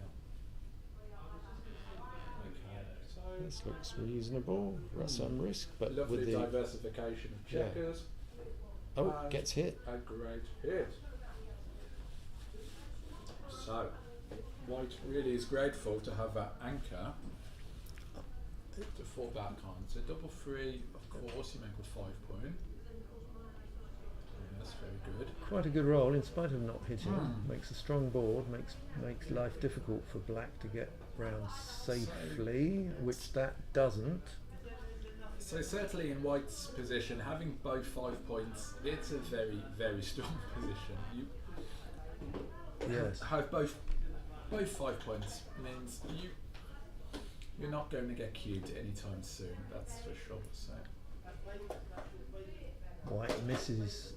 So I think Again. I would step up with a 2 just to get off any joker rolls. Just give back nothing here. Just has to safety. And slot, okay. Black So, must be so now we're ahead in the playing a race. holding game. But with 5 checkers in the mid, it's definitely not a double. Yep. Whatever the race is. Yeah. Because So here, 15 pips is usually the point. Tim Cross said the other day from ZZ, 15 pip lead, but you can't clear the midpoint with a double when you have 5 checkers on it, so it's not a market loser. So certainly worth taking a roll here and see what happens. it's fine. Don't worry. Don't worry. Blots don't matter behind. This is a right way to play.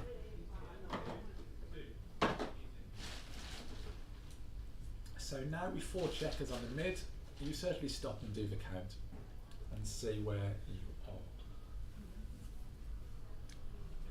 Not sure about this inflexible play. So black 52.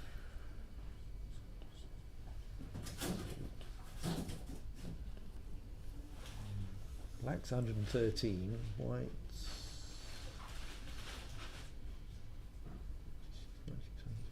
16, 127. Well, that was quick. That was far too quick. I mean, particularly now, the cube's just going to get turned most likely, so it's going to be DMP.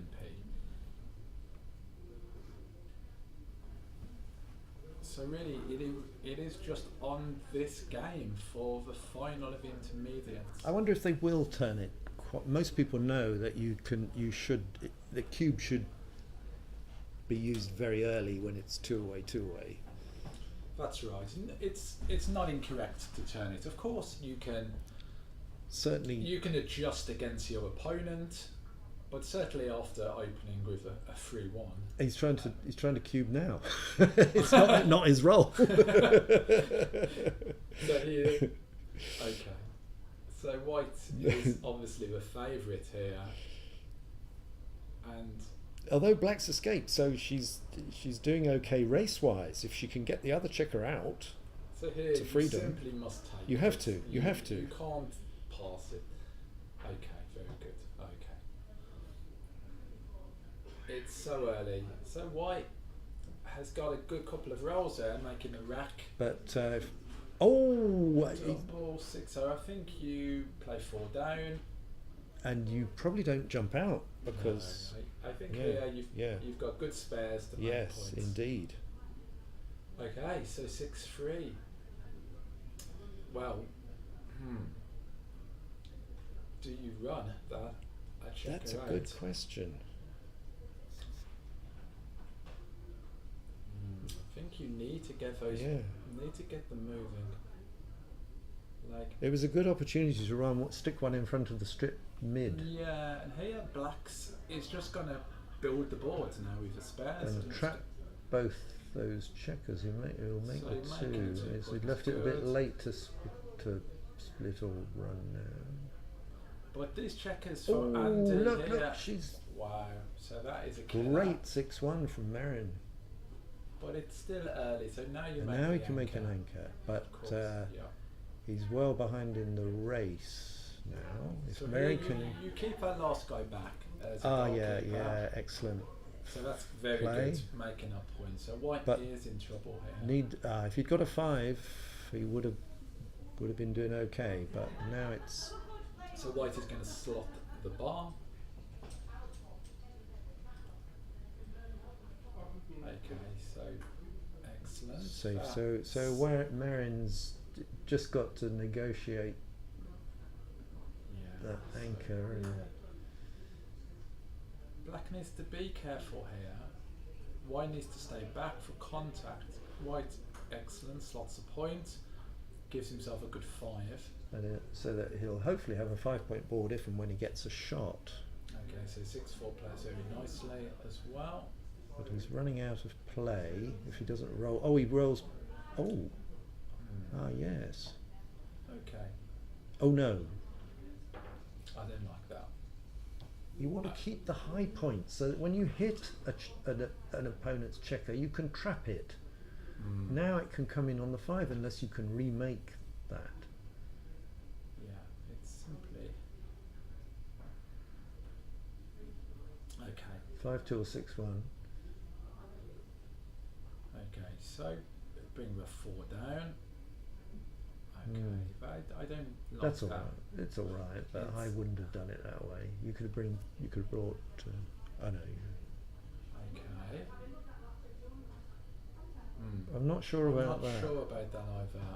You want the spares on the above the anchor, don't you? You don't want to shove spares Okay, behind so the run anchor. one checker around. Ah, Yeah, make for maybe make for 6 points.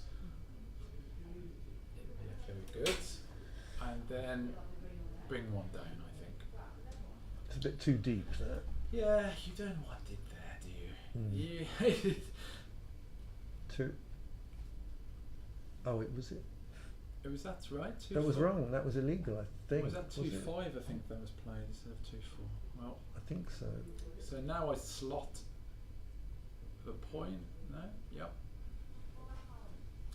So here you're really hoping for a shot. As Black bears in. Ah, now do you clear the bar or do you? Now this looks. Yeah, I prefer keeping the structure in this position. Fewer shot levers. Yeah. Okay. Now But again, you I don't like breaking the 6. That's No, something. no. Okay, so So Marin looks like, providing she can. not roll a 6-2. Yeah. She looks like a big favourite. Yeah. Yeah, she'll probably roll a 5-2 or 4-2 weakener and then increase the drama. 3-2, well, Okay. it delays the evil Well, it's still day. got a Yeah, small yeah, chance. yeah. Okay. You might as well run with You- one. You yeah. run with one. You keep can't the bust board. your board. That's how you're going to win. No. It's what? There's no need It's only- to stay no, back there. no. And also, you can still, get some good doubles and potentially win the race. So, Yeah. okay, and double 4 is good. Okay, so it's never over until it's over. That's for sure. So Black clear. So now 6-1, 5-1, 4-1. Unless But White is forced to go. sadly, Mm. because White broke the board, now he's forced off, and It looks. White's his massive favourite. Black is massive favourite. White's going to have to roll lots of doubles. okay, so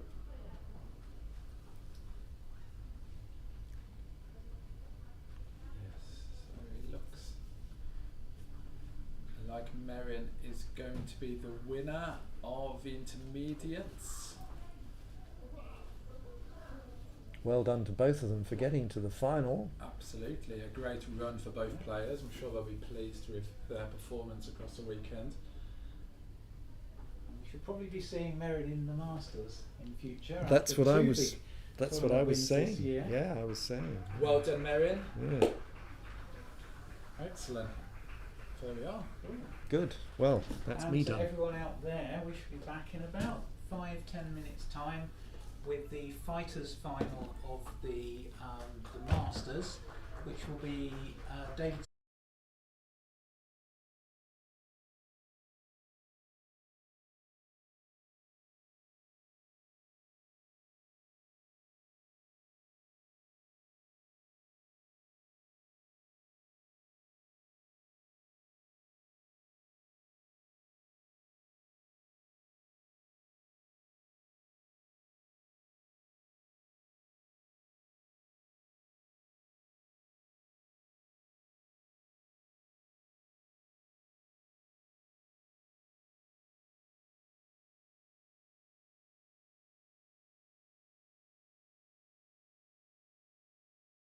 Same was true with Liviu in his match. Yeah. Oh, He- really? He, Okay. he won the intermediates tour winners Nice. trophy in January this year, and again he's stepped Ah, up and cool. doing really well. Right, I'll get them going. All right. Sounds like we're about to get started with the fighters bracket final here. 9-point match between David Sanders on top and Ian Davidson on bottom. So it looks like our Liviu did not make it from the undefeated finals back through here. Got knocked off in the round before this. The winner of this will go on to challenge. Is it Paul Morton? Why am I blanking on that? Moulton? The guy from last match. That was an exciting intermediate finals too. I enjoyed watching the bits and pieces that I got to see. It's like a tough one that came down to DMP, like they just tend to do a little too often. So, yeah, when the stakes are high, that's the way it goes. Okay, here we go with this 9-point match.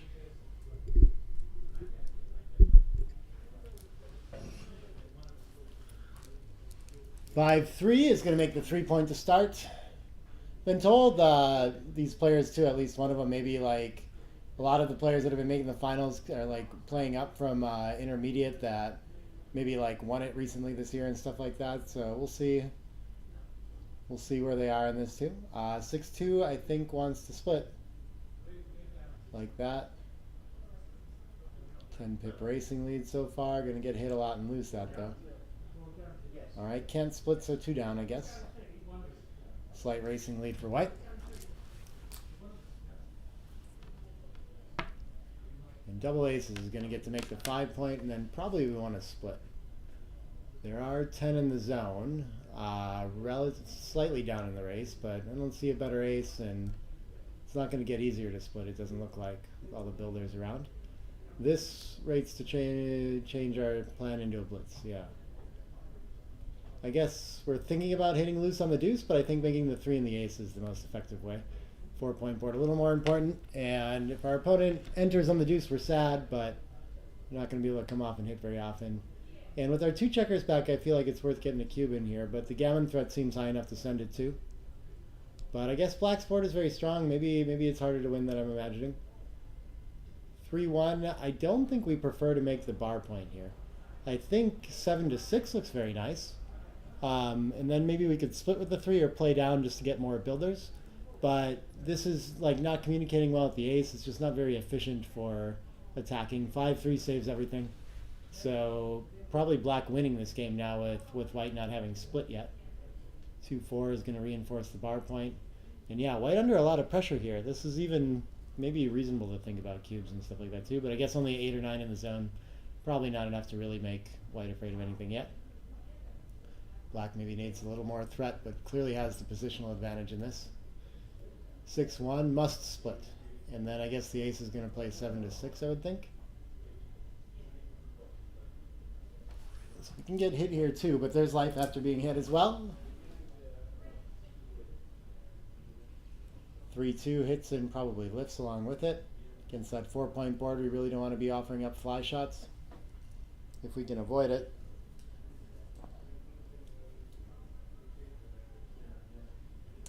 Ace-5 cannot split. Can bury to the ace or volunteer shots. This is a bad roll. We've started to crack, and so I'm not sure about this. I might be like way miscalibrated, but I feel like this is where we should be starting to think about sending cubes as blue, or as black. Yeah, I like this. I'm not really sure what white is supposed to do. Maybe they have play, but I always overestimate how bad it is to be like, have this 7 checkers behind the anchor, no flexibility, and how many gammons there's going to be when we come off the anchor against 10 in the zone, all these kinds of things. So I think this is pretty bad and maybe even passable.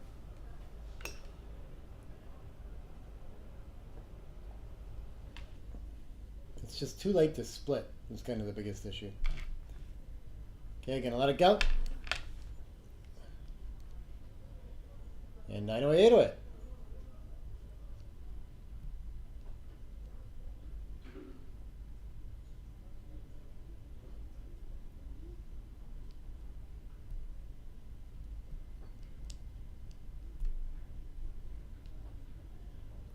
Three, 2 can just make your usual split. Okay. Been seeing a lot of players choose down there and things like that. Alternates. 6-1 standard is make the bar point, of course. Making assets in the other game is good. 5-2.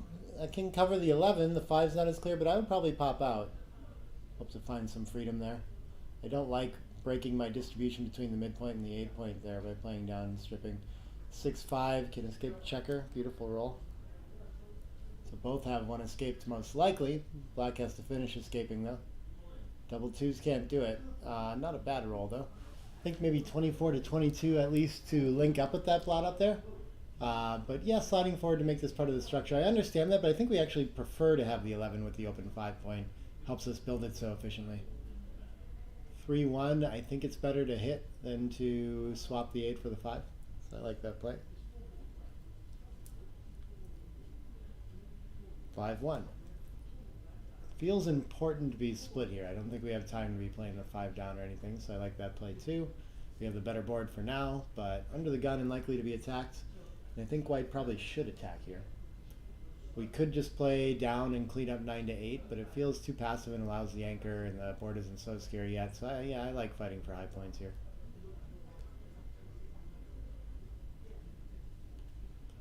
5-4 hits 2. Ooh, brilliant shot for David. And that could be it for this game.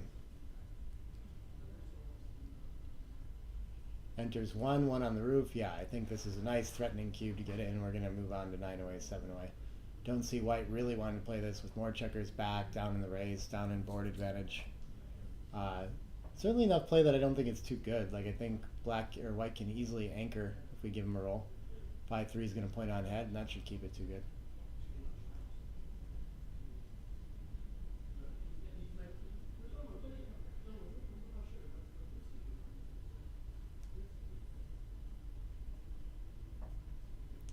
One anchor's up. That gives a good reason to cube again. It's harder to close out an anchor, of course, but I mean, it's a little too hard to win, and still plenty of gammons here for white to play this out, I think.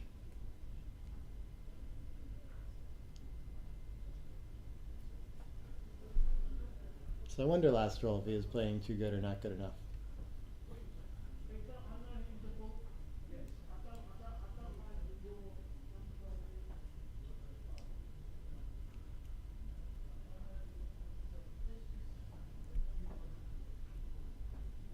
Let's it go. On to the next one. Already a 2-point lead, not big adjustment here.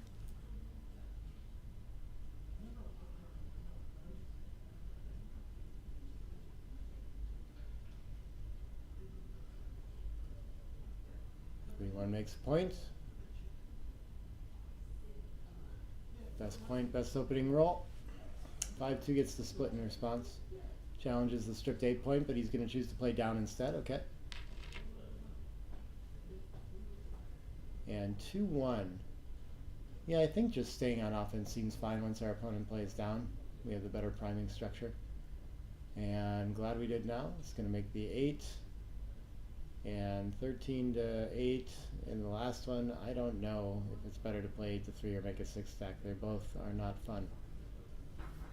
So strong advantage for black again early in this game. 2-1 makes the rack. Beautiful shot. And white could crack on this roll already and we could have a cube and a reasonable pass. 6-1 wants to make the bar point but has to give up the mid. This is so overrun. The ace I think is going to lose our market. I think I already like a cube here. Threatening to make the bar point with 6-4. Lots of strong rolls here. This feels like pretty serious market loss. I think we can go ahead and split and try to escape, but I guess we don't have to either. Let's give our opponent a way down, stack on us and attack. Maybe this is the way to be able to cube it every time next. I believe a split's coming here, and I still think this looks like double pass territory. But black is rolling on. Maybe protecting his lead is the idea. And I think better than leaving the sixes from the bar is probably just lifting 7 to 6. It's going to leave a 3-5 as well. 3-6, 2-6, 1-6. It's quite a bit. There's the 3-6. We get to pick which one we want to hit. I guess we'd rather stay on the edge of structure, so maybe I would hit from the 23 to the 17. Don't allow our opponent to have the next point in order slotted. So white's finding a little play here. I think black should still have a comfortable cube.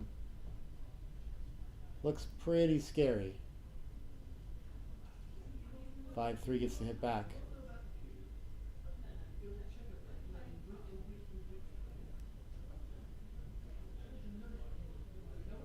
Three. Ooh, that's a nice fighting roll too. Gonna make the 5 point and unstack to the 3. Still some awkward structure. I doubt that black still has a cube now. If they fan once, they're in a lot of trouble. Still looking good though. Likely to enter. The 3 can anchor or cover the rear. Probably covering is better. We got 3 checkers stuck behind the 5 prime, only 1 at the edge. So I think black's just winning again. Optional cube. Oh, the 2 gets to anchor up. The 5's not so fun. I think it's worth doing. I mean, we could clean up the blot 7 to 5 as well. I'm not really sure, but this is a disaster. And this is probably too good now. I think the anchor should be quite valuable in the case that it's too good. Who decides to go this way instead? Maybe it's worth cubing on this. I don't really know, but probably is fine. Oh, we hit both and we cover the rear. Beautiful shot. He's going to think about attacking on the edge, but you can make a 6 prime end hit. So I think that's a little better.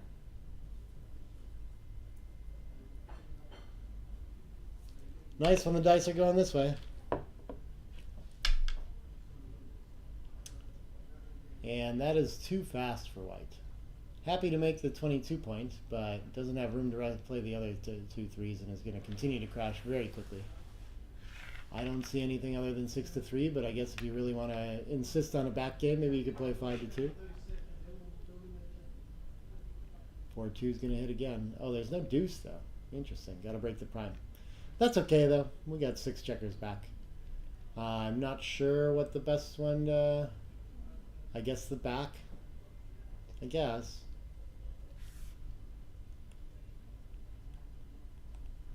Sixes fans. 4-2 should probably want to hit a checker on the board again. Yeah, I'd probably just hit on the ace, I guess. I don't really know. Maybe getting in range and covering the rear is pretty good though. We could play 21 to 15.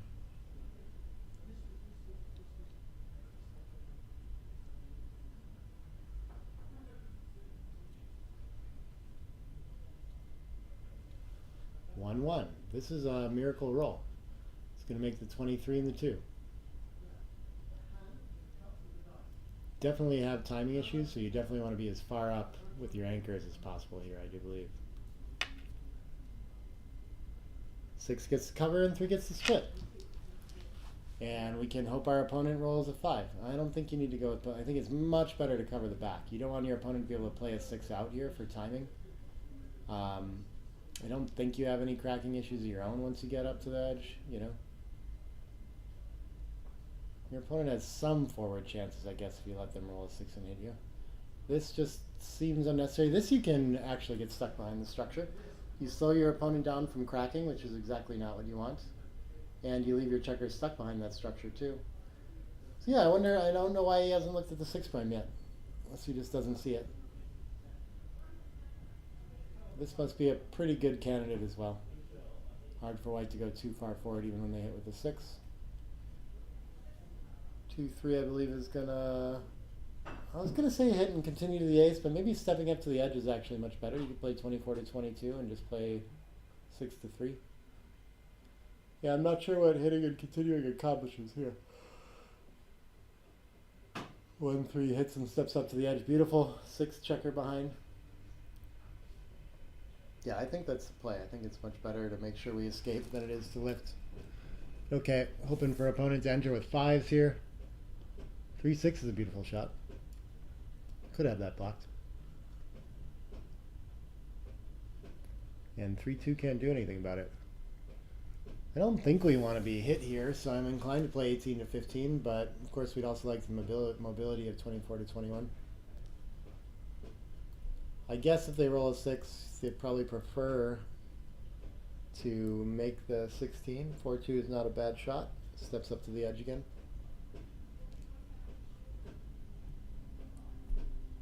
2-1 can hit if it wants. I think it's good for timing to put that checker behind the prime and not let it continue around. Or hurts opponents. Okay, 2-4. 4s and 5s from the roof are fantastic. White goes for this and just hopes to be recirculated with an entering ace or something. Entering 5 is going to send 1 back.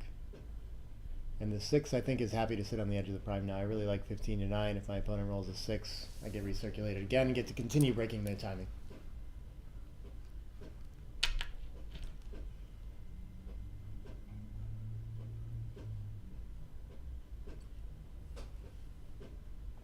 Those can be tricky ones to find though. If we're not looking for them, then we just play simple Baron plays, you know. 1-5, another disaster.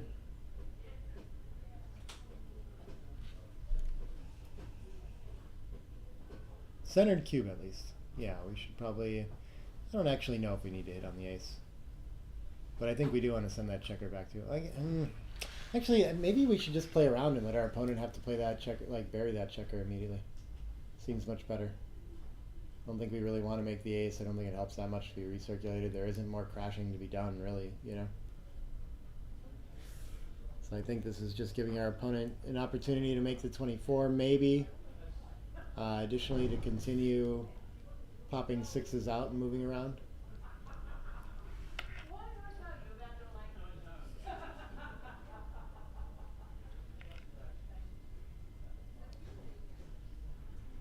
I think wants to get up to the edge with everything.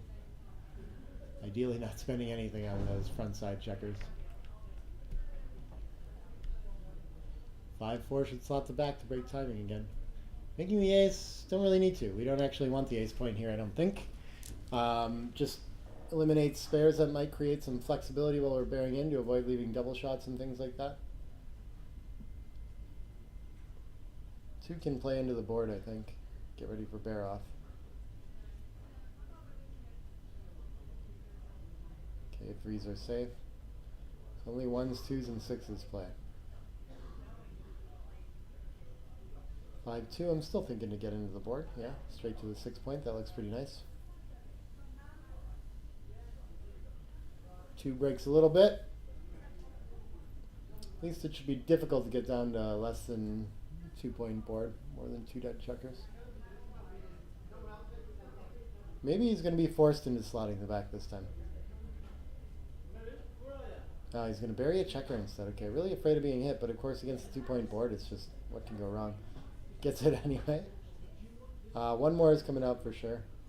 Yeah, maybe all 4 out makes a lot more sense. Yeah, this bought a lot of timing. This could be playable. I mean, there's a lot of work to do to go fill in the board points, but yeah, we don't want to mess up our timing by hitting either. We just want our opponent to come in. So maybe our opponent sees now, oh, they didn't even want to hit me. So why was I worried about leaving it there?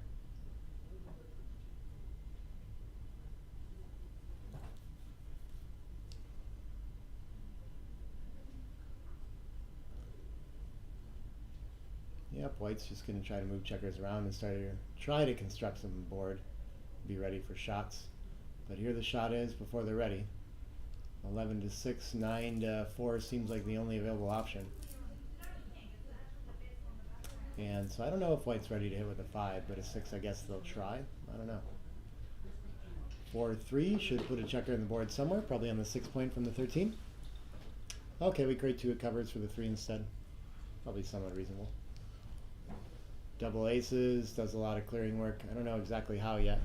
It looks awkward and gappy to play them all in like this. So maybe it feels like there's probably some better play where you put checkers on the 5, but I don't really know. There might not have been room for that. Well, if covering the 3 was a plan, we just roll the roll to do that.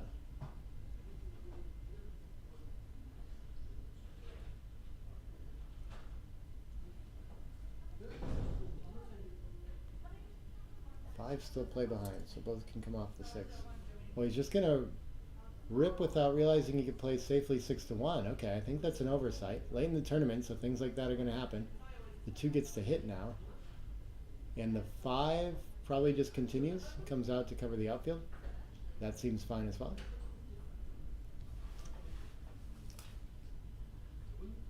Still a long way to go for white for sure, but it's something. Might help him move some checkers around to save some gammons, if nothing else. Centered cube though, so we can still claim if they need to. 4-3 does not appear to hit. 2 blocking points, that looks pretty good. You've got the 9s and 11s blocked. Contact 13 away too, so most places that black's going to land are going to leave a double shot. Here's one of them. Can play 6 to 4. He can step into a triple shot instead. Not actually sure it's that many more shots to step forward. 6s would have been a little bit annoying. 4s aren't any less annoying. Is it a 5-4? Okay, that's much better. Brings the cover in range. I don't know. Maybe could have rated about them both off the 18 instead. 6-4 is going to hop past, and now we have a single 6. 8s and 10s reach as well. There's an 8.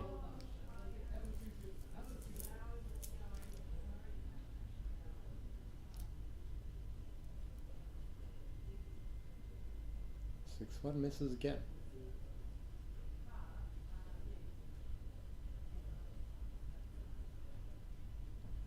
5-1 is a miss. Okay, so we can play 10 to 9 to avoid leaving direct shots. And the 5, he wants to make the board point reduce this way too instead. Okay, that's also reasonable. I don't know what the 5 would have been. Maybe it was going to be 20 to 15 or 23 to 18. 5-3 makes its way to a double shot again. That would have been hit if we played 20 to 15. And 1-2 is going to hit. All right, white's got some game now. 4-point board. Things are shaping up. Still a tall order to fill in that 6 and 4 point, but we're getting there.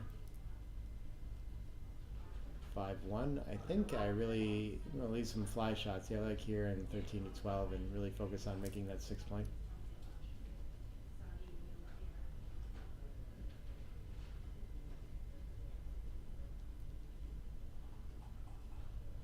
Five 4 can come around and make the 11.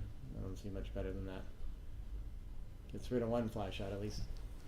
6-2, 4-4, 6-6. That's not too many, yeah. So killing 6-5 was quite a few of them.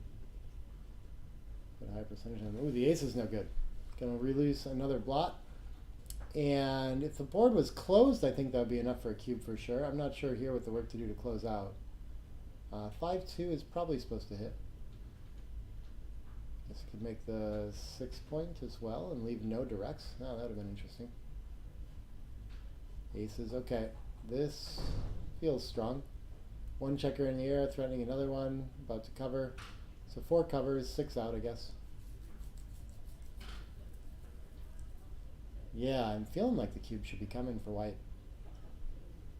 If black enters, maybe that's enough play. But the additional pressure of putting a second blot up, like we're going to lose our market by a mile if we hit that, I think. I think he's a bit afraid to come out, but we really don't want to bury a checker. We don't really want to slot and make 6s that much better either. If we really needed to close the 6 to have a cube, then that would be a nice way to do it. Yeah, I'd like to see a cube here for sure. I think it's passable easily for black.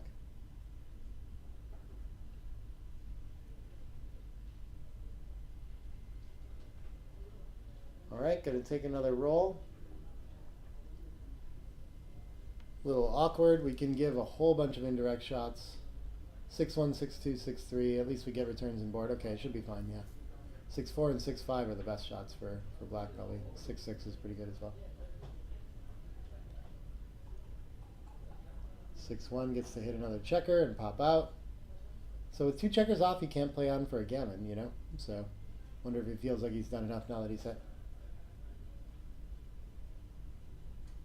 There we go. 8 away, 7 away.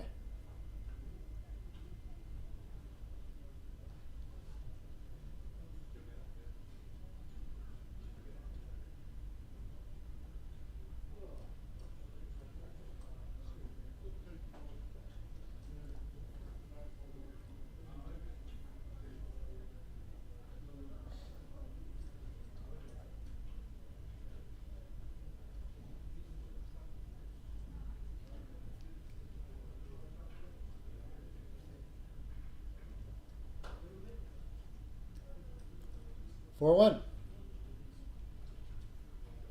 Finds the standard splitting play.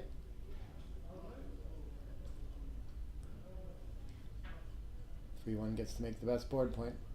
Nice start for Ian. Double aces. I think it still wants to make the bar like this. This is a lot of blots around. 6-3 can't hit, but it can run past. Probably a nice time to do that.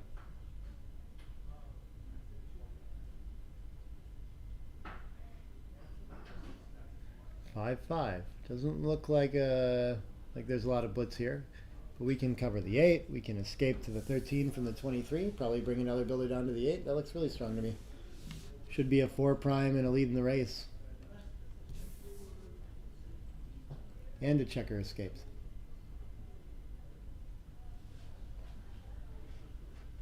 Yeah, that looks very strong. Don't know if it's cube coming strong, but with another checker still to escape and our opponent having made the 5 already. 2 can clean up, and maybe 3 needs to get to the edge already. He's just going to come around though.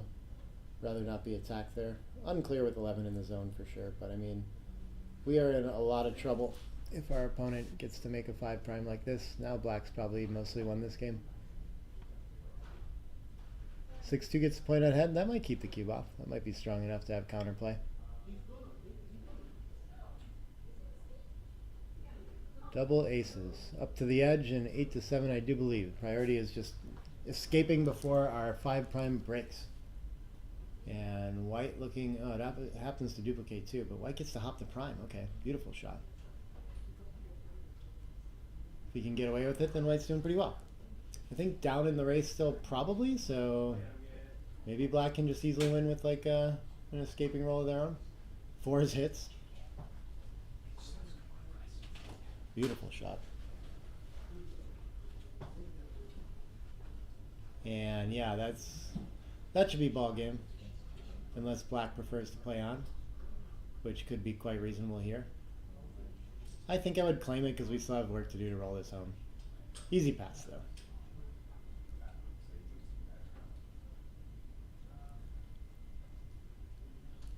And 1-3. That's going to be 8 away, 6 away.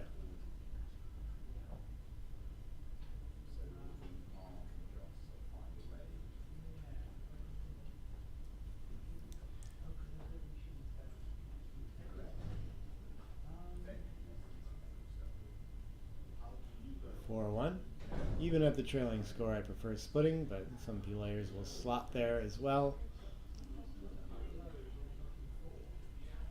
3-2 should probably do some sort of split of their own. I guess even though, you know, we don't like, this is a ton of indirects, 8s, 9s, and 10s. So it's tempting to just play 2 up or something like this too. 6-2 can make the bar point.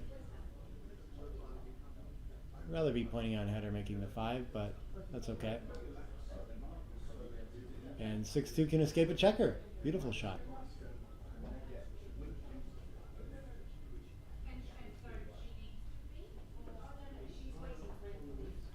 Five one. You don't see any need for a tempo or anything like that, or provoke out by the bar point, so everything looks okay here. Double 5s is going to blitz. Yeah, And with one checker escaped, it still doesn't feel like enough material in the zone to cube on a fan.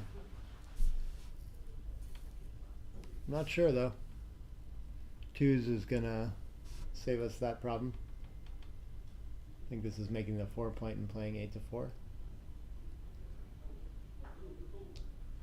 I don't think we're in any rush to advance the anchor. We're already kind of negating the value of the ace and the 3 this way. Decided to slot with the last one. Wow, okay. I don't really know why we want to allow our opponent to escape with tempo that way. But 2-6 is probably just going to make a run for it. Like this.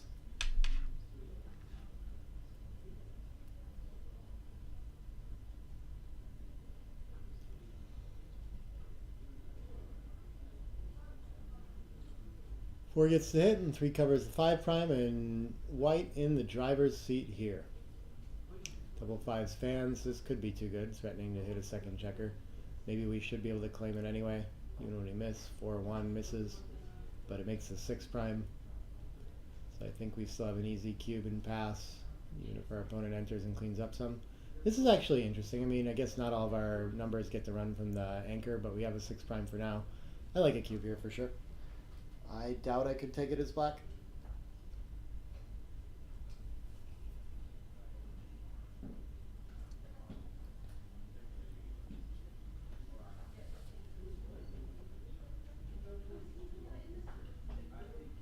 Seven away, 6 away.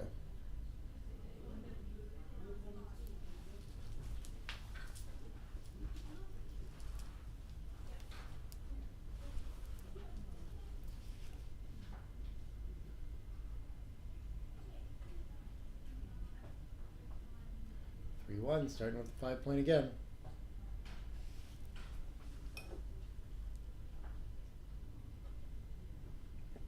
6-5 gets to run one.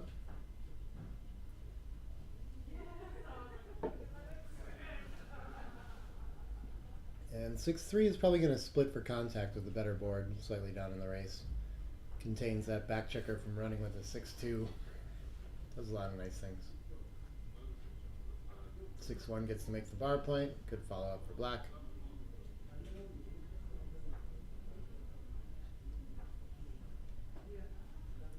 And 2-1. I think we're happy to just split and see some daylight. Yeah, I like being on the 22 there.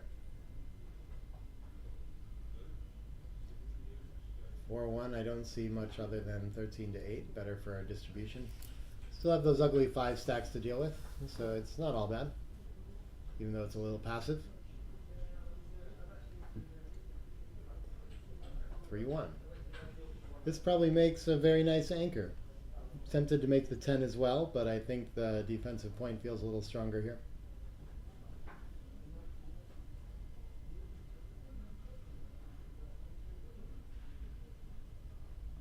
Five two can play down and step up. Try to escape. Don't see much else to do with that roll. Anything else is going to be stacky or awkward or leave shots in undesirable places. 4-3. Looks like the 3 is going to come down. I was going to go for attack here. Okay, I like this. Might as well prevent the escape. We've got the better board. We got the anchor. Think of that first. And that's probably enough to win the game. The fan was unlikely there, but now we have 10 in the zone. We're threatening a third board point, probably ahead in the race. Kind of have everything in this game. Black has very little counterplay. May depend on the race, son. Okay, nice find. We're on to 3-3, 6 away, 6 away. Even match.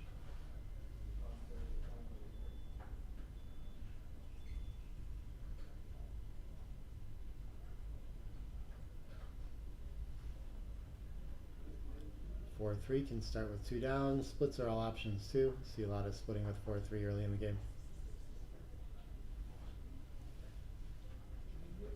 And double 5s is going to blitz. Or just make the 3 point. Interesting. Okay. Wins a few more gammons to blitz instead. Prevents our opponent from building with this roll with this 4-3. Probably anchoring and making the 9 is better. Yeah, okay. So that negates like the whole racing lead pretty much. I mean, the racing lead's still there, but it's hard to cash in on. 6-1, yeah, we're probably going to make the bar point, but we're already under a lot of pressure to split those back checkers. And as soon as another board point shows up, it's going to be harder. Might have liked to take that opportunity there. Makes the beautiful 5 points. Even more pressure to get moving from the back, so I guess we're going to play behind and split to the 22 now. Or all the way out to the bar. Okay, I like that. Yeah, black in command of this game so far, though. I think the double hit looks pretty nice here. And I think he's going to overshoot his market. Unless white can hit with a 1. White enters 1, and this looks like a juicy double impasse. Still plenty of work to do, so I wouldn't want to play on here. Maybe that's what he's thinking, though. 2s. I think we want to... I would have loved 7 to ace, pick the checker up on the way. But he's going to go for the priming play even with the blot back on the ace. 3-2 gets to anchor now, and now this is, oh, the 2's not so good. I guess we can just break our 3-point behind. This is okay too. But I'm not even sure we have a cube anymore at the 22-point anchor. Probably here with shots threatening to send another one back in a 5 prime. But this is way more playable for white now.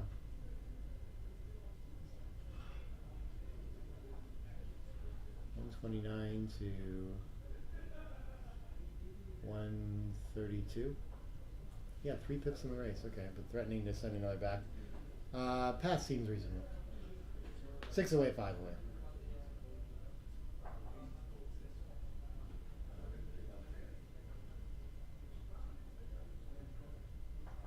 Five 3 gets to start with the 3-point.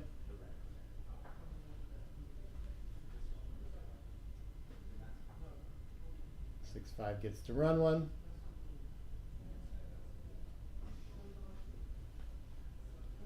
5-2. I like 2 down. The 2 down allows us to contain that single back checker now. Whenever we have a single back, I really like the 13 to 11. Split should be okay too, though. 3-1 is going to make a very nice board point. And 6-3 makes it all the way to the mid. Escapes the checker, both with just 1 back now. Probably small racing lead for white. Double 5s. Not anymore. It's blitzing time. And with only 8 in the zone on a fan, I guess this could be a cube, but it's not the strongest. Entering's probably plenty to keep it off.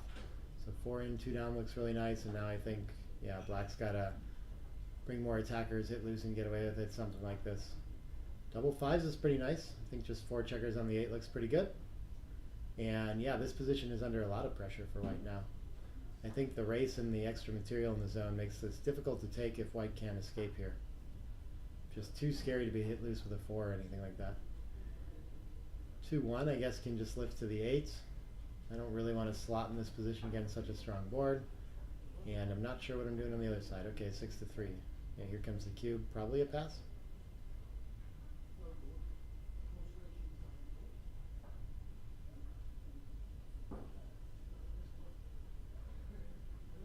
$112 to 135. 23 pips with a single checker back and a weaker board. Yeah, I mean, this is closer. Maybe you're okay to take a roll here, but I don't think you can play this out at all. All right, and so a 2-point lead now. 3 to 5, 6 away, 4 away.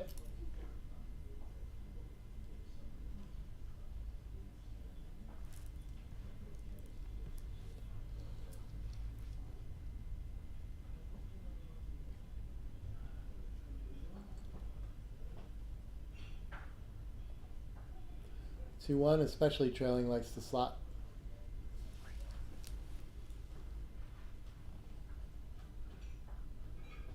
Four is going to hit, and I think I'd just step up with the 3 and make sure I get an anchor too. But playing down for a builder is fine as well.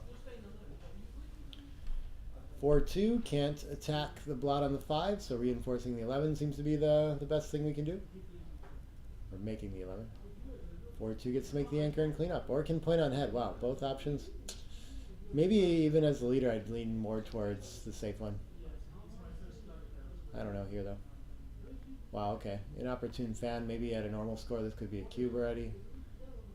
5-1 makes the 5-point. Beautiful shot. Yeah, 6 away, 4 away doesn't get as much benefit from the 4 away win a gammon for the match kind of thing, but I think we should be sending a cube here. This feels strong enough to me. Nothing really doing from the back checkers, so yeah, I guess the 5 prime in the bar point seems great.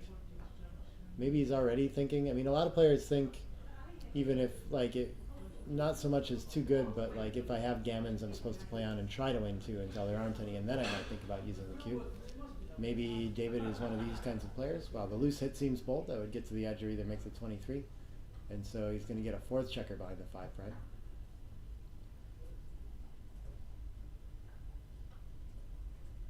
I guess I just continue on out to the 18 after that. Stepping up to the 21 seems fine as well. I don't know either. I guess there's a lot of, I don't know. That 11 is like creating some interesting restricted movement. 3-6 probably just needs to pop out, but maybe he wants to stay back and try to make the second anchor.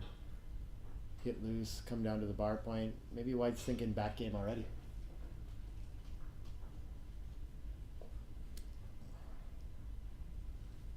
Black pause to think about the cube. I think he continues to have solid cubes and probably passes here. But it could be too good by now, I don't know. I don't know if we need to keep the anchor or not. Reasonable, but that's pretty destructive to our spare distribution, so it's tempting to just come to the 18 and try to leave as well. 2-1 needs to make the 22 point.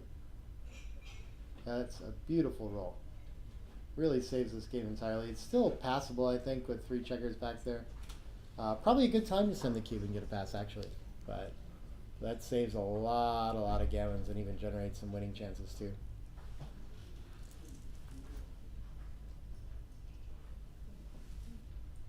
Let's it go. 1 point at a time this match. And so 3 away, 6 away. Going to be a lot harder to find a cube as black here. Easier to take, easier to send is the trailer.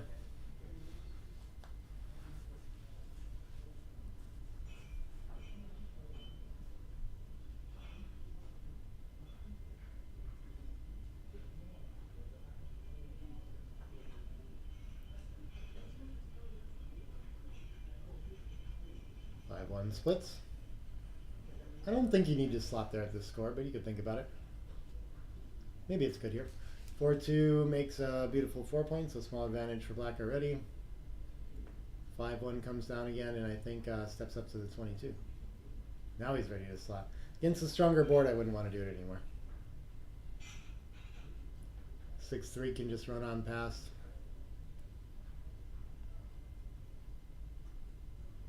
Duplicates 3s very nicely.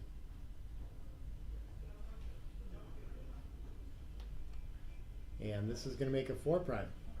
I think we still want to be up on the 22. I mean, the 23 is not the anchor we want to make anyway, so it's just a nicer split. 8-7 looks okay for distribution too. Both seem reasonable.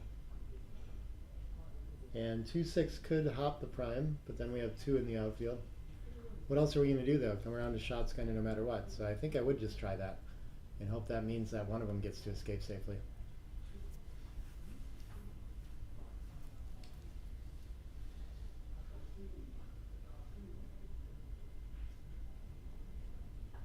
White trailing with 4s and 3s to hit and send behind the prime. I mean, it hasn't done it yet, so I'm not sure if it's a cube or not. I like to take for sure.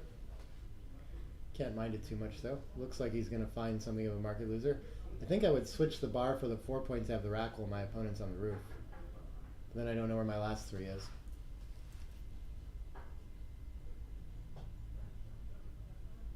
Yeah, okay. I like that. Not so many returns, just some aces that hit in the outfield. 1-5 is not one. That's going to come around the bend. So maybe this would be a really strong cube. Don't know if he could take it or not. 5-3. I think we like to make the 3 point, but we're starting to leave lots of fly shots around. I guess not lots of them. Just 6-1 and 6-3. And 6-1 is well duplicated, so he doesn't mind that one. Okay, I like it. 4-3. Probably. My first thought was playing to the 7. Maybe we can just play 11-4. But I think we need to play quiet and safe and be very careful here that we don't get more checkers back behind this structure and lose too many gammons. And if we can continue to move checkers into the board, then if our checker on the 24 point gets closed out, well, at least we won't lose as many gammons that way. 4-5. It is tempting to stop movement and just go for that hit. Yeah, the 5 comes in. I don't mind that. Doesn't quite have the material to close out yet, but should win more gammons when missed. 1-6 I think has to take a chance at popping out. And that's some game for black now. So the risk really punished for white. Needs a 1 or a 6 from the bar. 3-6 will do. 3 checkers back though. He's running short on ammunition, so can't afford to be hit anymore. 5. 6-3 makes the next point in order. I think that's better than making the bar point.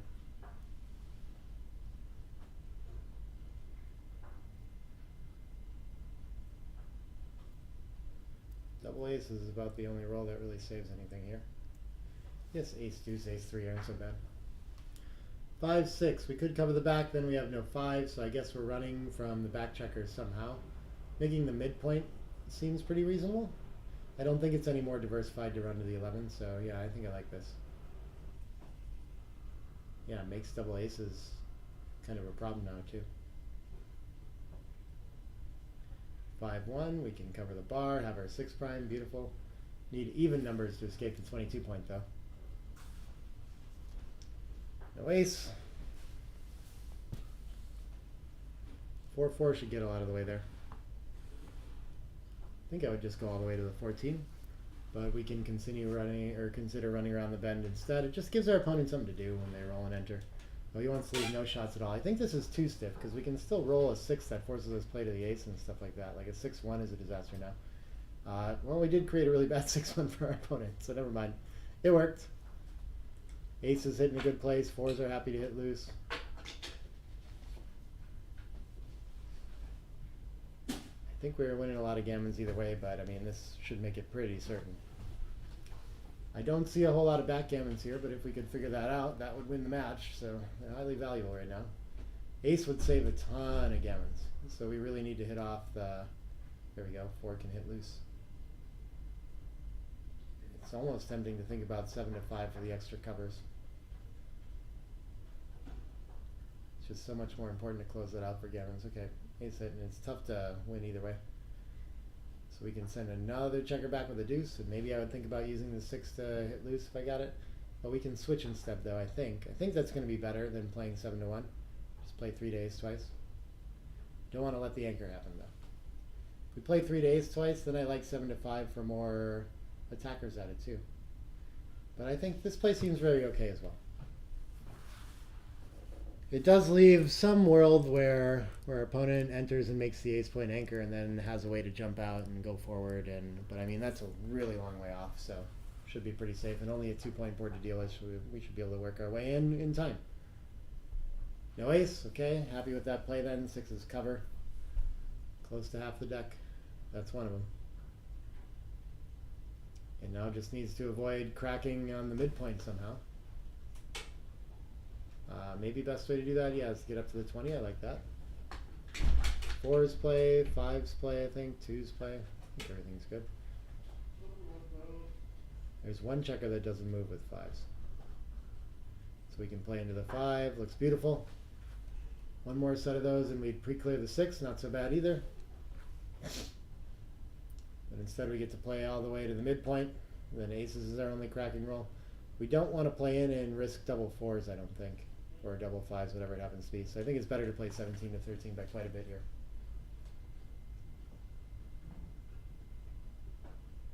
Four 2 comes around.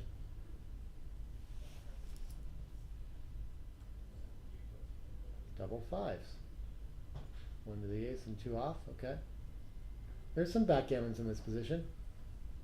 It'd be an exciting way to do it. 5-1, yeah.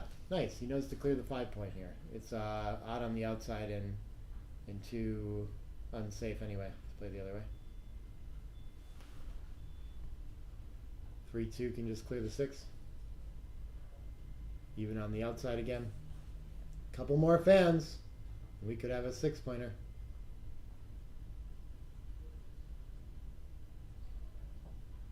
That should do a lot to saving the backgammon. 5-4 is nice though, 2 off. Still threatening. Another fan, okay. 6-3, only 1 off. Doesn't really earn a roll. And a lot of shot levers coming up now too. So okay, both enter. That's going to be a gammon. Backgammon is clearly saved. And we're going to move on to 7-6 two-way, three-way. That's an exciting score.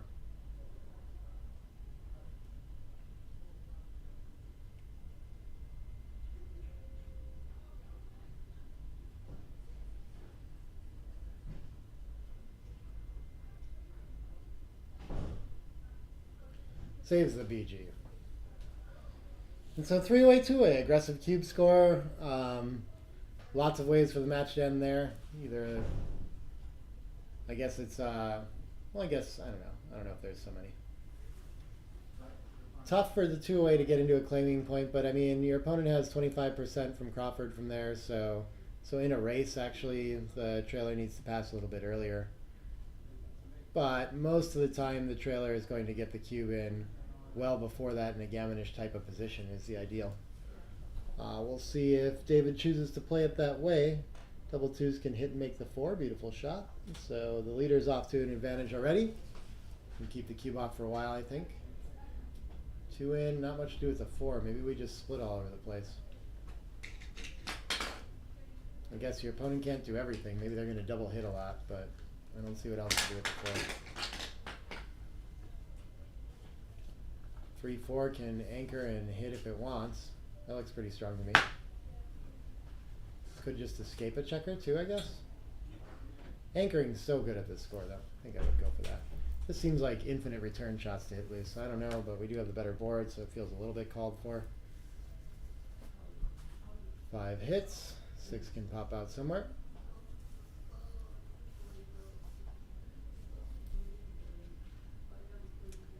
Now that we tried once, I think we might as well hit loose again.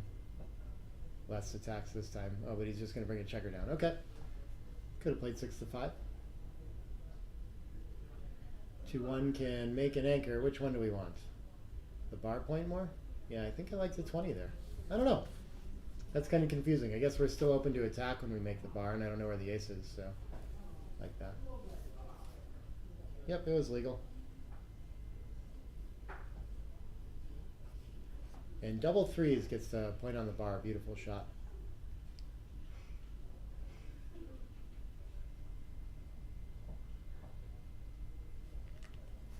(3-1). What does this do?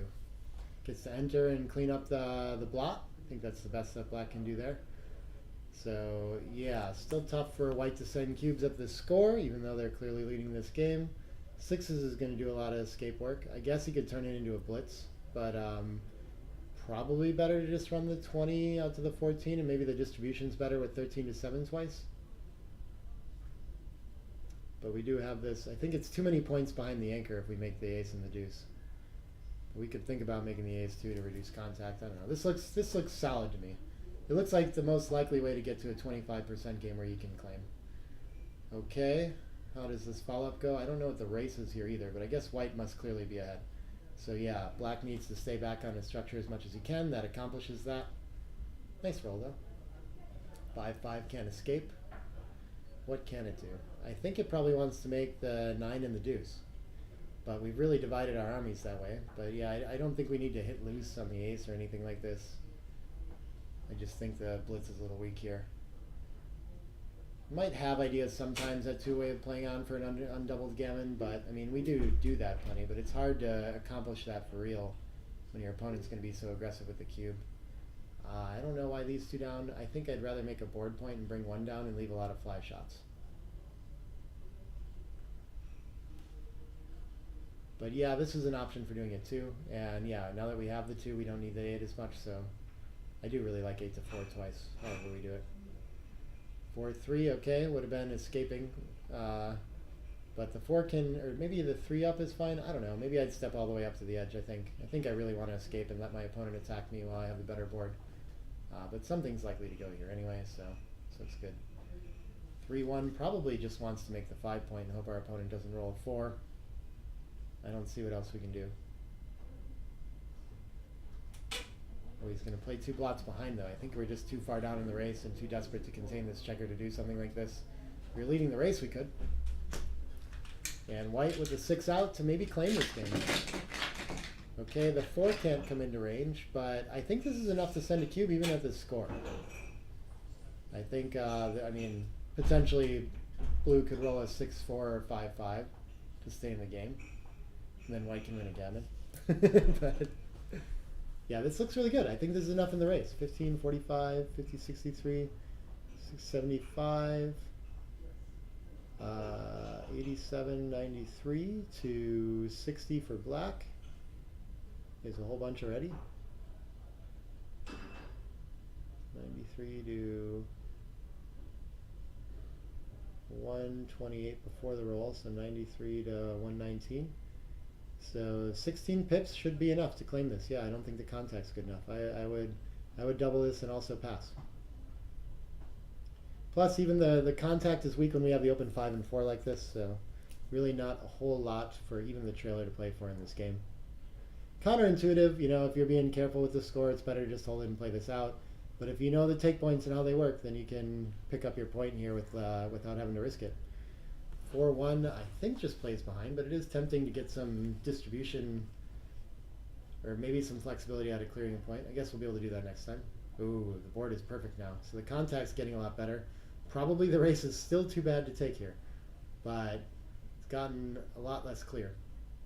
There go the 8 and the 7, and we just need to find a safe way to clear the 9. Now the contact looks pretty nice, and maybe this is takeable. This is so interesting how it's gotten here, even though the race has gotten a lot better. With 3 landing points, though, I think I probably still would not take this. 20 to 8, I guess? Yeah. Not a lot to do here. This could be last chance, though. There must be nightmare rolls. 6-4 is really, really bad. Yeah, maybe it's worth taking just on stuff like that. But usually when there's 3 landing spots like this, you can't adjust too many pips. 3-6 is safe. Yep, so this game is still over. If white wants it to be. We'll see if he decides to claim now. 6-5 can play in and close the board and keep the anchor for roll. No need to give him ace, but I guess like running can't be too bad. I don't know. Maybe there's picking passes or something. I don't really know. I would stay back there and not worry about the gammon.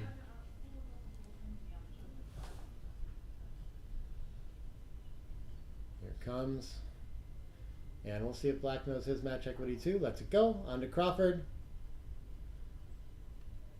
And an odd away, so gammons aren't going to matter at this score.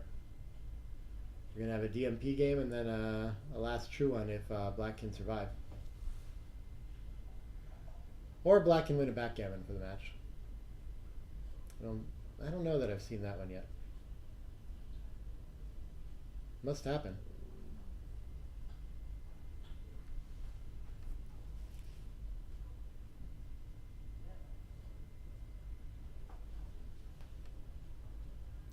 All right, 3-2. DMP, I think we still split.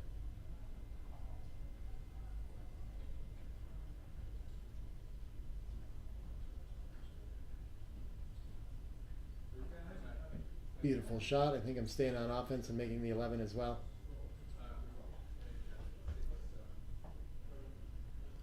And 6-6 fans, brutal. Okay. Great start for the trailer here. Maybe we'll get one more game out of it. 6-1 is going to make the 5 point. Ooh, not the bar point. The 5 point's much stronger here, even though we have to give up the 11. Our opponent's on the roof. We just really want to fill that in after we make the 4. 3-2. Okay, this is a life-saving roll for sure. Making the 22-point anchor is going to keep a lot of game here. 5-4 can't really improve the situation. Needs to split urgently though. So I like this 4, and why not clean up the 5? I guess. I don't know. Just don't feel like I need to have blots around right now. I guess it's reasonable to just continue and run out with all the shots there too. 13 to 8 just strips the mid though. I don't feel like it accomplishes very much. 4-3, it's DMP, so we can go for whatever. Probably just going to hit 2. Hope that this turns into some sort of blitz that we can maintain, and escaping the structure now isn't too bad. And if we get sent back, that's okay. We don't mind if we lose a gammon with a bunch of checkers back.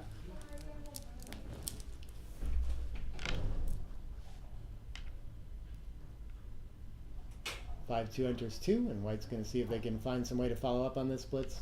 Some sort of hit and cover. Probably only 4-1 kind of stuff. But I think, I mean, it's probably fine to just hit again. I think 6-5 and make the 11. I don't think we need to...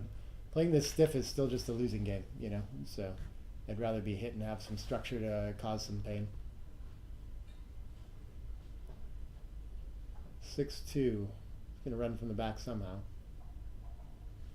I guess I like 8-6 and 20-14.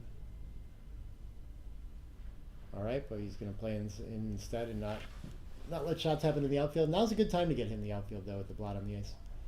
This can come all the way to cover the ace, or we could make the 5 point, or we can hop out to the bar. Yeah, okay. Is the race good enough to do this? Maybe. If we do this, we don't want to hit though, so we're gonna play 13-9 twice.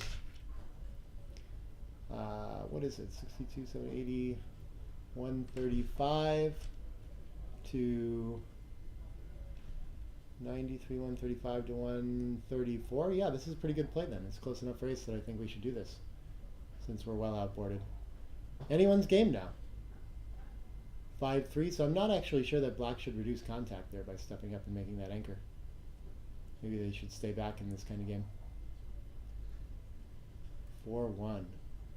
Probably just slotting the 3 point.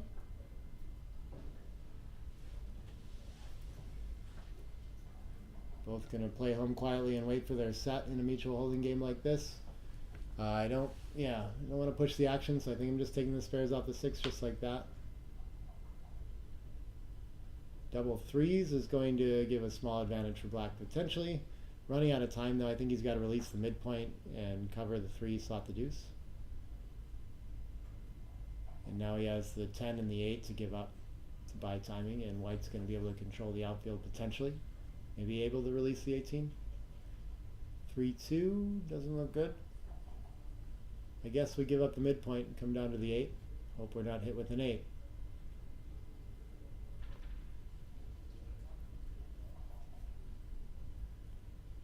And just a 3-2 can release the 8 point. I don't think we're anywhere near ahead enough in the race to need to do this, but there's 2 blots behind is the idea. So it is a nice time to do it, but I just don't think he has timing issues and can wait instead. I don't know what to do as white, but DMP makes me think that I should just, well, I guess again the race really is everything here. Is there a way to clean up? There's no way to play this safely, is there? Wow. If there's no way to play it safely, then what do I do? I mean, my first instinct was just to hit 2. I am struggling. Maybe 13-8 and 9-6 if the race is good enough. Let's figure that out. 9, 50, 67, 71, 91, 103, 112, 115. After 8 is going to be 107. Oh, we can do this. He leaves a shot there. Sure, this is fine. 101. But I think he's down in the race a little bit. Not enough. This is probably his best chance at winning. Black can just, black could make the 14 point. That looks like a really nice way to escape both checkers. I guess the contact's actually helping him out and giving white a lot of problems with all these spots behind, so I'm okay with staying. Yeah, things are looking good for black in this game, though. 6-3 should just make the 4 point. Alright, starting to make some structure, but black also should have an easy time hopping to the outfield right now. 5-4 doesn't quite link up. I think I would take the 4 out and the 5 in just to leave less shots. We're still connected with a point. But I guess the 5 out is going to probably get to a point safely a little more often. So not clear. 2 blots behind 2, so we don't care about the fly shots yet. 3 can slot the 5, and the deuce can make the ace. And the board is looking ready for white, so there's a little bit of contact value there. Probably really hoping just to roll a big set and win that way, though. 4-3 would have linked up the other way. Funny how that goes. And I think they're ready to take a 9 to hit.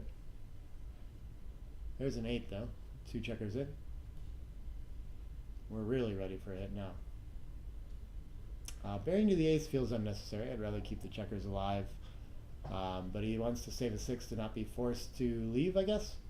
I'm not sure what 6 is not going to like break the board anyway though, you know? So I don't think we've saved a lot. 5-3, ouch. This is a terrible shot for black. Either we come and volunteer the ace or we destroy our board. Since white's about to destroy their board too, maybe it's okay.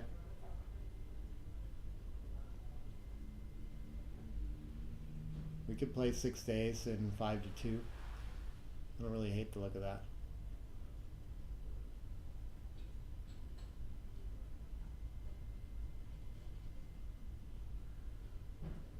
Alright, we're going to play one of these stubborn who has to go first kind of games. So here we see after burying, we're still going to have to bury another checker on this one if we want to stay back. Probably okay to do. I don't think there's much other choice anymore. I think we're both committed to burying checkers and not being the one to leave a shot, so sure, bury the ace or play this way is fine too. See if we can finally roll a 6 to get to safety. No, but he does get to cover the ace and clean up the blot on the 6 as well, I guess. He wants to keep a playable 5, I guess, this way, so that's fine. Yeah, I think that's okay. Oh, steps into 7 range instead of 9 range, so that's going to add 1 shot, no, 2 shots, because the 3s are blocked. But they're all indirects with the blot and board, so it could be okay to get closer to home. Let's see what white comes up with. Still no 9, so we're just going to vacate the 5 and make a 5-point board. Looks nice. 3-2 still can't get home, but it can bury to the ace pretty easily. White's still looking for a big set or a 9. 4-1 is going to kill another board point. I don't see any way that we're going to leave like double shot here.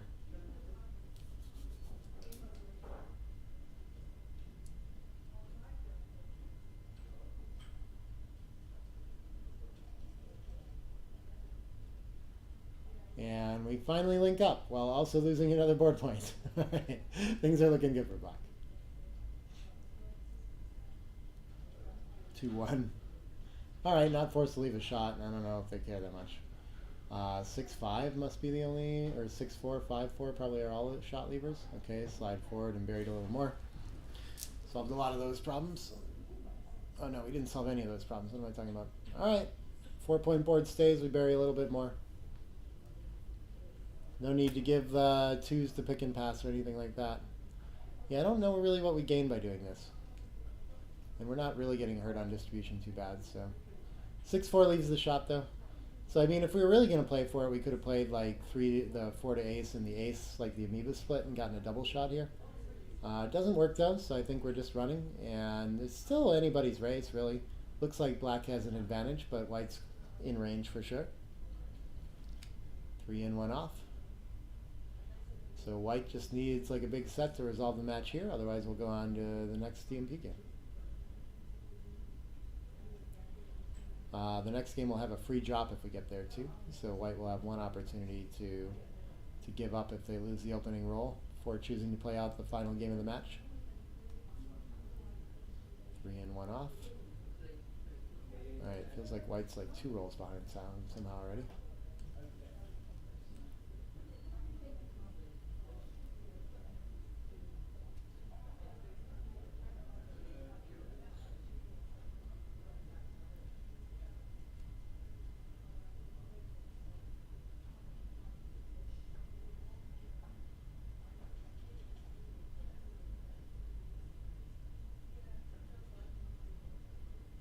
Alright. Looking good for black. I think we're going to have another game here.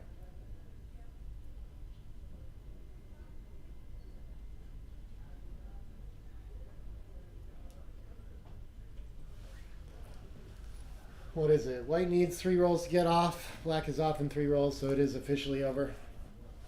Yeah, there we go.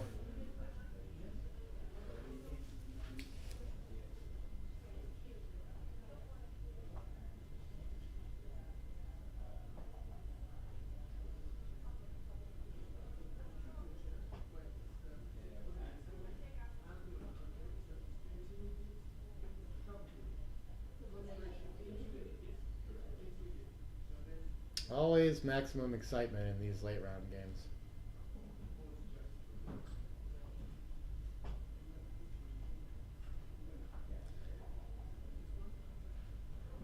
Five, 4 to open for black, so having won the opening roll, unless white can do something that improves on that, they will have a pass. So split as well is enough advantage for black to send the cube and white to play the next game. Oh, he's going to take it instead, though. Okay. I think it's worth exercising the free drop there. 3-5. Often when our opponent splits to the 20 point, we want to hit loose there instead of making the 3 point. I don't know for sure after we both played a 5-4, but I would still do that. 5-6. Gets to run all the way.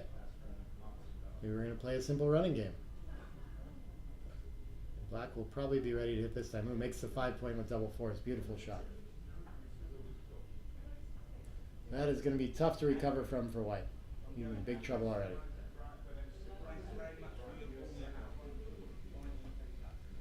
Four, 5 gets to try to hop out and pass though. Freedom could be a way to do it. So if we can avoid the long 6-5 or the 4, it'll be an okay shape, but still down in the race, so still in trouble. The 4 is going to hit. Probably 6 just comes down to avoid leaving blots everywhere in the outfield.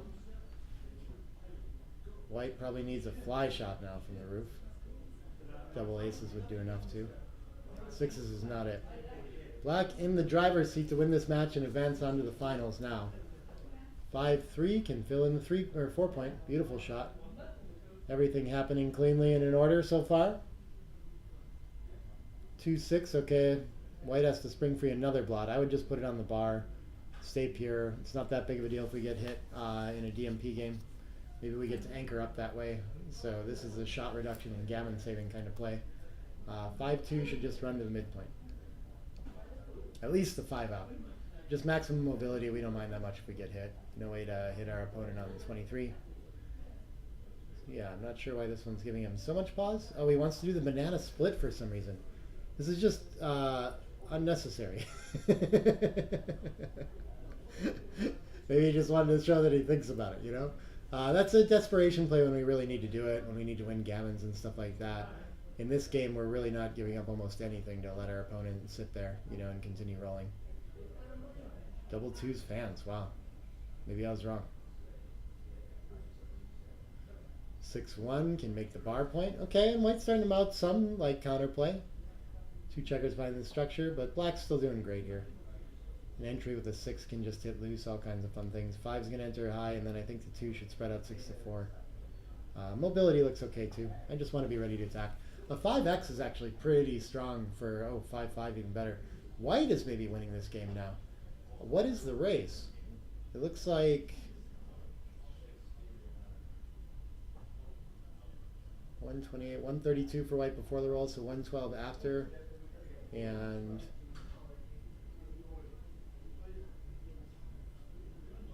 $68, $98, $110, $116. Yeah, so white's ahead now. Okay, and we get a fan, and yeah, white is a huge favorite to win this game now. I think I like the blitzing decision to take away some extra pips too. The race isn't that big. I think it was less than 10 pip lead. Oh, 4s is just, this is amazing. What a crazy fast turnaround here too. 2 on the roof is still going to give black a chance to hit a late game shot for a long time, most likely here. White's going to work to fill this in, but maybe we'll be a little hesitant to leave things too loose and get hit by fly shots. 6 down, 3 down looks pretty nice for builders here, but maybe he'll find a safe play like 6-3 to avoid leaving any.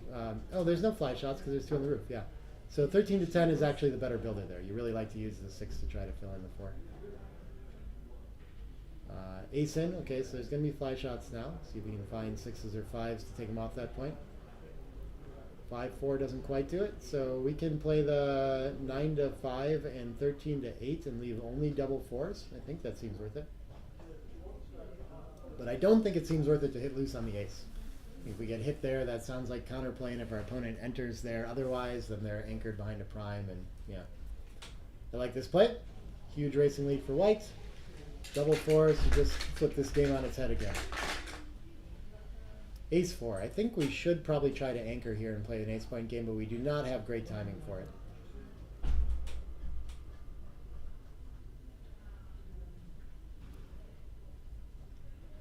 The 6 is going to be forced, and the 3 is going to play 6-3. And okay, so that gap on the 4 is going to give black some winning chances. Ending up with a little bit to play for here. Probably under 20%, but not dead. 4-2 looks like it's going to play 7-5 and 6-2. It's probably the cleanest. So if we play the 4 in, though, we're only going to find 5 to 3 as a safe play, and that just looks gappier for the distribution and things like that. Harder to clear the 6. 5-3 looks like 2 in. But he could be thinking about just running here. I think this just opens up like attacking rolls with rolls that might be awkward otherwise. So I don't think we want to do this. I think it gives us something to do with like 2-1 is a really good example. That is otherwise just carrying 6 to 3. Aces, things like that. Double 4s. This would have been a shot lever, and now instead it's just going to switch to the ace and clear some contact. So yeah, unfortunately, I think that splitting with the 3 is really going to cost him. We'll see. We could get a 6-5, 6-4, 5-4 kind of roll here and leave a shot. 5-2 is going to be safe for now. Yep, we're taking off for sure. Don't see any reason to flatten out 3 days instead. Don't need spares on the deuce for distribution. 6-3 fans. So there are a number of shot levers here too. 6-4 clears nicely though, and I think white's done it. Hard to imagine how black is going to fan enough and white's going to leave a shot. Race should be dead, but he's going to try. Infinite double 6s, a whole bunch of 2-1s. It's always a chance.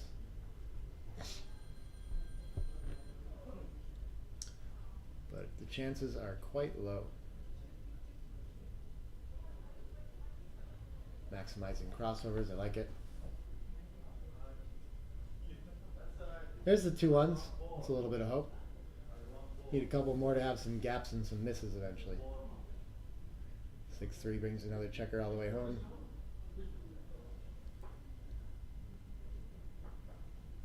4-2 is 2 off.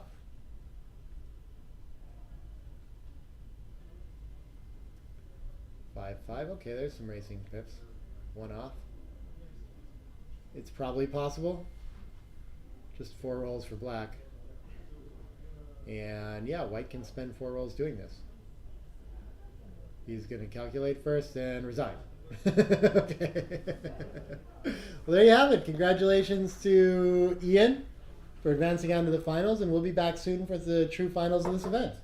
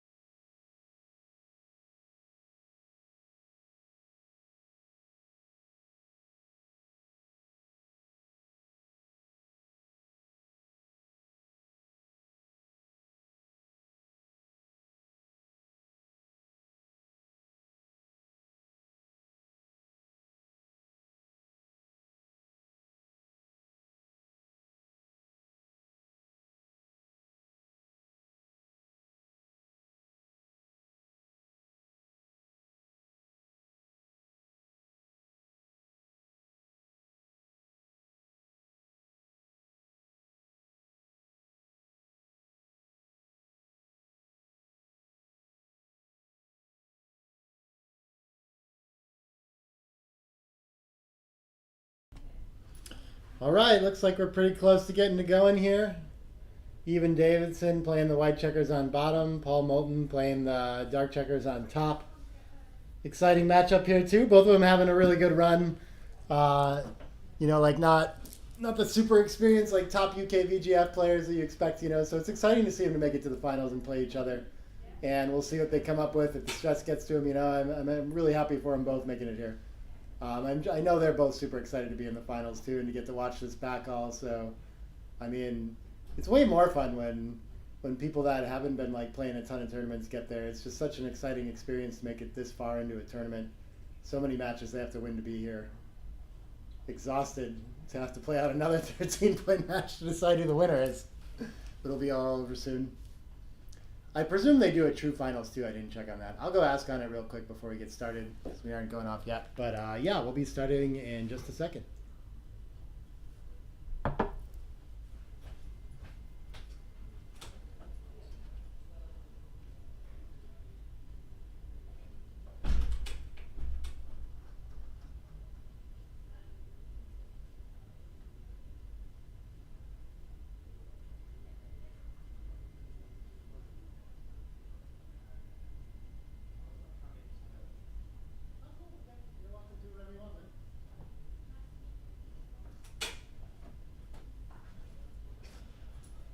Sounds like we might have Andrew Selby in here to come talk to, the tournament director. He's been doing a great job all weekend.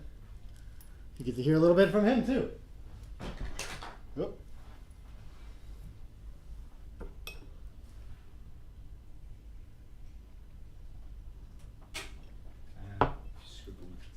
Garbage. When you need me to introduce, I'll just Go ahead, man. We're live on the mic right now. say say what you have to say. I'm a very spontaneous person to the point of combusting this weekend. So, out the box. Welcome all our members to the UK Open. This is Andrew Selby speaking. Pleasure to see two of our very own UK players. Paul Moulton, probably not known to many of you, but has come back to the game, like many from a chess background. Clear correlation that very good chess players are very good backgammon players. Mm-hmm. Paul is from York, supports a lot of my London events actually, very well known to me, extremely tough competitor and a complete vandal, especially with baffle boxes. Ian Davidson from Meltham near Huddersfield.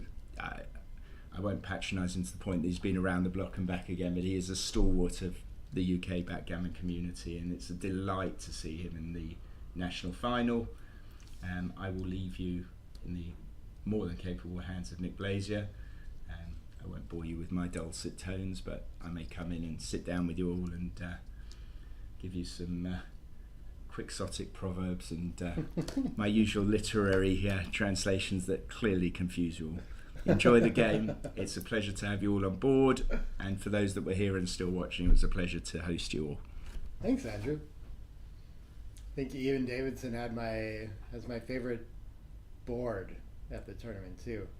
I got to play on, I don't know if it's exactly his board, but Phil had one made just like it from Jeffrey Parker a long time ago at like the first Chicago Open that I played. It's a Jeffrey Parker like orange and black microfiber, and the checkers just glide all around on it. It's beautiful. Yeah. But why am I talking about that when we're playing on an art gammon board here? Beautiful art gammon board with nice heavy checkers. Sponsoring the tournament in the UK BGF. No one takes this board home for winning or anything like They that. do. Oh, this they is do? the winner's board. Oh, nice. Okay. And That's this is an exciting. event that was for the members. Yeah. We're doing this as a UK BGF board member. No Great. profit. Yeah. This is your money being very well spent, I hope. Beautiful. Well, here they go. 6-1 to open. Bar point as usual. We're going to play the full 13-point match again after that 9-point fighters. So that's what Paul's been doing all tournament, but Ian's had to take a little run for the fighters and play some 9-pointers, so we'll have to get used to playing a long match again. 2 wants to split, of course, after the bar point gets made. Pretty standard stuff so far, not a lot of big decisions. 4-2 could make a point, but it would volunteer a direct shot. It's probably still worth it here, but yeah, I understand why we would choose to split and play down instead. 3-1 gets the point on head. Beautiful shot for Paul. Huge advantage, maybe even enough to think about sending a cube very soon here. Not after that roll though. Ian's going to anchor up. Saves a lot of life, but he is behind quite a nice prime there, so it can be difficult to play a true holding game from the 22 behind that 4 prime, especially if somehow he finds a way to make the 9 point behind it too. 4-1 probably just wants to find mobility here.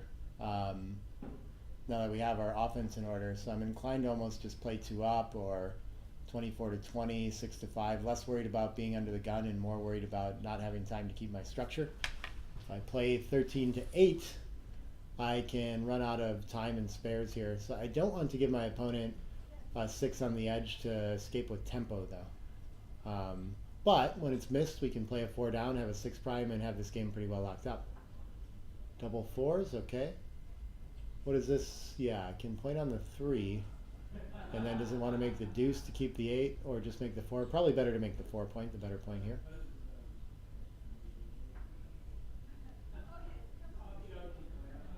And Paul's pausing to think about the cube here, it seems like. Okay. Yeah, I think on the roof he's in a little bit of trouble, but does find a likely market loser here. 6 from the bar could be a lot, but it's going to be pretty loose for white too. But, I mean, he would take it. 1-5 does not seem like enough, but I think the tempo hit is required here. We would hate to get sent back behind the structure. We can't let our opponent just cover the back of the prime here. 5 in, and what is the 3 going to do? I guess it doesn't seem like he was in a hurry to lift before, so maybe he's still playing 14 to 11. I guess we have to leave a shot either way. I think we'd probably rather play 9 to 6 and avoid having our opponent get to hit with tempo. Still feels the idea to me. But this fits how I've seen Paul play so far already, so I'm not surprised by that play too much. Looks good. Ace 4 is a very nice pick and pass number. Buys him a little more time to maybe roll that 6 and punish the slot at the back of the prime. 4-3 can't enter. And I don't think Ian's in any risk of losing his market if he hits that 6. Still a lot of work to do. Wrong kind of 6. I think the 2 should step up so he doesn't have to give up his anchor to hit with the 6. And the 4 is down for sure regardless.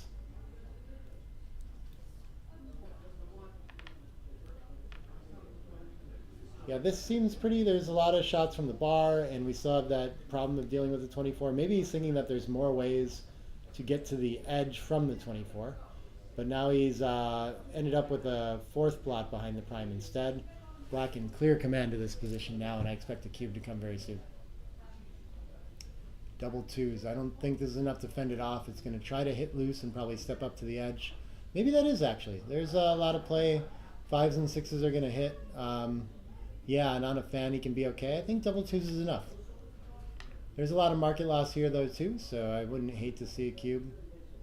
Not really sure there. 5 hits, 4 finally gets make the back of that prime, and Paul's got what he wanted now. And so I presume the cube will come with this. 1-6, buys some mobility, not the worst shot. Oh, he's going to hit instead. I think he really needs to come out from the prime and doesn't have time for this. So I like cubing this already.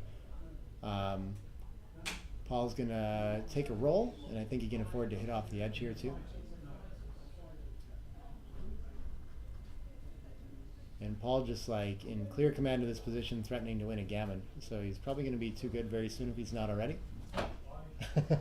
Oh man. Enters both, which I guess he'd rather stay on the bar now so he doesn't have to crunch his forward position. Paul has 7s, 8s, 2s to cover the 6 prime. Yeah, this is too good now. I think it's better for him to play on for the gammon, but I think we've seen earlier that once he gets to these kind of positions, he's happier to cash it. So maybe we'll see him just take the 1 point in hand.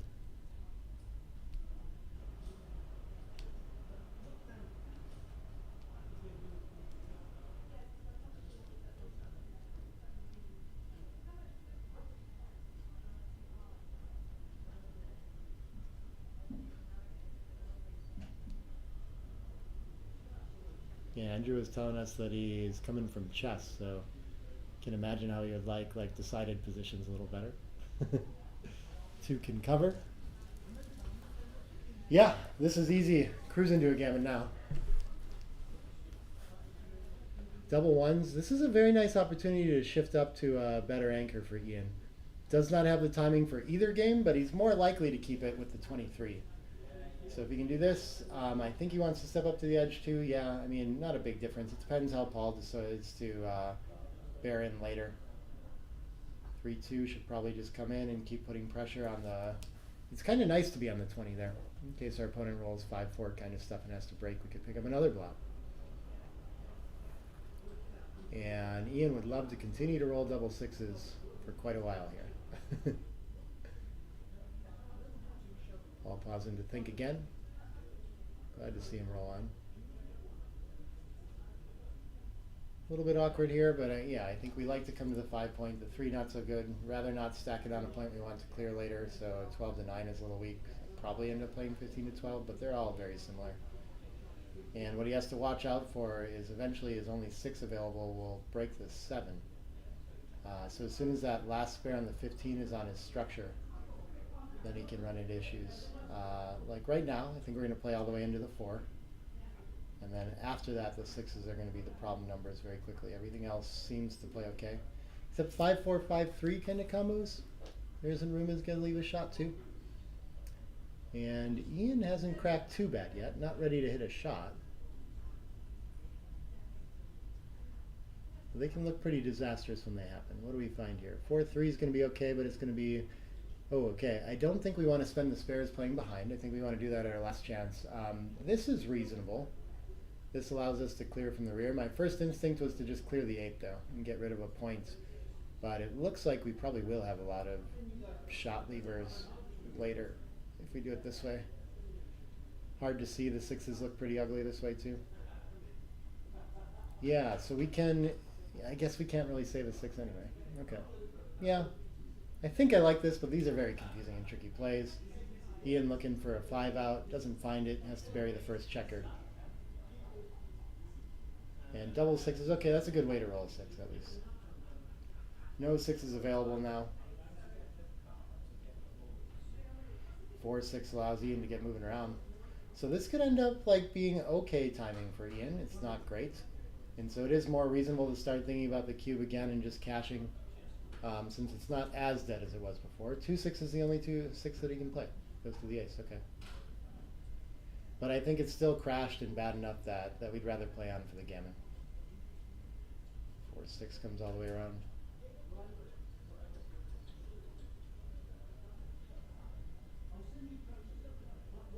All right, the 4 plays, so we can volunteer. It's only a single shot before our opponent makes their board, but I think I'd rather bury the checker still. It's hard though. As soon as you start stacking up on the ace, things get awkward very quickly. But we still have some rolls to maybe roll a set 3-4-5 combo and get in safe. We just may not have to leave a shot if we avoid doing it now. Tough decision though. It doesn't look too likely that White's going to build any more board anytime soon either, so if we end up leaving the shot later, I don't think we're sad that we waited. Yeah, I like that decision. Double 4s. I think that does have to go. Yeah, I like Ian's idea here. If we keep one checker back on the 22, I think we get pointed on a little too often. I think this is still very gammonish and okay to play on, but I don't mind cashing now. It's getting a little sketchy. It's just very likely that he's going to leave a shot, and Ian could parlay that into a win. And the gammons must be going down with having gotten those 2 checkers out. More of a 23-point holding game here now. So, I don't know. On the fence now. 5-4 clears safely. Happy he played on from here. And 6-3 can play around and in. Start to build the board. Ian's getting more ready for his shot. 2-1 fills in a gap too. That's a beautiful roll for Paul. Could clear points. That's fair, but I think it's more important to not have that gap on the 3 for the rest of the game. 2s, if he clears, immediately 2s are going to have to leave a shot. They're going to have to play 5-2. So if we can spot that and go through the numbers, I think he'll see that it's better to make the board point. Those 2s are going to leave shots for the rest of the game too. It's a big problem with it, so that's a good find. 7s and 3s cover. That's neither, so I think it's going to slot the other point. 6-4 was the number to avoid, and he dodges it. 4 off. 5-3, yeah. Yeah, no other options really. Getting a little stripped though, so he needs to find a way to clear safely. Yep, Ian gets to cover one of the points. I'm not sure if it's better to clear the 6 or the 5 there, but either should be fine. Clears 2 points, Paul does. Okay, that's looking good, but I feel like the gammons are really dwindling here. But they still could happen, and there's only 6s, 5s, and 4s to even leave a shot. We're probably still winning after those, so fine to keep playing on. 3-3 is probably going to need to run a checker from the 23. In direct range now, so if he closes out, yeah, the gammons are getting really low. I don't see any problem numbers, so I think Paul should just take a shake on that principle, but the gammons are really low.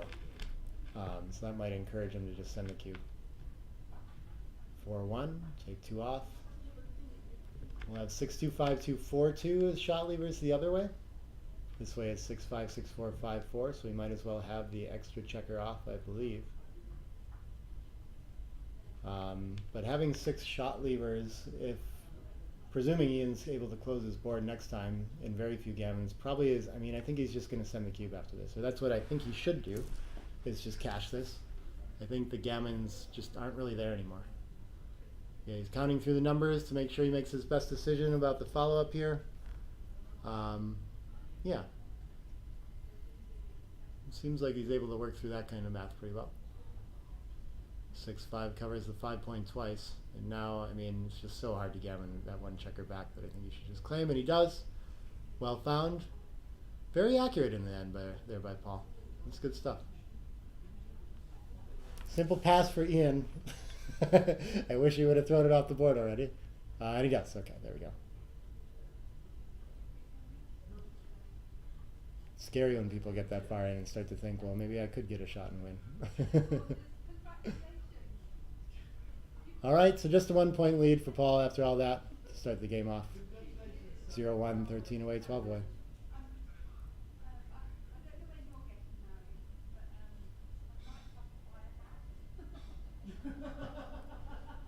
For 1, I think he splits. Can't remember. But yeah, that is the favored play too. 4-1, yeah, after the other opponent's 4-1, I think it's best to double hit here. Put 2 in the air, it's a little weak blitz, and Paul follows up great. Makes the 5 point. Huge advantage already, probably approaching a cube. 4-6 doesn't hit anything, just has to pop out. Yeah, I think that's better than coming out to the bar and getting double hit a lot. And I think he could have thought about sending it already, but he's going to have both bar points now and have a fairly clear pass.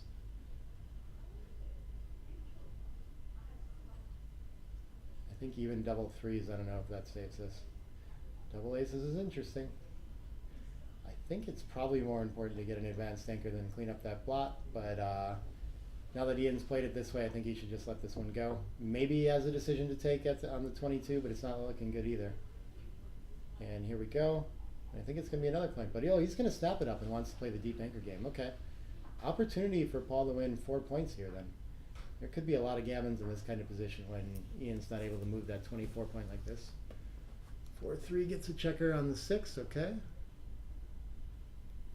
6-4 can cover the 6 prime. That seems worth doing. Hard to escape 6 in a row.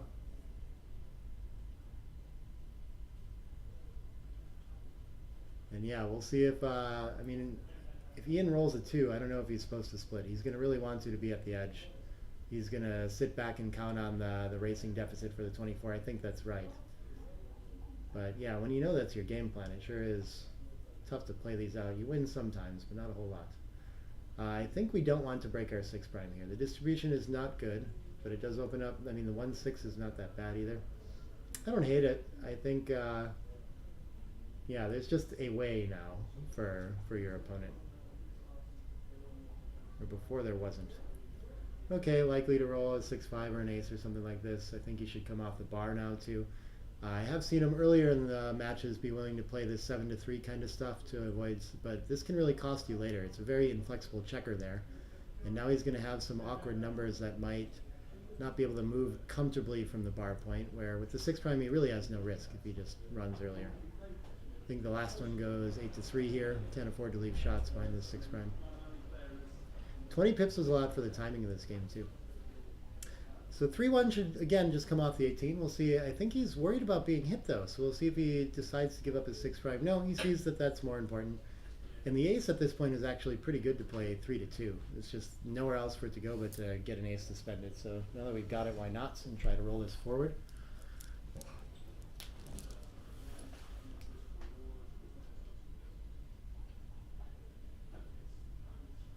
Advancing should be fine too. 2 something. 2-1. Okay, a little bit of life. We can get a checker stuck behind the prime. Double 2s. Oh wow, that's frozen too. He's blocked there. Realizes it, and so he's going to have to give up his 6 prime. Still, I mean, Ian still doesn't have a whole lot of life here, but this is something to work with. Hitting would be huge. Covering the bar somehow would be huge. Maybe making the deuce is the best act. Oh man, every 6-1 is beautiful for Ian. You would love to hop over the prime. You would love to point on the 2. You would love to make the bar points.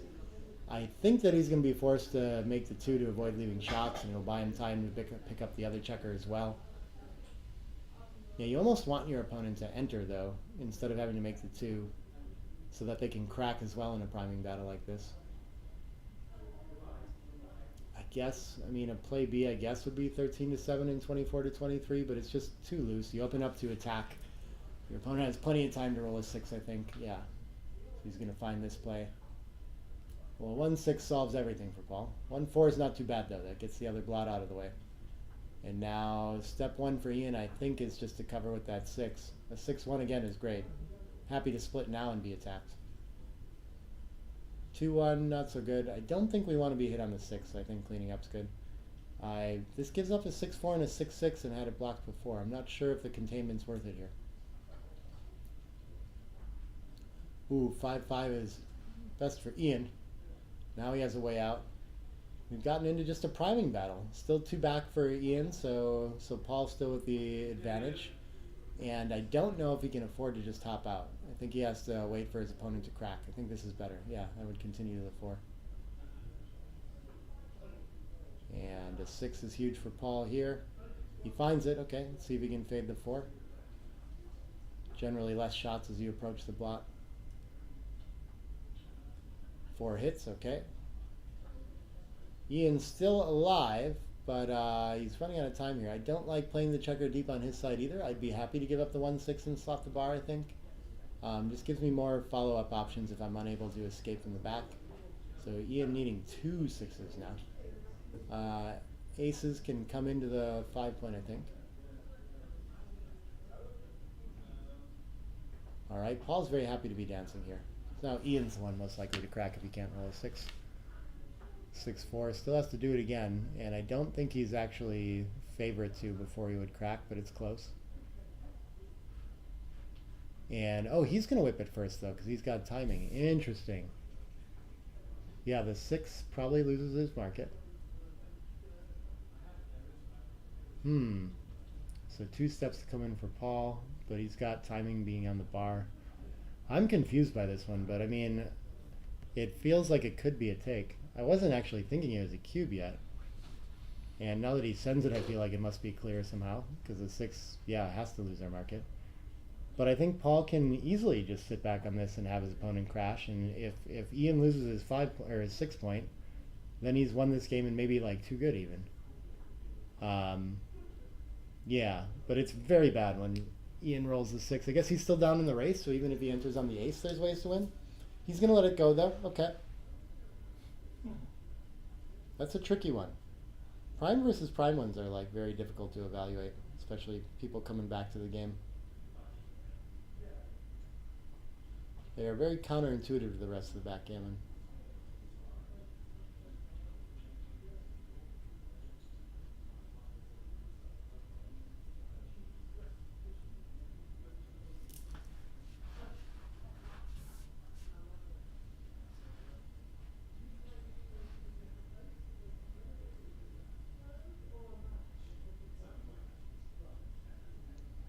Four 3 tends to be 2 down, and I think it's 2-1, so 11 away, 12 away. Some people prefer splitting, so I think he's just going to do that, but I think it's still okay to do it at that score of the 2 down. 6-4 can run past is probably better than hitting loose. But actually, I'm not sure. Maybe hitting loose is better. Yeah, probably this and split. It just looks very awkward. I never really like hitting from the 8-point. 5-2 can hit on the bar point. Can't hit the slotted checker. 4-6 gets to hit on the bar point again. Battle continues. And 3-2 can enter on the 2 and hit with the 3. Send a third checker back. Oh, he's just going to make the 5-point instead. Go for the structure. Okay, that's an option too. Play the easy game. And it makes these aces awful awkward. I guess 4-3 is going to be the last one after we shift to the bar and step up to the 20. You can play to the deuce as well. So I'd rather keep that checker here. I'm not sure why I want to stay back on the 21 so much. Okay, this can just make the 3-point. Tempting to leave the 20 already because we're running out of timing too, but I think this is probably okay. 4-3 gets to cover and make the anchor. Beautiful shot for Paul. Lots of life in this position now, and Ian has the racing lead probably. Actually, I don't know with 3 checkers back either, but very stripped position. So probably he's just supposed to run out and try to find some mobility and checkers to play with. Unstacking 6-8 can't be too bad either. This doesn't really accomplish a whole lot. 2-1. I don't mind hitting if I'm Paul. Very race dependent though. I guess he's got to leave a shot no matter what though, so why not? What else do we have? I guess the ace just has to continue to the 3. Yeah, I don't see another play either, Paul.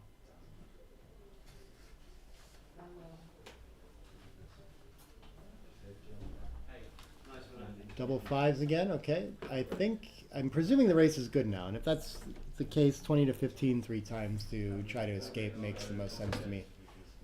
That looks like 95, 99, 119, 126 for white afterward, and 101, 115, 133, yeah, 140, 106 to 140 or something like this, so it should be a very clear play to run then. Maybe even last time he was supposed to come out with his 5s then. So clear racing advantage, but still a lot of work to do to clear past that bar point. So yeah, we'll play on from here. I think that it could still be a cube for Ian, but it should still be an easy take for Paul.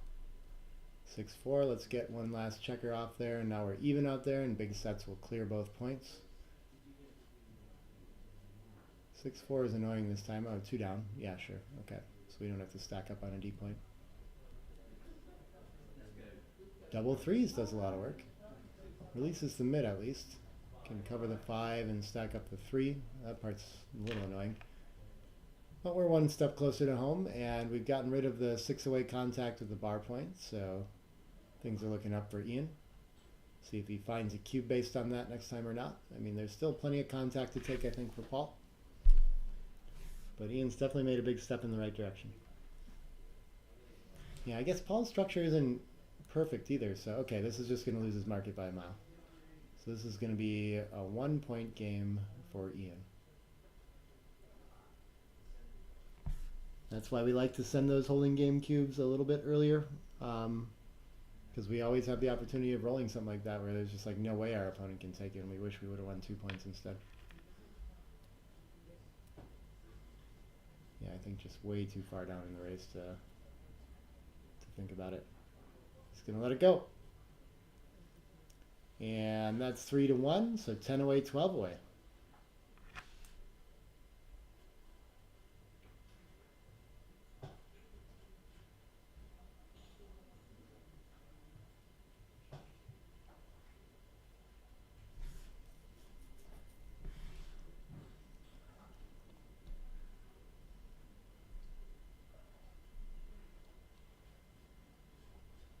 One starts with a 5-point, best opening roll for Ian, and 2-2 is a pretty strong response.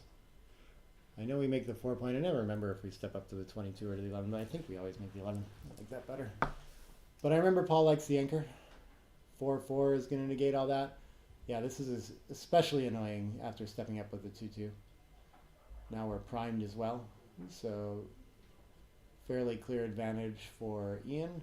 Yeah, it looks very stripped if we make the 3 points. Maybe he's right to actually do something else, leaving checkers in front of the anchor, not so scary, because Ian has to give up quite a bit to hit it.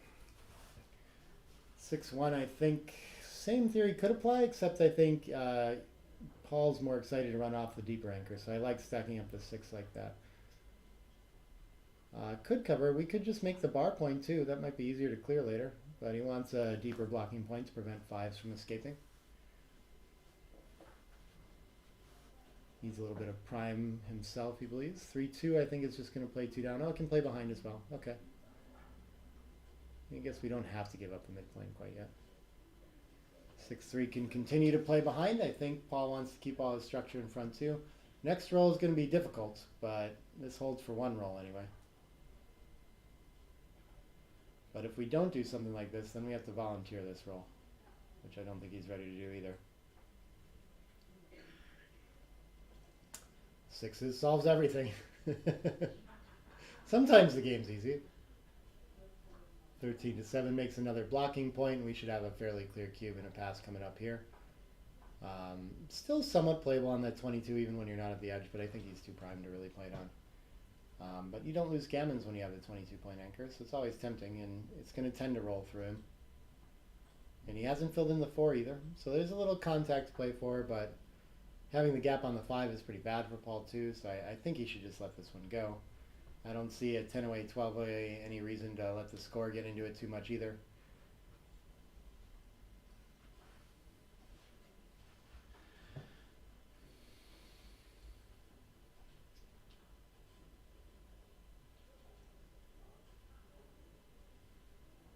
Presumably he's going to take some time to count the pips and figure out where the race is. It's a good thing to do in holding games for sure. That's the main feature. If you've got enough race, then this looks pretty playable.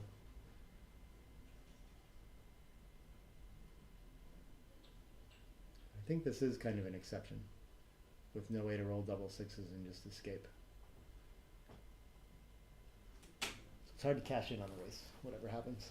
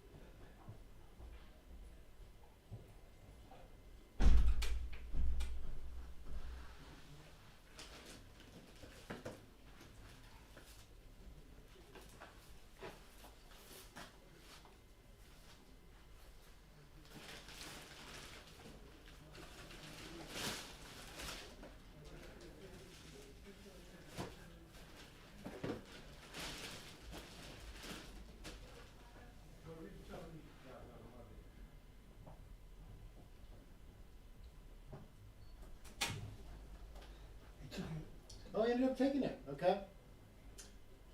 Well, it can work. 5-1. Oh, look at this. Ian's going to play it pretty tight, too. Not sure he needed to bury to the ace like this. I maybe would have just come off, but okay. Earns the double 2s, which probably would have been hitting if he played my way, so cracking for black as well. 2-1. I don't think you want to give up your structures. I think we're coming from the 14. But these are more interesting than I think a lot of players might think with the 5 prime in front and no way to escape, because like the tendency is just for the prime to roll through the anchor anyway, as you can see with the buried checkers behind. It loses a lot less gammons and wins a little bit more than probably you'd think. Oh, he really feels like he needs him to crack, so he doesn't want to hit. This is an interesting idea. Yeah, I'm not sure which way is best to get this one home. So if you hit, then you're hoping to roll some aces to get to the edge, and then your opponent dances and things like that, so it's not a bad idea. 6-1 can... Ooh, if that was his plan, maybe he wants to hop the prime now.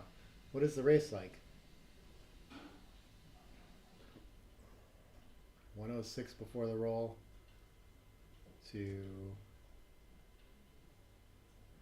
94. So if he runs 99 to 94, it's not too bad of a race, and it's tough to get gammon. And I don't think, yeah, I don't know. I think, ooh, this is interesting. I think maybe hopping is best there. That prime is just so much to deal with. Fives comes all the way around, okay. I think that's the right idea, but filling in the 4 point is pretty good too. I don't think you can afford to do it and leave a shot, because then your opponent can just escape with direct sixes, so first instinct seems strong here. And Paul's going to get the slot, and he's going to start to crack, but he'll still have some racing equity here. Potentially. If he can escape fast enough after Ian starts to roll through. I guess we could clear the bar point. Doesn't look a whole lot stronger than just burying though, and this is getting pretty awkward for Ian. I think I like this. I think this is going to keep the 6 point alive for a little bit longer than if we had just played 6 days. 5-3 is much worse. He's going to wish he cleared the bar point last time, I guess. This leaves a shot now. So bearing in against 22 points is harder than aces hit, and both these would put Paul right in the game, make him a favorite quickly. And how about both? That's a beautiful shot. I think this is usually going to be a claim. So well done on that take, and I think he's turned it around well enough to send that cube back. There are a little bit of gammons. I don't see enough to play for. Score deficit is going to make the cube harder to take. I love this. I think we've evened it out to 10 away, 3-3. So rewarded for seeing the future of the 22-point game. That's how those work. They're never too bad at takes if you go for it.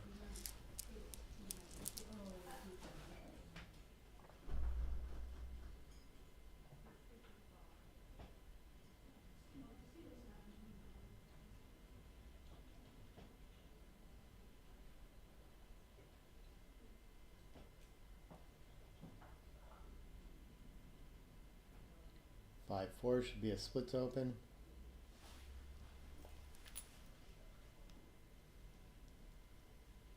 Six, 3 likes to fight for that 5 point.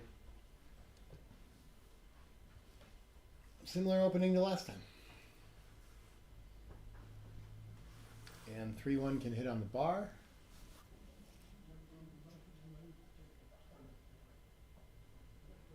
2-6 gets to send a third checker back.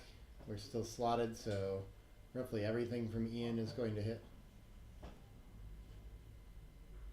Not a 1-6 though. That's going to hit on the bar though. So yeah, everything that misses hits on the bar point instead.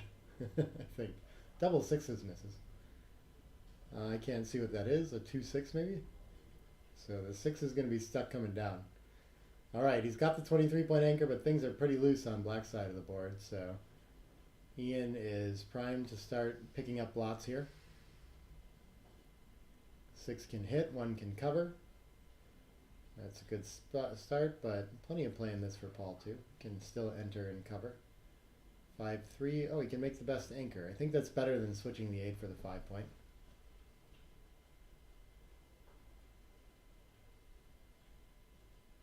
And double sixes. Bar point and all 3 coming down to the 7 is what it looks like to me. Clear advantage, but a lot to go. Oh, I didn't realize he could see the light there. Yeah, then it probably could. I think he should run that checker and keep both points. I like this. 5-4 can hit. There's no points on board yet. Yeah, I think it's worth giving up the anchor for that. Just mixing it up instead of playing a losing race here. And once we do that, I guess coming around to park in front of the anchor makes a lot of sense.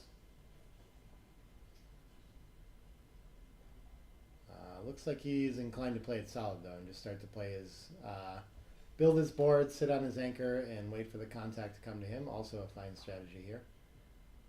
4-3 with 2 blots on board. We don't have to worry about that point on the 10, so I like this decision from Ian to just make a board point.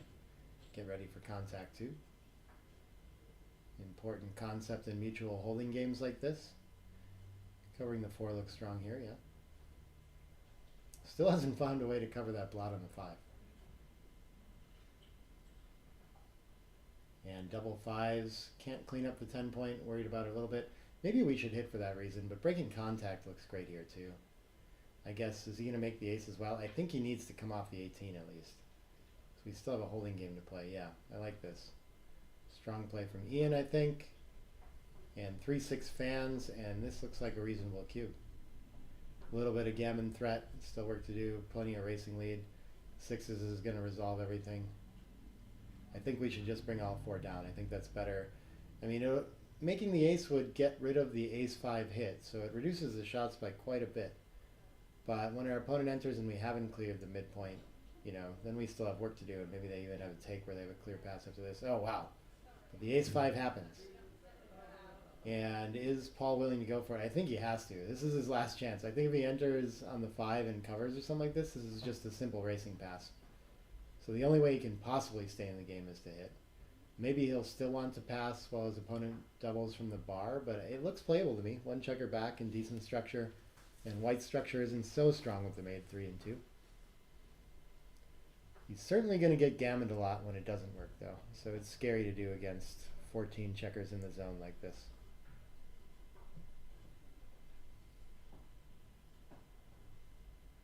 Alright, he plays quiet, which means he's resigning a point, I do believe. Just not enough contact here to play this one.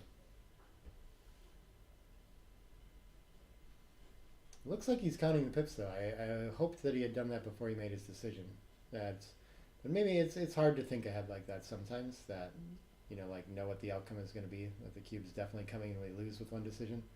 Could be that it's like too good or something the other way, too. Doesn't make it the wrong play, but it's good to be aware of. So 9-08, 10-08, 4-3.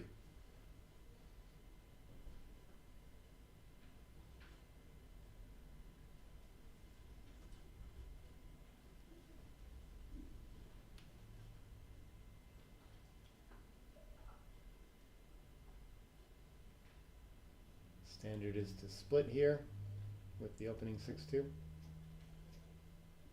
Oh, he wants to think about it though.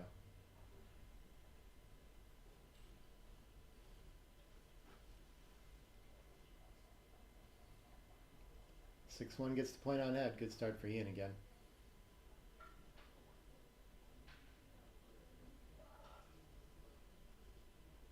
Two one. Yeah, I think we're going to come in on the 24 and establish an asset in the outfield by covering the 11. Splitting looks nice too, though, after our opponent makes the bar point. It's a little bit of a think there. Double twos. I think we're making the rack. I guess switching. Yeah, this is always a good alternative when you have, now you don't have to give up your made bar point, and having the 11 reinforces the 5 so well. So very strong start for Ian again, and very urgent now with this priming structure for Paul to split. Even though it's 11 checkers in the zone and he's going to get attacked a lot, like he just needs to find an anchor and a way out of this mess. I don't think slotting's enough to do it.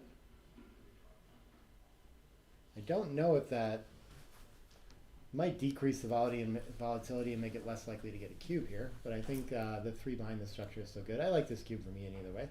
Obviously, if we roll something that closes the 5 point, we're going to have a pretty untakeable game as well. Yeah, I don't know what I want to do in black's shoes here, though. This looks pretty ugly. It looks like it's going to be very scary to split forever. We're behind a prime. We haven't developed a lot. But white still has 2 checkers back and work to do. So, I don't know, like any sort of 5 doesn't play all that well. This one's very difficult for me. I guess my instinct says, it feels more like pass side, but I don't know. Take must be okay too. Still a lot of work. It's a long game, so probably actually a take. Yeah, I don't know. Ace 5, I think we're happy to get moving. Play 24 to 18 before we have to give anything up. And he's just going to slot instead. Okay. 4s are duplicated. I don't mind that. It's a fast path to winning. 4 or 5 is going to be happy to hit this time. Even though it leaves a shot and board, it's just too important. Can't be behind a 5 prime. Actually, I think the 5 out is fine with this too. We'd like to make the anchor, but I don't want to give up anything else with by playing a 5 here. So I'd rather just run and deal with the single checker back later.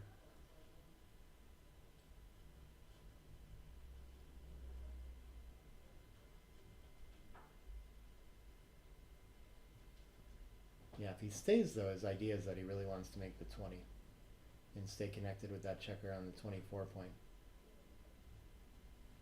And probably a lot of people underestimate the value of the 11 as a blocking point, so maybe aren't so hesitant to just stack that up on the 6, but the flexibility of this position is much better. I like this play. 4 comes in and hits.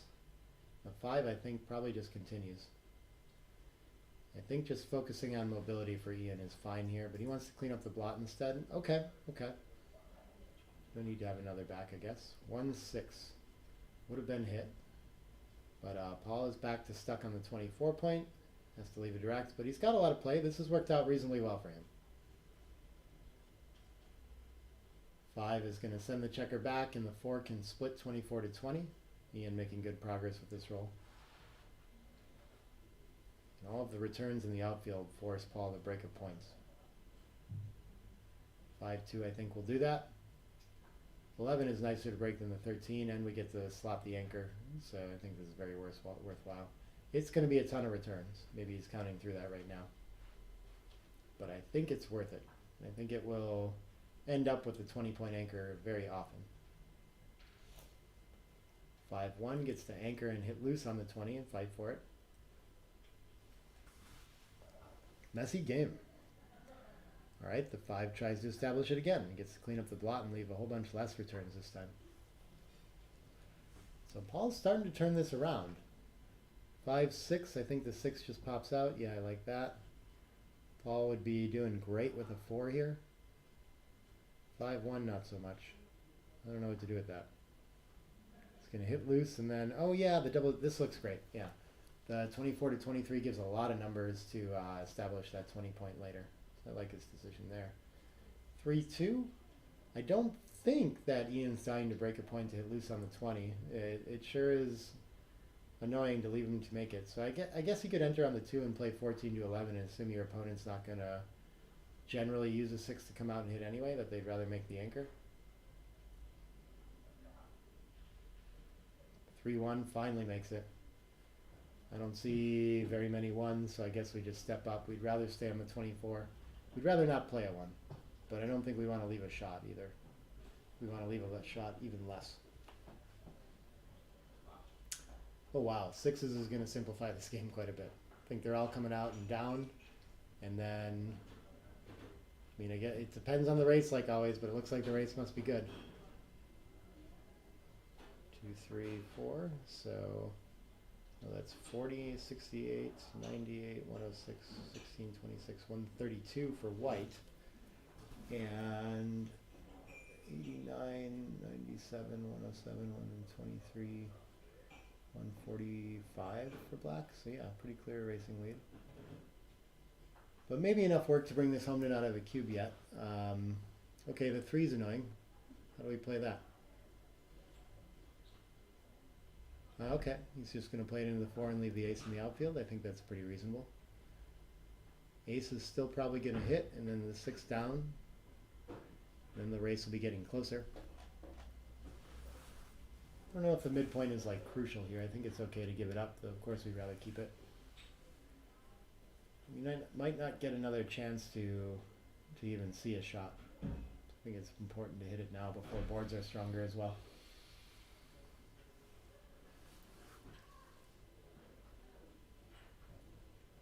I guess we have 2 different ways to play the 6 afterward. We can just clean it up 12 to 6, but for whatever reason it feels better to leave the ace duplicated and just leave like a 5-2-4-3 kind of stuff.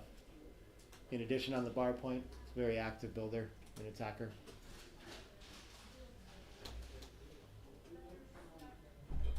But he's just going to cover with 6-1 and be patient. Okay, let the contact come to him.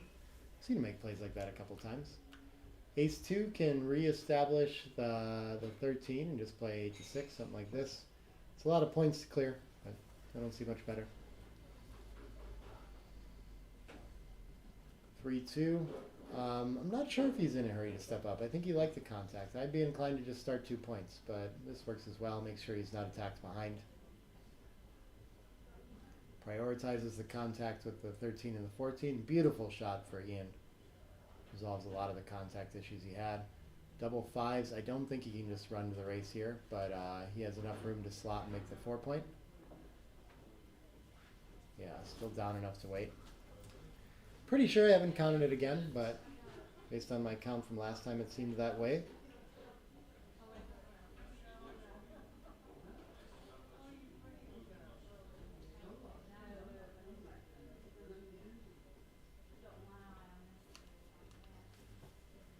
Five, four, playing safe. Sure, sure. Double threes. I think, yeah, gonna have to release the midpoint. Can make the board maybe just come into the six or slot the bar. Either seems fine. And the race must be getting a lot closer here now. 5-1 gets to make a board point. 76, 86, 92, 98 for white. And 50, 66, 96, 100 for black. So yeah, I think that was almost even. Is that 89 and 99 now after this?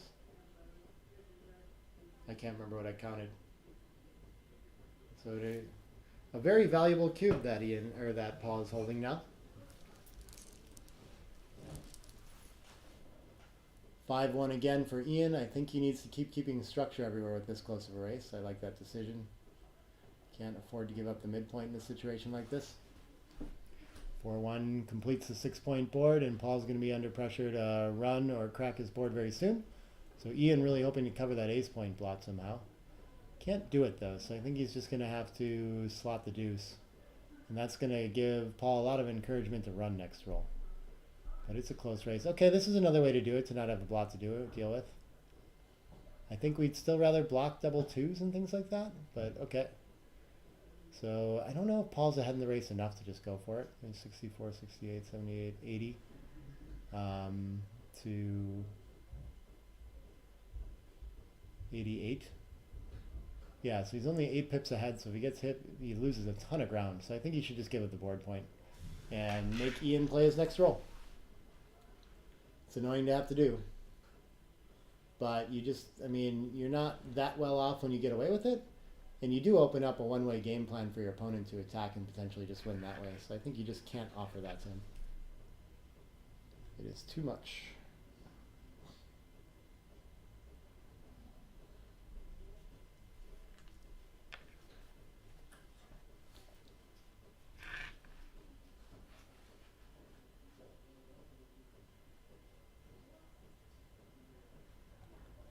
Alright, double fours is going to clean everything up, so he'll be 8 pips ahead now.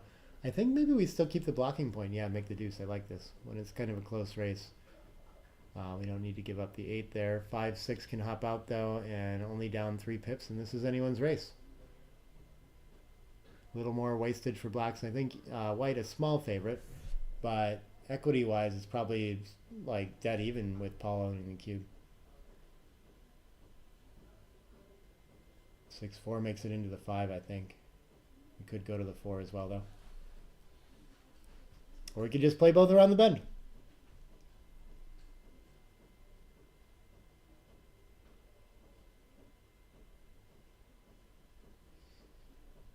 I'm really not sure what's better in those situations. I think they're all too close to worry about. I wouldn't mind filling in the 5 there. This makes problem 5s down the road. Sometimes we like to use aces that way during the Baron. Alright, Paul's ready to go. Catching up on Ian quickly. And so 5 needs to come in and 6 off to avoid that, and we're already feeling the pressure of the 5s. 6-1, 2 off for Paul. Nice shot.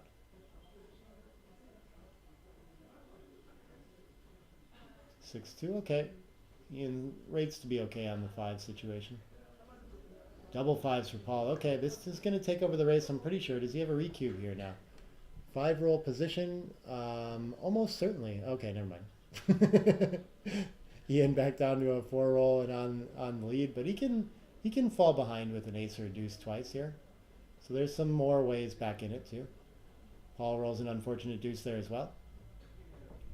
6-3, okay, that's going to avoid a lot of those ace and deuce problems. 3-1, 2 checkers off. Set solve it 2 for Paul. And there's the first deuce. One more will lose a roll and leave Paul on the lead. And I think Paul has a recube if that happens. Pretty important roll here. 5-1. Ooh, there are a lot of misses. But I don't think Paul can cube on the come of that. I guess he's a favorite, so 2s and 1s, it must be like close to even money to miss. Maybe a slight favorite too? I don't know. That would have been a fun one to do because he also has a chance to roll a double, so maybe he's supposed to. Oh, he misses! Okay, and so Paul wins the 2 points on this one. He can recube or roll or whatever he wants to do. I wonder on that one though. So he can roll 3s or better to win immediately, so he has 4 rolls out of 36. And then his opponent can roll a 1 or a 2. Oh, the double 2 still works though. So that's 19 rolls. So that's like a little over half of the remaining 32. Call it 16 or 17, something like that. I mean, he must have been a favorite when he was on roll. But I think his opponent, the 19 over 17, he's like I think he can still take. I don't actually know if his opponent wants to send it back. Wow, that's an interesting one. I'll have to look that up. But my instinct is that it's a cube, and it's possible that even Ian has a recube after he doesn't roll the set off to get off, and I think Paul would still have a clear take, but the score might turn it into not a recube. I don't know. What a weird one. I think we like to make the 11 and the 4 here. Oh, he's going to make the 5 point instead. Yeah, making the 5 is always a good option, but I mean, it's also a very nice, like, flexible thing to make the 11 and keep the bar point. They work well together. Ian makes the 5 as well. Fairly even game. I can't tell who's ahead in the race and out of timing, but Paul probably would like to run here. 2's hurt, but I think just dealing with your back checkers is a huge advantage if you get away with it here. And I don't really want to trade my 8 point for the deuce point.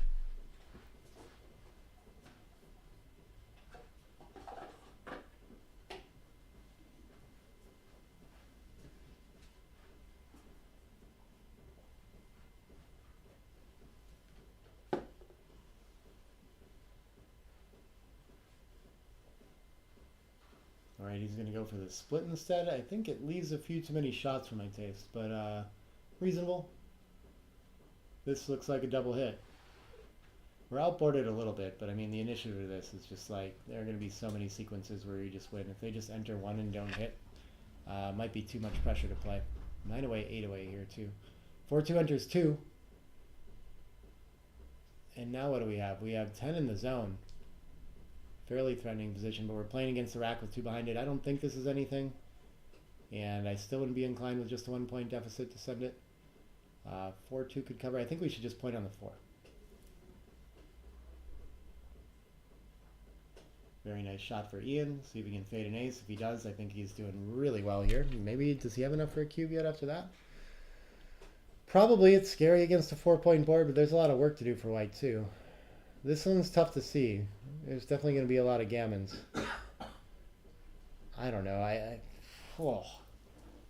guess we still have to take? I guess I'm less certain of the cube somehow? I don't see like a lot of clear market loss. Like the 6 covers, the 6 escapes, a 5 hits loose, 6 covers the bar or the ace. So what are other numbers doing? Just like splitting and leaving a shot at an anchor or hitting? Like it seems like a ton of life for black here. Maybe the market loss is just like bringing the material into the zone in a fan. Then that could be pretty scary. But for one roll, it feels like Ian's very likely to be wide open here. I might be overestimating this entirely. I guess when Ian gets away with the next sequence, he's going to win a ton of gammons. But I think I like this ball. I like this take by Paul. Bold. 4-2. Yeah, sure, we can cover the ace. A 2 saves a ton of life for Paul here. And still, Ian's got to work to get material in the zone and escape behind all that structure. 6s is going to solve a lot of problems. Brings 2 down, is going to leave the 2-1 from the bar. Alright, well on his way to a gammon. 9 away, 8 away. 2-6, okay, gets to clean up the blot. That's pretty big for him. And so there's still a lot of, this is going to reduce the gammons by a ton, and even some wins too if Ian can have trouble getting off the bar point here. And Paul still has really good structure to punish that. 6-5, I guess. Maybe we should just make the 3 in the deuce and slot the deuce that way. I think I'd rather have a better board here, and I don't think the 8 is so crucial. But it is going to accomplish some double shots, I guess, on a roll like this. Maybe it was worth it, but that's a lot to deal with. Those two blots behind. The ace is almost like duplicated with covers. Oof, what do we do? Do we have to try to hit? Sometimes your opponent fans or misses. Usually they don't, though. And I guess you can still win after they hit. It's going to lose more gammons for sure to go for it. Your opponent doesn't always get past the point either. Oh boy. I don't know. It's like 9 fans where you're going to win a lot, but you're still stuck behind a 5 prime, so maybe you don't win as much as I think. And when you get hit again, you're going to lose a ton of gammons. He doesn't have a lot of space to escape. This is really confusing. Sometimes when you get hit, it might actually work in your favor. Your opponent might just end up primed. It's a tough one. Yeah, I understand that decision. Still might have chances. That could be right. Definitely going to reduce the gammons at a leading score. And your opponent doesn't always make it by. Thinks about duplicating 3s here with the cover numbers. I think that's a good idea.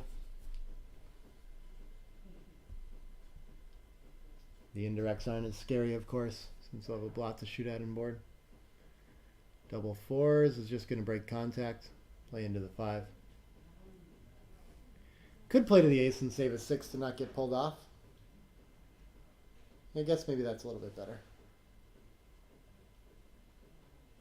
I think I'd rather slot the ace than put a dilly builder on the 2, though. You don't really have great ways to use that, but maybe he wants to make sure that he can have his best chance possible of hitting an indirect if this blot doesn't get home. It's going to come around to the 10 and play 6 to 4. 6 deuce, I think he would take it this time. 6 up. Oh, it was a 2. I saw it. 5 3. 5 can come in and 3 can cover. I don't think it's worth burying checkers and destroying your board. Just save a 6 here. Oh, he wants to play to the ace, though. Interesting. I don't know why. I guess it has a playable 5, but I mean, having the 5-point board is pretty key here. Oh, this worked, though. Okay, what do I know? That would have been cracking. That was a way better result. 3-1 clears safely. Onto the bear off. And no 6 to pull out, so he's going to crack his board. I think the best way is from the rear, but maybe he's thinking about saving a 5 here. Being able to crack a different way too. The thing is, once you give up your 6-2, I mean, it's why are we even staying for contact at that point? I think we play for the distribution instead of 2 off, yeah. 6-2 is forced to run 1.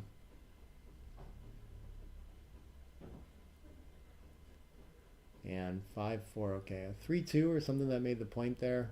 Might have given some gammon hope, not a lot of it. But moving 11 pips around is going to kill all gammons pretty much. I think it's worth staying for the 6-4 kind of shot. It doesn't hurt to just play in for a roll. And I think he can still save the gammon easily. So yeah, I think staying is keep. Double 3s is going to put him on the roof. I think. I would just be clearing from the rear and thinking that there's no gammons and I just want to find safe plays and move my opponent forward. Maybe the best way to do that is to rip, though. Ian could be right here. Could be that he just wants his opponent to roll a 6 and get out of there or something like that. And he does.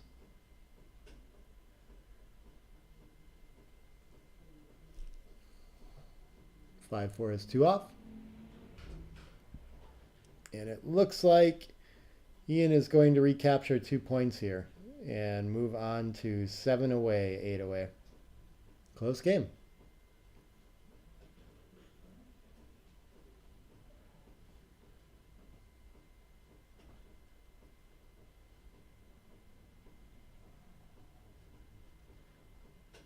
That'll decide it. 6 to 5 is the raw score. 7 away, 8 away in match terms. Grab some water kit quick and be back for the next game.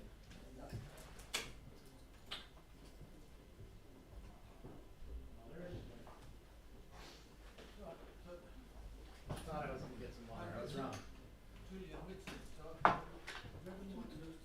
Are they taking a small break here? What are they doing? No, here they go. Okay. Yeah. 6-5 gets to run for Ian to start.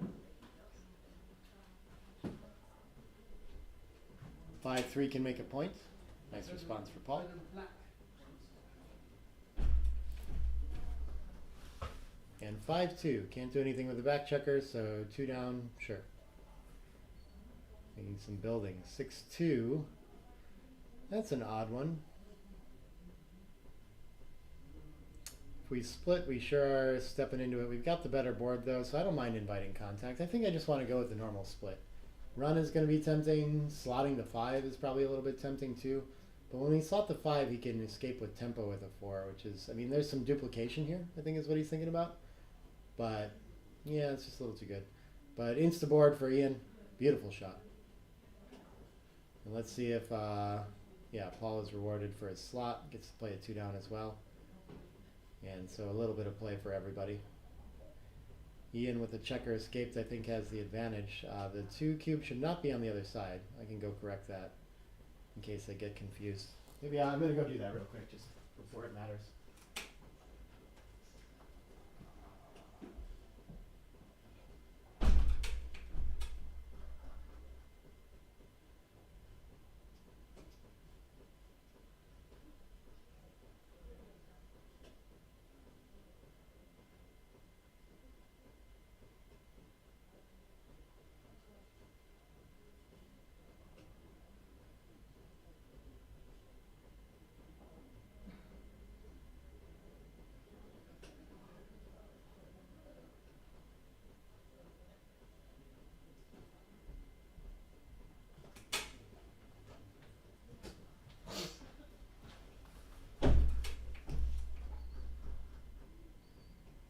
Caught it in time. Wow, there's really good symmetry to this position other than the checker escape. 6-4 is a huge shot for Ian.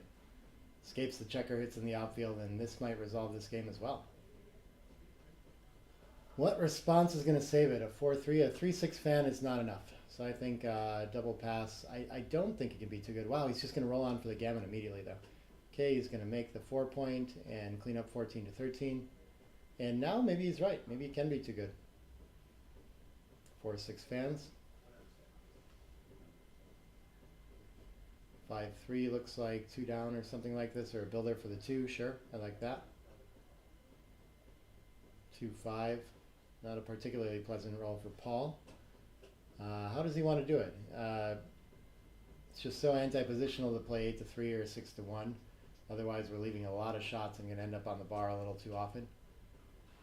Yeah, I think it's a little too rich to pop out to the bar. I think I like this. And 2-1. Sure.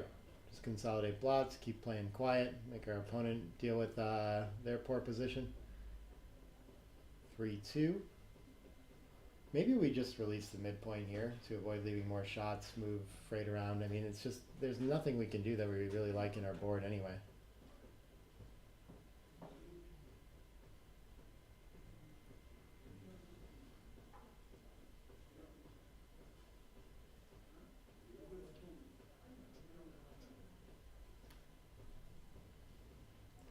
Yeah, it's really hard to put that second checker on the 3. I think it almost is better to just like play 3 to ace there. 5-4. This can clear the 10 and create a bunch of builders. I like the looks of that. What does Paul find now? 6-2. Oh, that's annoying. I guess it just gives up a midpoint. That's fine.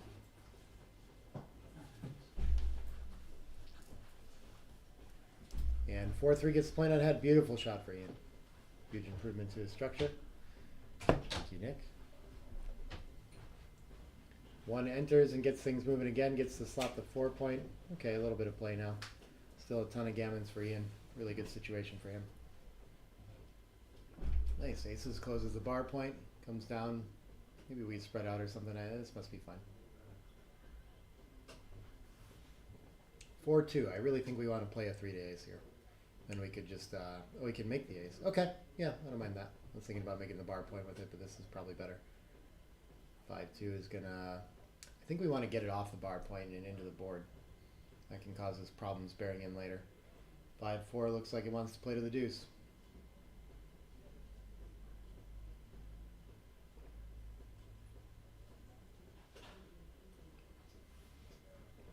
Double fours will clear safely enough.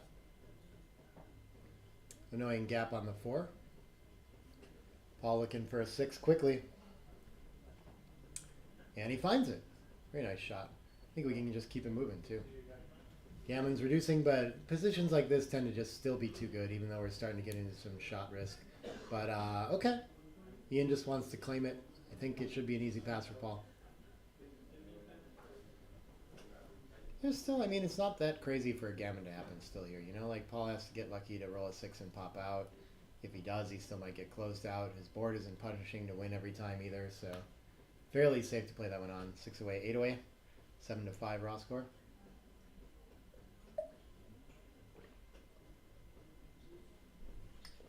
Still a close match. Small lead for Ian.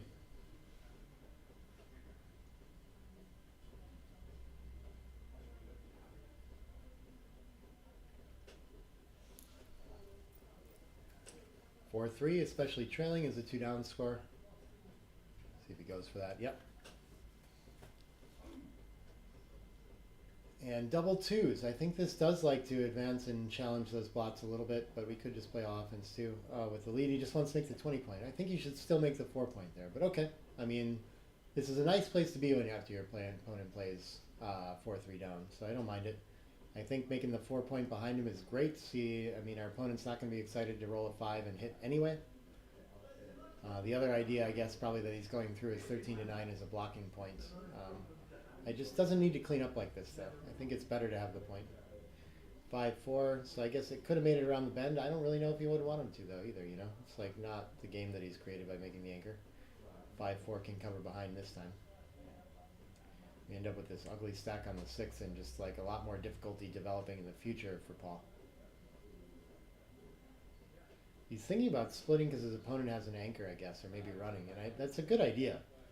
But it is like just stacks of checkers in the zone without a better board, so I don't really want to provoke contact right now, and I don't feel like in a big rush. It doesn't feel like a priming kind of position, so I think we're okay. I think we really want to make the 5 point here, yeah.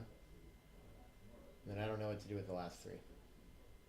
I don't want to stack it up 6, but I don't really want to. I guess our opponent has a blot and board anyway, so why not 10-7?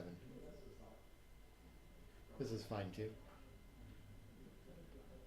4-6, so Paul could have hit with that if he was on the bar point, but it would have returned, so I don't know. Maybe it still just comes out to the bar point and tries to make an advanced anchor. I don't know. The 2s are duplicated, so 13-7 looks kind of nice.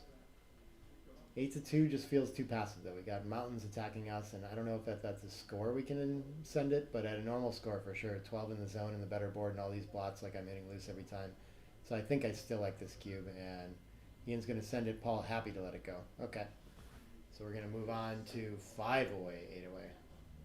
Creeping into range. 8-5 raw score.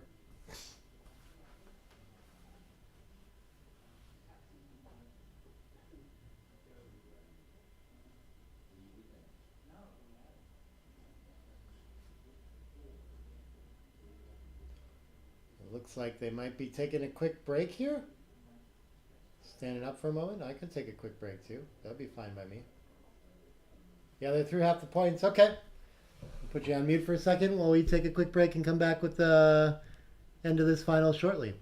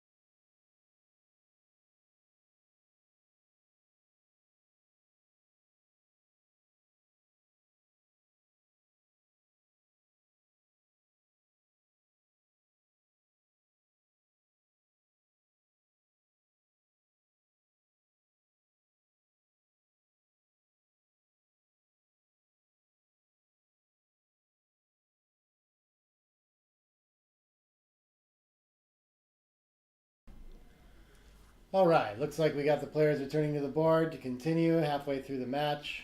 5 away for Ian, 8 away for Paul. 8-5 on the scoreboard.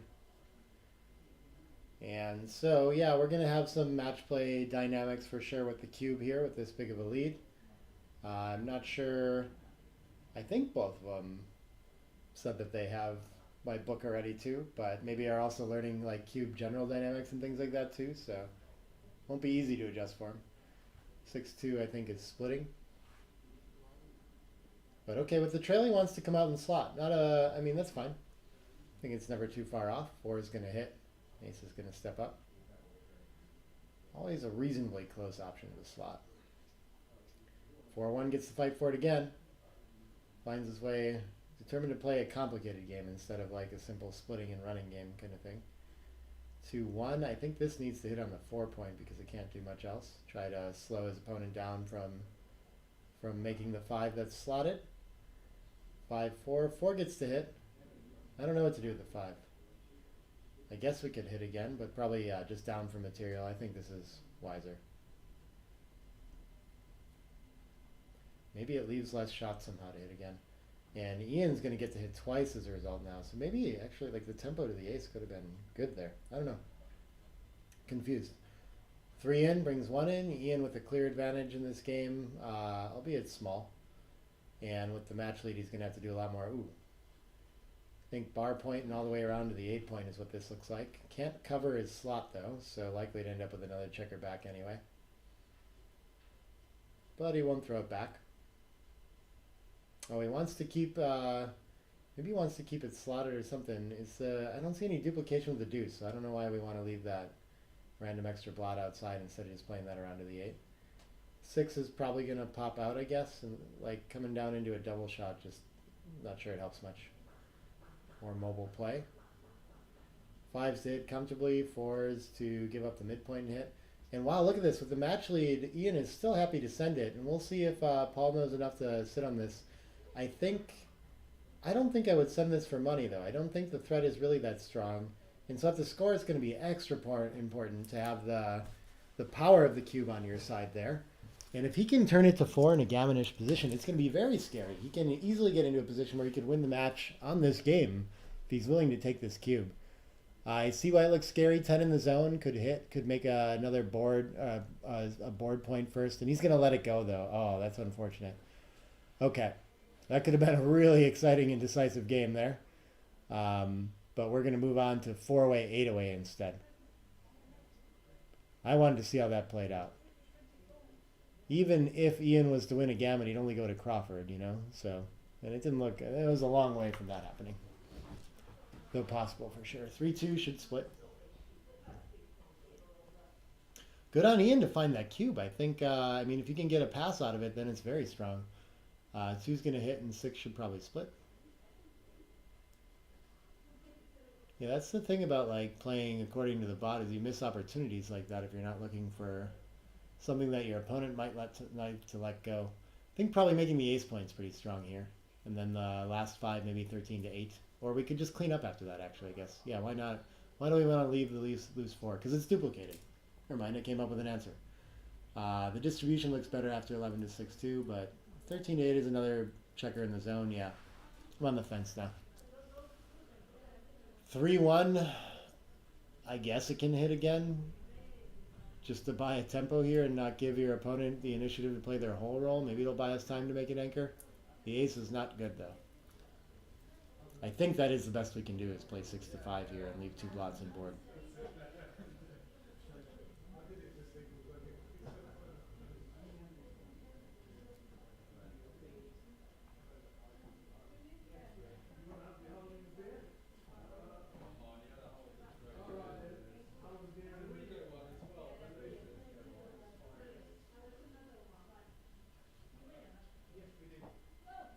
I like it. Nice bold play.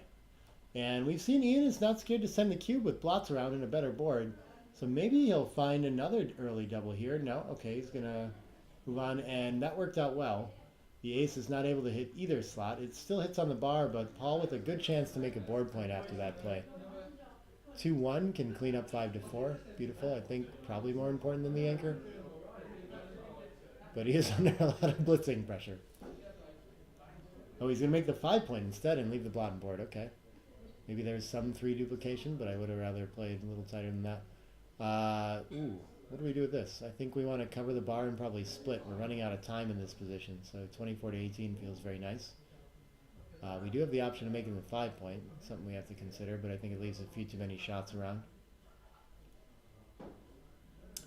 And double twos can hit, then the last one could clean up or step up. Plenty of options there, but I think we could also just make the 4 point, but I think feels we have the better board. We're behind in the match. It's going to be more gammonish. I'm inclined to just take my opponent off the bar more than anything here. Seems like the biggest nuisance to his position. And I think I prefer cleaning it up and not giving my opponent like an easy way to pop out to the bar again. I like it. Let's see what Ian finds from the bar here. Lots of gammonish rolls. 4-4 is a huge one. Okay, that's going to make the 3 point as well and probably hit loose on the deuce. And he'll be playing on, I do believe.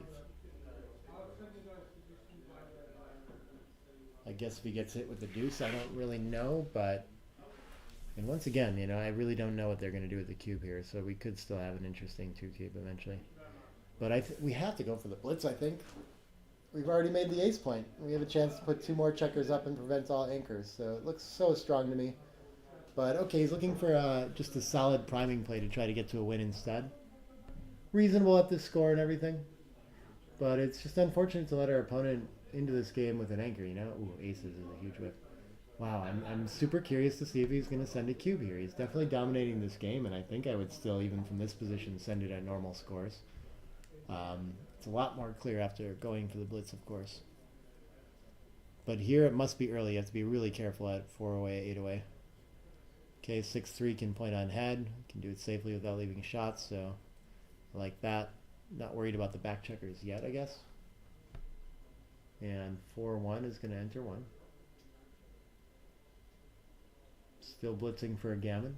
I think the cube is not going to be in play here. 4-1 can hit and lift. I wouldn't be surprised to see a play like that. We don't want to lose our, you know, clear racing advantage, so it's a nice compromise to continue the blitz. Oh, he wants to go for the loose hit instead, though. If we're going to go for the loose hit, then I would probably spread out and be even more all in than that and play 7-6 instead of 24. Oh, beautiful response from Paul, though. Right back in this game now. And now Ian has 3 checkers disconnected from the army and a bunch of deep points and things like this. This really hasn't worked out for him at all. And Paul, I think, can start to think about sending a cube very soon here. This is feels very ugly to me. I think he just pops out to the outfield to control there. He doesn't need to make this advanced anchor, so he doesn't need to be back for more contact. I think it's better to control the outfield from the 16 and not possibly be pointed on. This allows Ian to still consider a blitzing option. If he pops out to the 16, you know, what does Ian have? He's just going to crack, I think. Well, he wants to go for the tempo here instead. Okay, interesting. This also allows for blitzes, so I prefer the other play. 4-6 is going to pop out, nothing else to do. And that's a pretty good step, though. If he can get away with this, like, Ian's got much better chances. I think he is just going to play 13-8 here now. Now our opponent already controls the outfield, so it's less comfortable to be out there. 6-2 can... Oh, this is interesting. I think, actually, I mean, I get why he's safetying up, but we're so overrun that I think maybe making the 15 is better there. 6-2, I still like hopping out and controlling the outfield. 8-6 looks beautiful. I just really don't want to be pointed on here. I think that's the best thing that can happen for Ian. He agrees on the 2 as I thought. And the 6 I wouldn't be surprised to see like playing behind or something like that instead. But no, okay, this time he's going to control the outfield. I like it. 10s to hit for Ian, or big sets to escape. 4-2 makes a point. That's a nice piece of progress. And he needs to run off that anchor soon. 2-1 can make another blocking point in the outfield, I guess. I mean, I don't know how much work that's really doing, but what else do we have? And it's safe out there at least. 6-5 just runs. Could double Falcon. But it's like a triple shot, so yeah, I don't see that being the play. Bye. Bye, nice to see you. See you soon. 2-1. way outboarded. I don't know if he can afford to go for the tempo, so he's just going to make a constructive play. I like this. And now Ian threatening to try to run to a double shot or escape with a 6-4, 6-5. Wants to think about the cube again.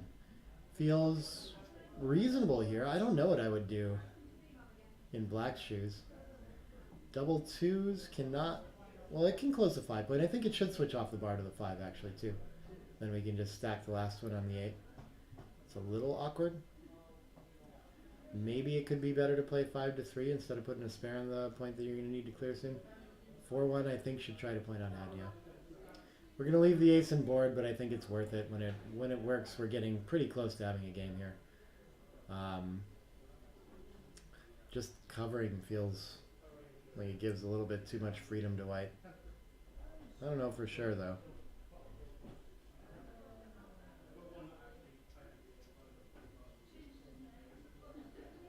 Paul doesn't either. This one's giving him trouble.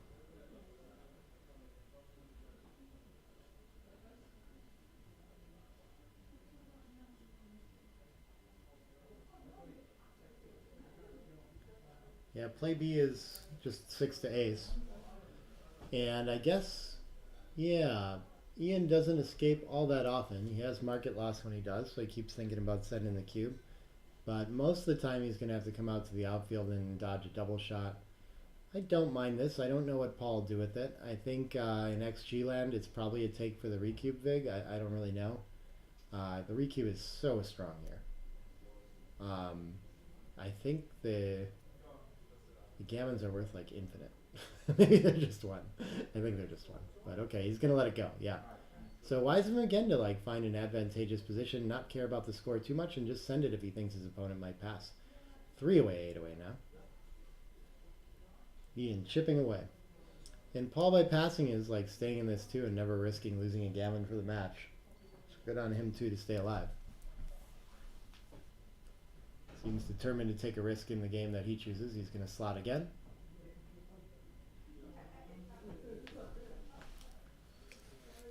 And no hit this time. I think it's probably worth just running past.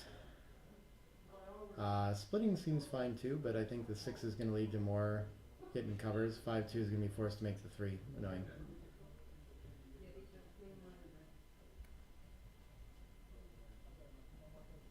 Six-two gets to cover both points. Nice, solid, simple position for Ian in a 3-way game. Beautiful. Exactly what he's looking for.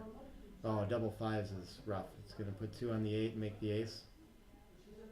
Getting overrun quickly and really needs to split. And so Ian looking for some sort of priming point here. 4-2, good. Very nice structure for him, developing well. 3-1, yeah, I can make the 5 point, but it's almost tempting still to split. Maybe this is more important. Having the 4 point board's pretty good. Double 4s? Ooh. Maybe we just break contact and just play 18 to 10. I don't know if we really needed to make the bar.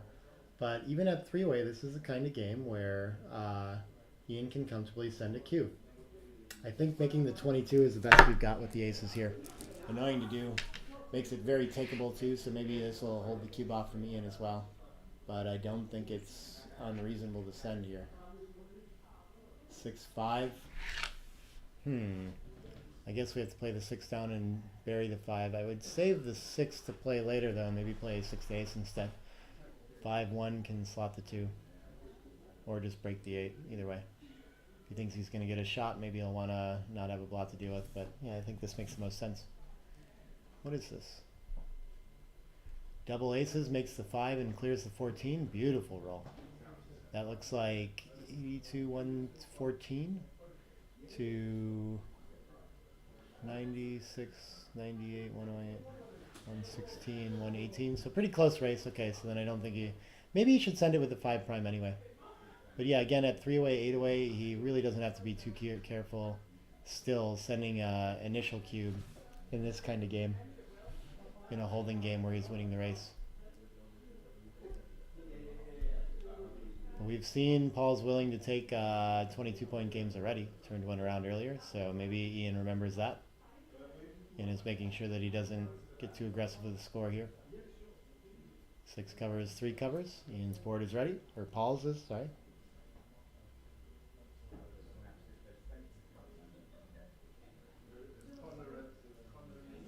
$99 to $96, I think Paul is 3 pips ahead. But the 5 prime makes it really hard to cash in on that race. 6-4, how can this play? I don't think it wants to break a blocking point, but, oh, it can't without leaving a shot though. So, or can't play otherwise without leaving a shot, so I think the 8's going. Makes a strong board to attack if Paul runs with a 5 anyway.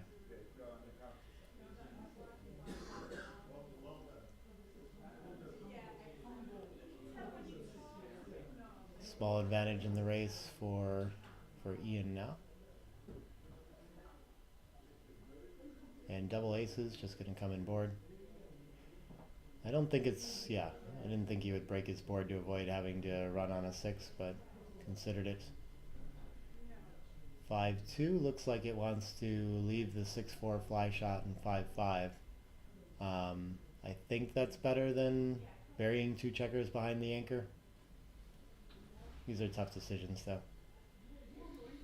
It is 3 just simply game-winning rolls, you know.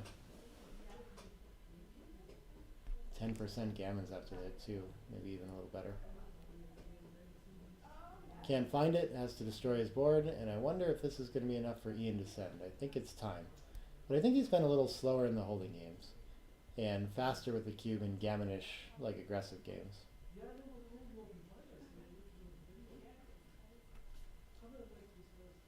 So he's played 2 of them already, I think, right? I'm going to clear a deeper point. I think usually you want to crack in the back, but he wants to keep 5s. Yep, there we go. Cube coming. I think it's fine to pass this for Paul.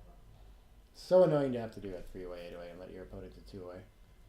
But, I mean, the race is close, so maybe not. I don't know. This is tough.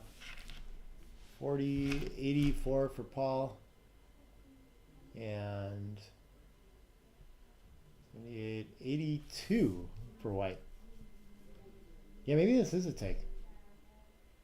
It's one of these at 3-way as well. If he gets a shot, I think maybe he's supposed to send it as well to avoid losing his market.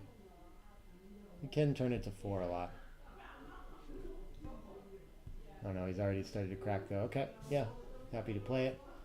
Doesn't always get the safety here. 2-1 can't quite reach. So I like 7 to 5 and then probably 13 to 12. I guess we increase the shots by 1 by doing this, so maybe we should just stay back, but we do get home a lot more often. And no 9 for Paul. But he still has plenty of racing equity if he can just run at some point and get away with it. This would have been an inopportune time to get pulled off. I think Ian looks ready to pounce. He's got an unorthodox clearing structure that is going to keep weakening his board for a long time instead of like comfortably jamming up on the 4-3-2 ace. So 4-1, there goes another point. Unless he wants to run, which I think is too much. Yeah, and he needs to save this gammon, but I mean the gammon chances are increasing as he stays back on that 22 as well, and I don't see his wins increasing. I think he needs to get going quickly. Yeah. 5, and he could make a point with the ace, but this is fine too. 6s leaves a shot.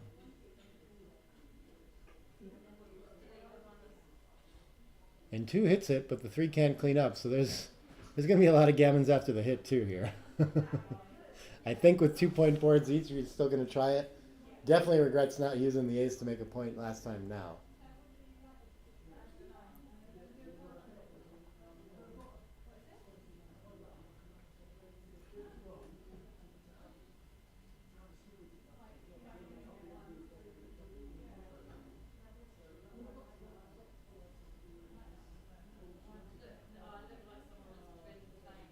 Decides just not to hit. Wow, okay. Maybe that's still going to save more gammon somehow. But it seems like you just have to try there. I don't know. I really don't know. 4-4 is going to save the gammon. I guess 4s are better. Still put some sweat on from Ian. 3-1 is going to leave him 2 rolls away. Should be easy save for Paul. And we should be moving on to a Crawford game.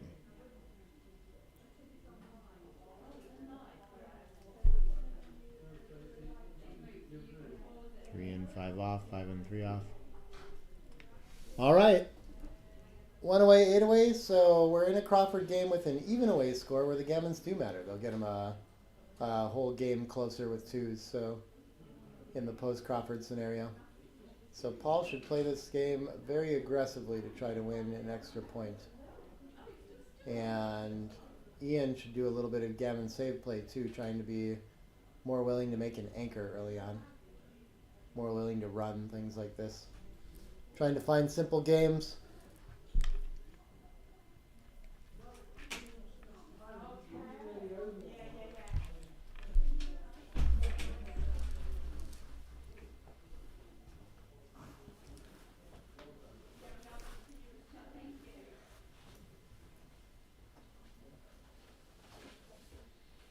Six two to open.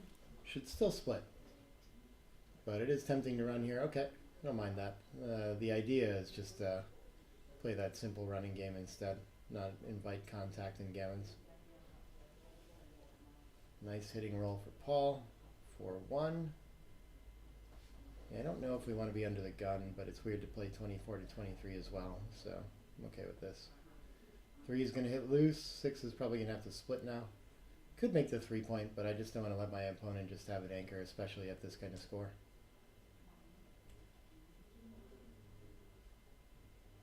And what does Ian come up with? A 2-4 can hit. Still battling for that 5-point.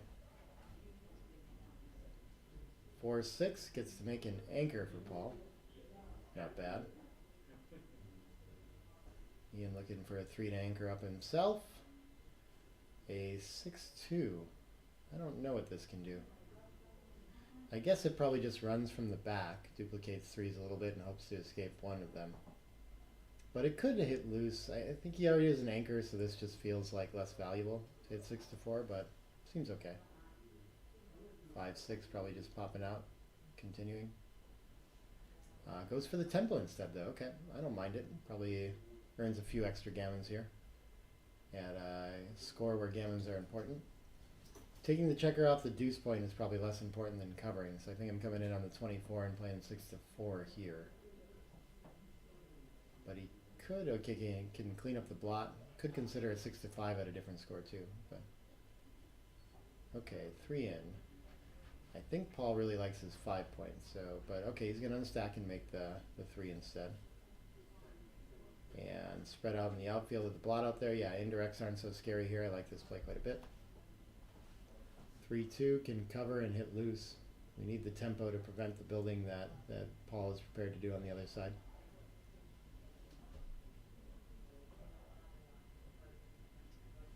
Five, 3 hits again. And I think this time we probably clean up 9-6 instead of releasing the mid, but you can release the mid when you have the bar point. So actually I like 13 to 10 to get another checker in the zone.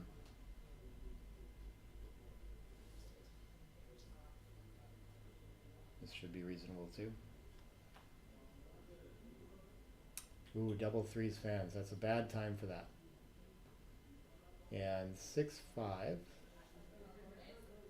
can run around to the 9. I'm not sure he needs to go for the loose hit on the deuce. Fits the blitzing game plan, but it's a little deep to be fighting with the current structure. I think I'd rather just get a checker in the action. I'd probably rather run from the back too. I think 22 to 11 looks okay to me.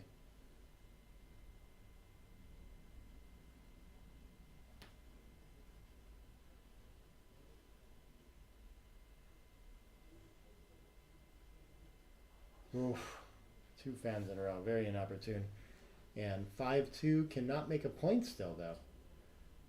I guess this can just come out to the midpoint now. What else? We could still release the midpoint, cover the, actually probably like that better. Both look pretty good though. 2 down is just nice for ammunition here. 3-6 fans again, wow. 3 times in a row on a 2-point board. He's gonna remember that sequence. 6-3 can make the 5-point finally, yep.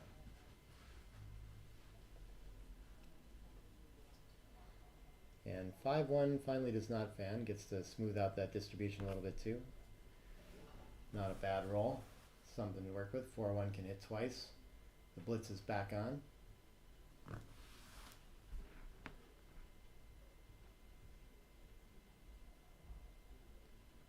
Beautiful return from Ian. Alright, he's got a little play now. Paul hoping to hit from the bar. Well diversified numbers too. His 2 block numbers are the ones that hit loose on the 4, so enter with the ace and hit loose.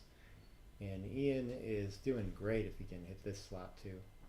2-6 hits the other one. Okay, that's pretty strong as well. Threatening to close out the match now. 2-6 is not a great entry. I think probably just 24 to 18 is fine. I don't think we want to put a slot on the bar in this situation. Just allows our opponent to escape with tempo, it would seem.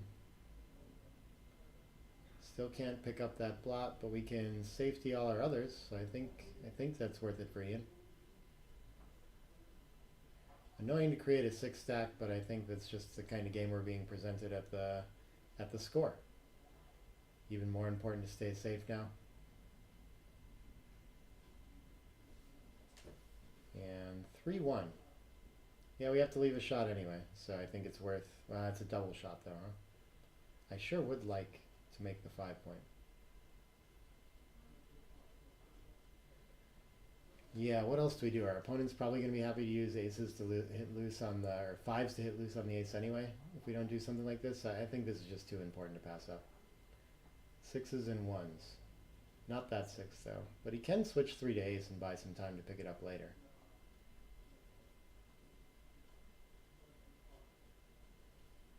He's going to slot the bar. Okay, this is an interesting bold play. When it works, maybe he covers and contains, but a 6 is huge for Ian now. No such luck. 5 covers, 2 can advance. Yeah, okay, and we got all kinds of attackers on that blot. 6s and 5s are hitting, 4s are covering. Pretty sure the 5 wants to hit loose. Not sure what he'll do with the 3. I guess I would like 11 to 8 to get some covers in range, but it leaves more shots. Adds a 2-6. Yeah, this is something too. And double 2s. I think, well, it could switch to play a little safer, or we could play 3 down. But I mean, I think you need a tempo here. Looks like you're under a lot of attacking threat. I like this play. This looks pretty nice. It's aggressive and risks being hit. Might lose some gammons, but I think actually it's the best way to save them. 2 and then, yeah, no strong preference with the 3. I don't know if we really want to leave 2-5, 2-6 kind of stuff by playing forward here, if we need to anymore. So lift seems okay. What can Ian find from the bar here? 3-5 is a fan, okay. Gammon's back on. I think we really need to switch here and prevent the anchor. He could hit loose as well, I guess, but we don't have a cover. And so we can advance 18 to 15 now, too. And that's all of them. Gammon is looking likely for Paul. This is an important score to win it at.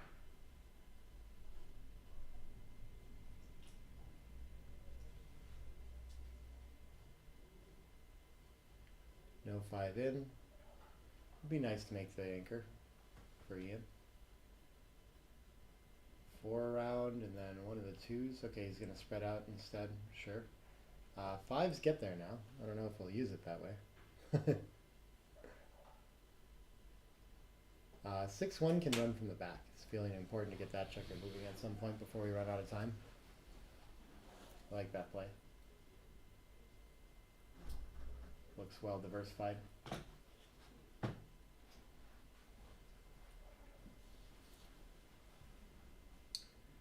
6-1. That can block the double 5s if we want to do that. I don't think we need to be that careful though. So I guess we can. I don't really mind if it's from the 16 or the 15. They both look good. Yeah, I think this is overly tactical though. I think we could just play like 15 to 8 and not be on double 5s anyway, and just be really spread out for when he enters here and hit more effectively. I don't think he needs to leave it slotted necessarily. I think he can still get in trouble if he gets to hit. So tempted to lift, but this is the much easier path for sure. When he's missed, he's going to cover a lot and just have a simple game, but okay. Well, now a little bit of game for Ian here too. There's definitely a way for him to win this on a fan or getting stuck back or something like that. Next 5 is huge for Ian. Especially if he could hit a second checker with it or something like that too. Ace 5, okay, the blitz is back on. Definitely leaving it slotted this time. See if Ian can find another 5 to stay alive here. Not this roll. 4s, 10s, 11s cover. Beautiful. I don't know what to do with the ace though. Our movement is really restricted, so he can still crack pretty easily. Yeah, usually you wouldn't want to be on the 23, but I think it's worth it for the distribution or for the diversification across the 16 and 15. Seems to be working out. All surviving. Yeah, let's just make the mid. Aces is the only cracking roll. You have to roll that a lot. 4-2. I think maybe both of these is going to leave a double 6s shot, so maybe you should have left one behind. 3-1 wants to play into the 5 now, I think. That gets off double 6s effectively.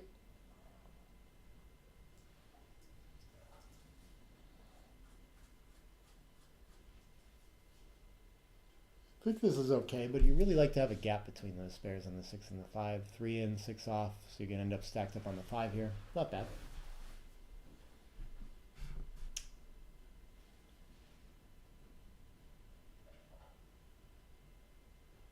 Five, 4. I guess we can just clear. I think we win a certain gammon either way. The backgammon isn't worth anything really. So as long as we're not hit, we should win a gammon here. 2-1 can take 2 off. Actually less safe to play anything from the 5 and try to clear here, because it will leave shots. This is a 0 position.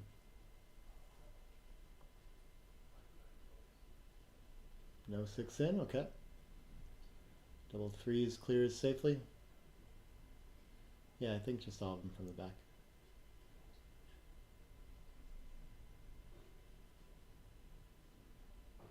Just 1 6 in.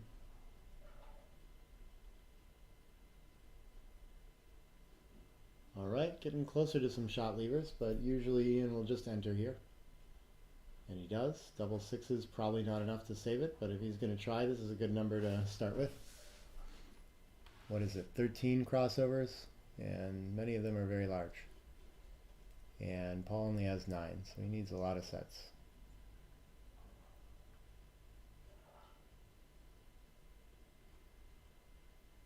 I wonder if it's better to bring them both from the 11 there.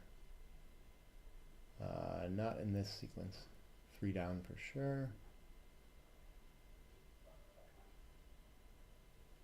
Is he out of chances yet? Or he needs 3 rolls. So yeah, 3 down is probably better. But 2 more sets is what's got to happen. Never mind, that's a gammon.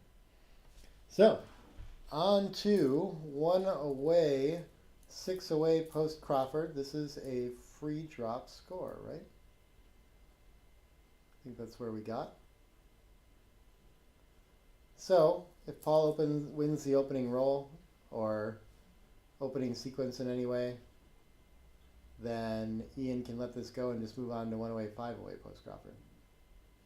And play in a 50-50 game instead of one that he has any sort of disadvantage, because there will still need to be 3 doubled games for Paul to win this match.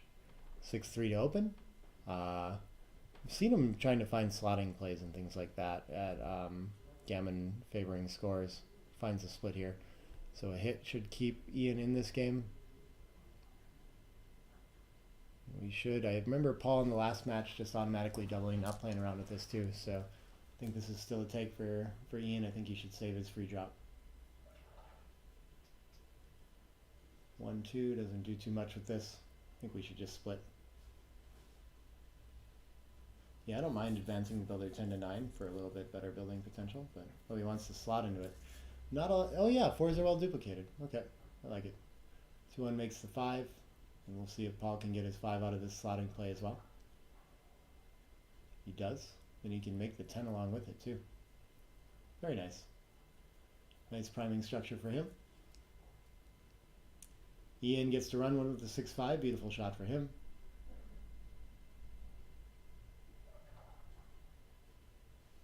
6-1 gets to make the bar point. Okay, Paul's priming structure coming together. Ian needs a 2 to step up to see the light, and he gets it, and also gets to make the 4 point with it too. Beautiful. That is a very perfect roll. What can Paul find here? 6-3 probably needs to run. Running out of space to do much else, so he wants to hit loose instead. Okay. Yeah, it takes him off the edge, but he's outboarded. Not sure he really wants to get into an attacking game. Feels like he should just wait out the prime. 4-1 can get at the edge again and hit. Nice roll for Ian. 2-1. I guess it's going to anchor up. Ugh, we don't want to sit on the 23 here though. Not a good position for Paul at this point. Lots of numbers to cover the 5 prime in front there. The 6 is one of them. Maybe the 2 slots the back too. Not really many other options, yeah. So 1-6 is very good for Paul. No such luck. Not sure what to do with the 4-1. Oof. I mean, I don't know. It's DMP anyway. Like, feels not completely insane to split to the 22 and 13-9 or something like this just to keep all of our important structure in place. We can get blitzed off the board and our opponent can escape with a 5, so it's probably too much. Maybe we could just make the 9 instead and keep our anchor. I'm just struggling to find ways to go forward after that too. Yeah, I don't mind this. It's a tall order to survive this. But 4 gets to cover the back. No reason to get the other blot involved either. So Ian looking in good shape. And what is double 6s is too fast. I think it's nice to hit loose and just try to get checkers recirculated now. Like I don't actually, I mean we could play something. Probably the best play is 10-4, 9-3, and 13-1. And just hope for a bunch of blots back. I don't know if it's enough to keep our priming structure in front. So when we do this though, Ian just has every way out. And yeah, I mean it's a way to save gammons. Like normal backgammon we would never make other plays like I was talking about. But this is just too hard to see how we're going to win or how we're going to contain our opponent, make them crack, anything like this. We needed to buy ourselves time and maybe get things recirculated and find some creative way. Get back into this, but okay. Ian in the driver's seat to close out this match now. Not all dead, but Paul has entered a little bit too quickly too and likely to start crashing his position from the 23 point as well, so things are looking grim. I think it's actually comfortable for Ian to just slot the 3 point from the 8 there as well, since it's very tough to get stuck behind what Paul has at this point. He gets to roll it forward instead, okay. Doesn't have to slot it. That's a beautiful improvement to the structure.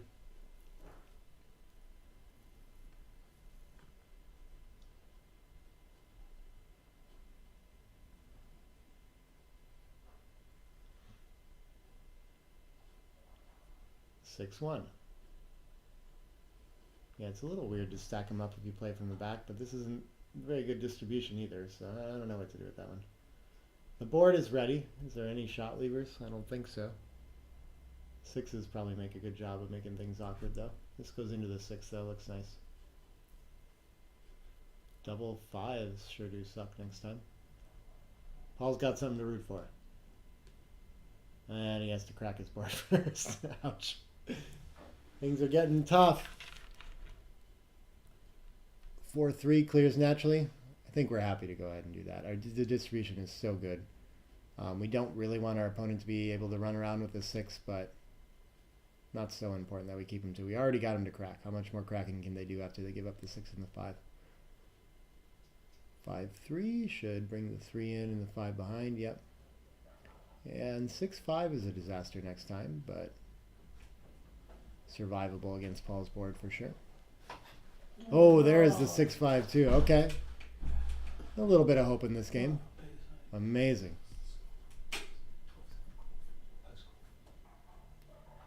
4 or a 5 and a 6-2 misses. Oh no. I think he should stay back on the anchor. Ian's relieved.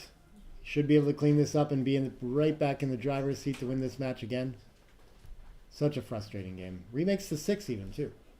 Oh, he doesn't see it, though. Maybe he wants to clear, but I think I would rather make the 6 and take one off the 4. Don't see any reason to be this safe about it. Taking checkers off is pretty useful for winning games.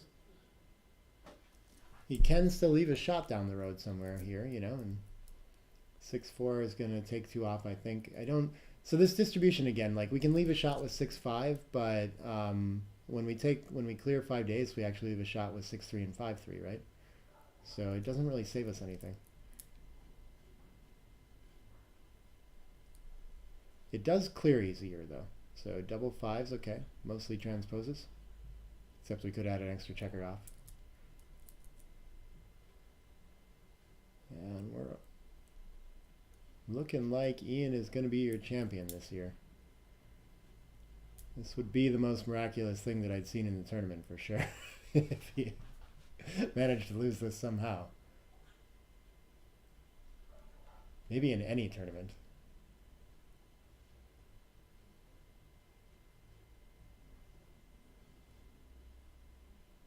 That is going to do it. All right. Well played match by both of them. Congratulations to Ian Davidson for winning the tournament. Paul Moulton, your runner-up. I think they're both going to be very happy with their results. Well played match by both. And that's going to be it for me. Thank you so much for tuning in all weekend. Bye for now, everybody.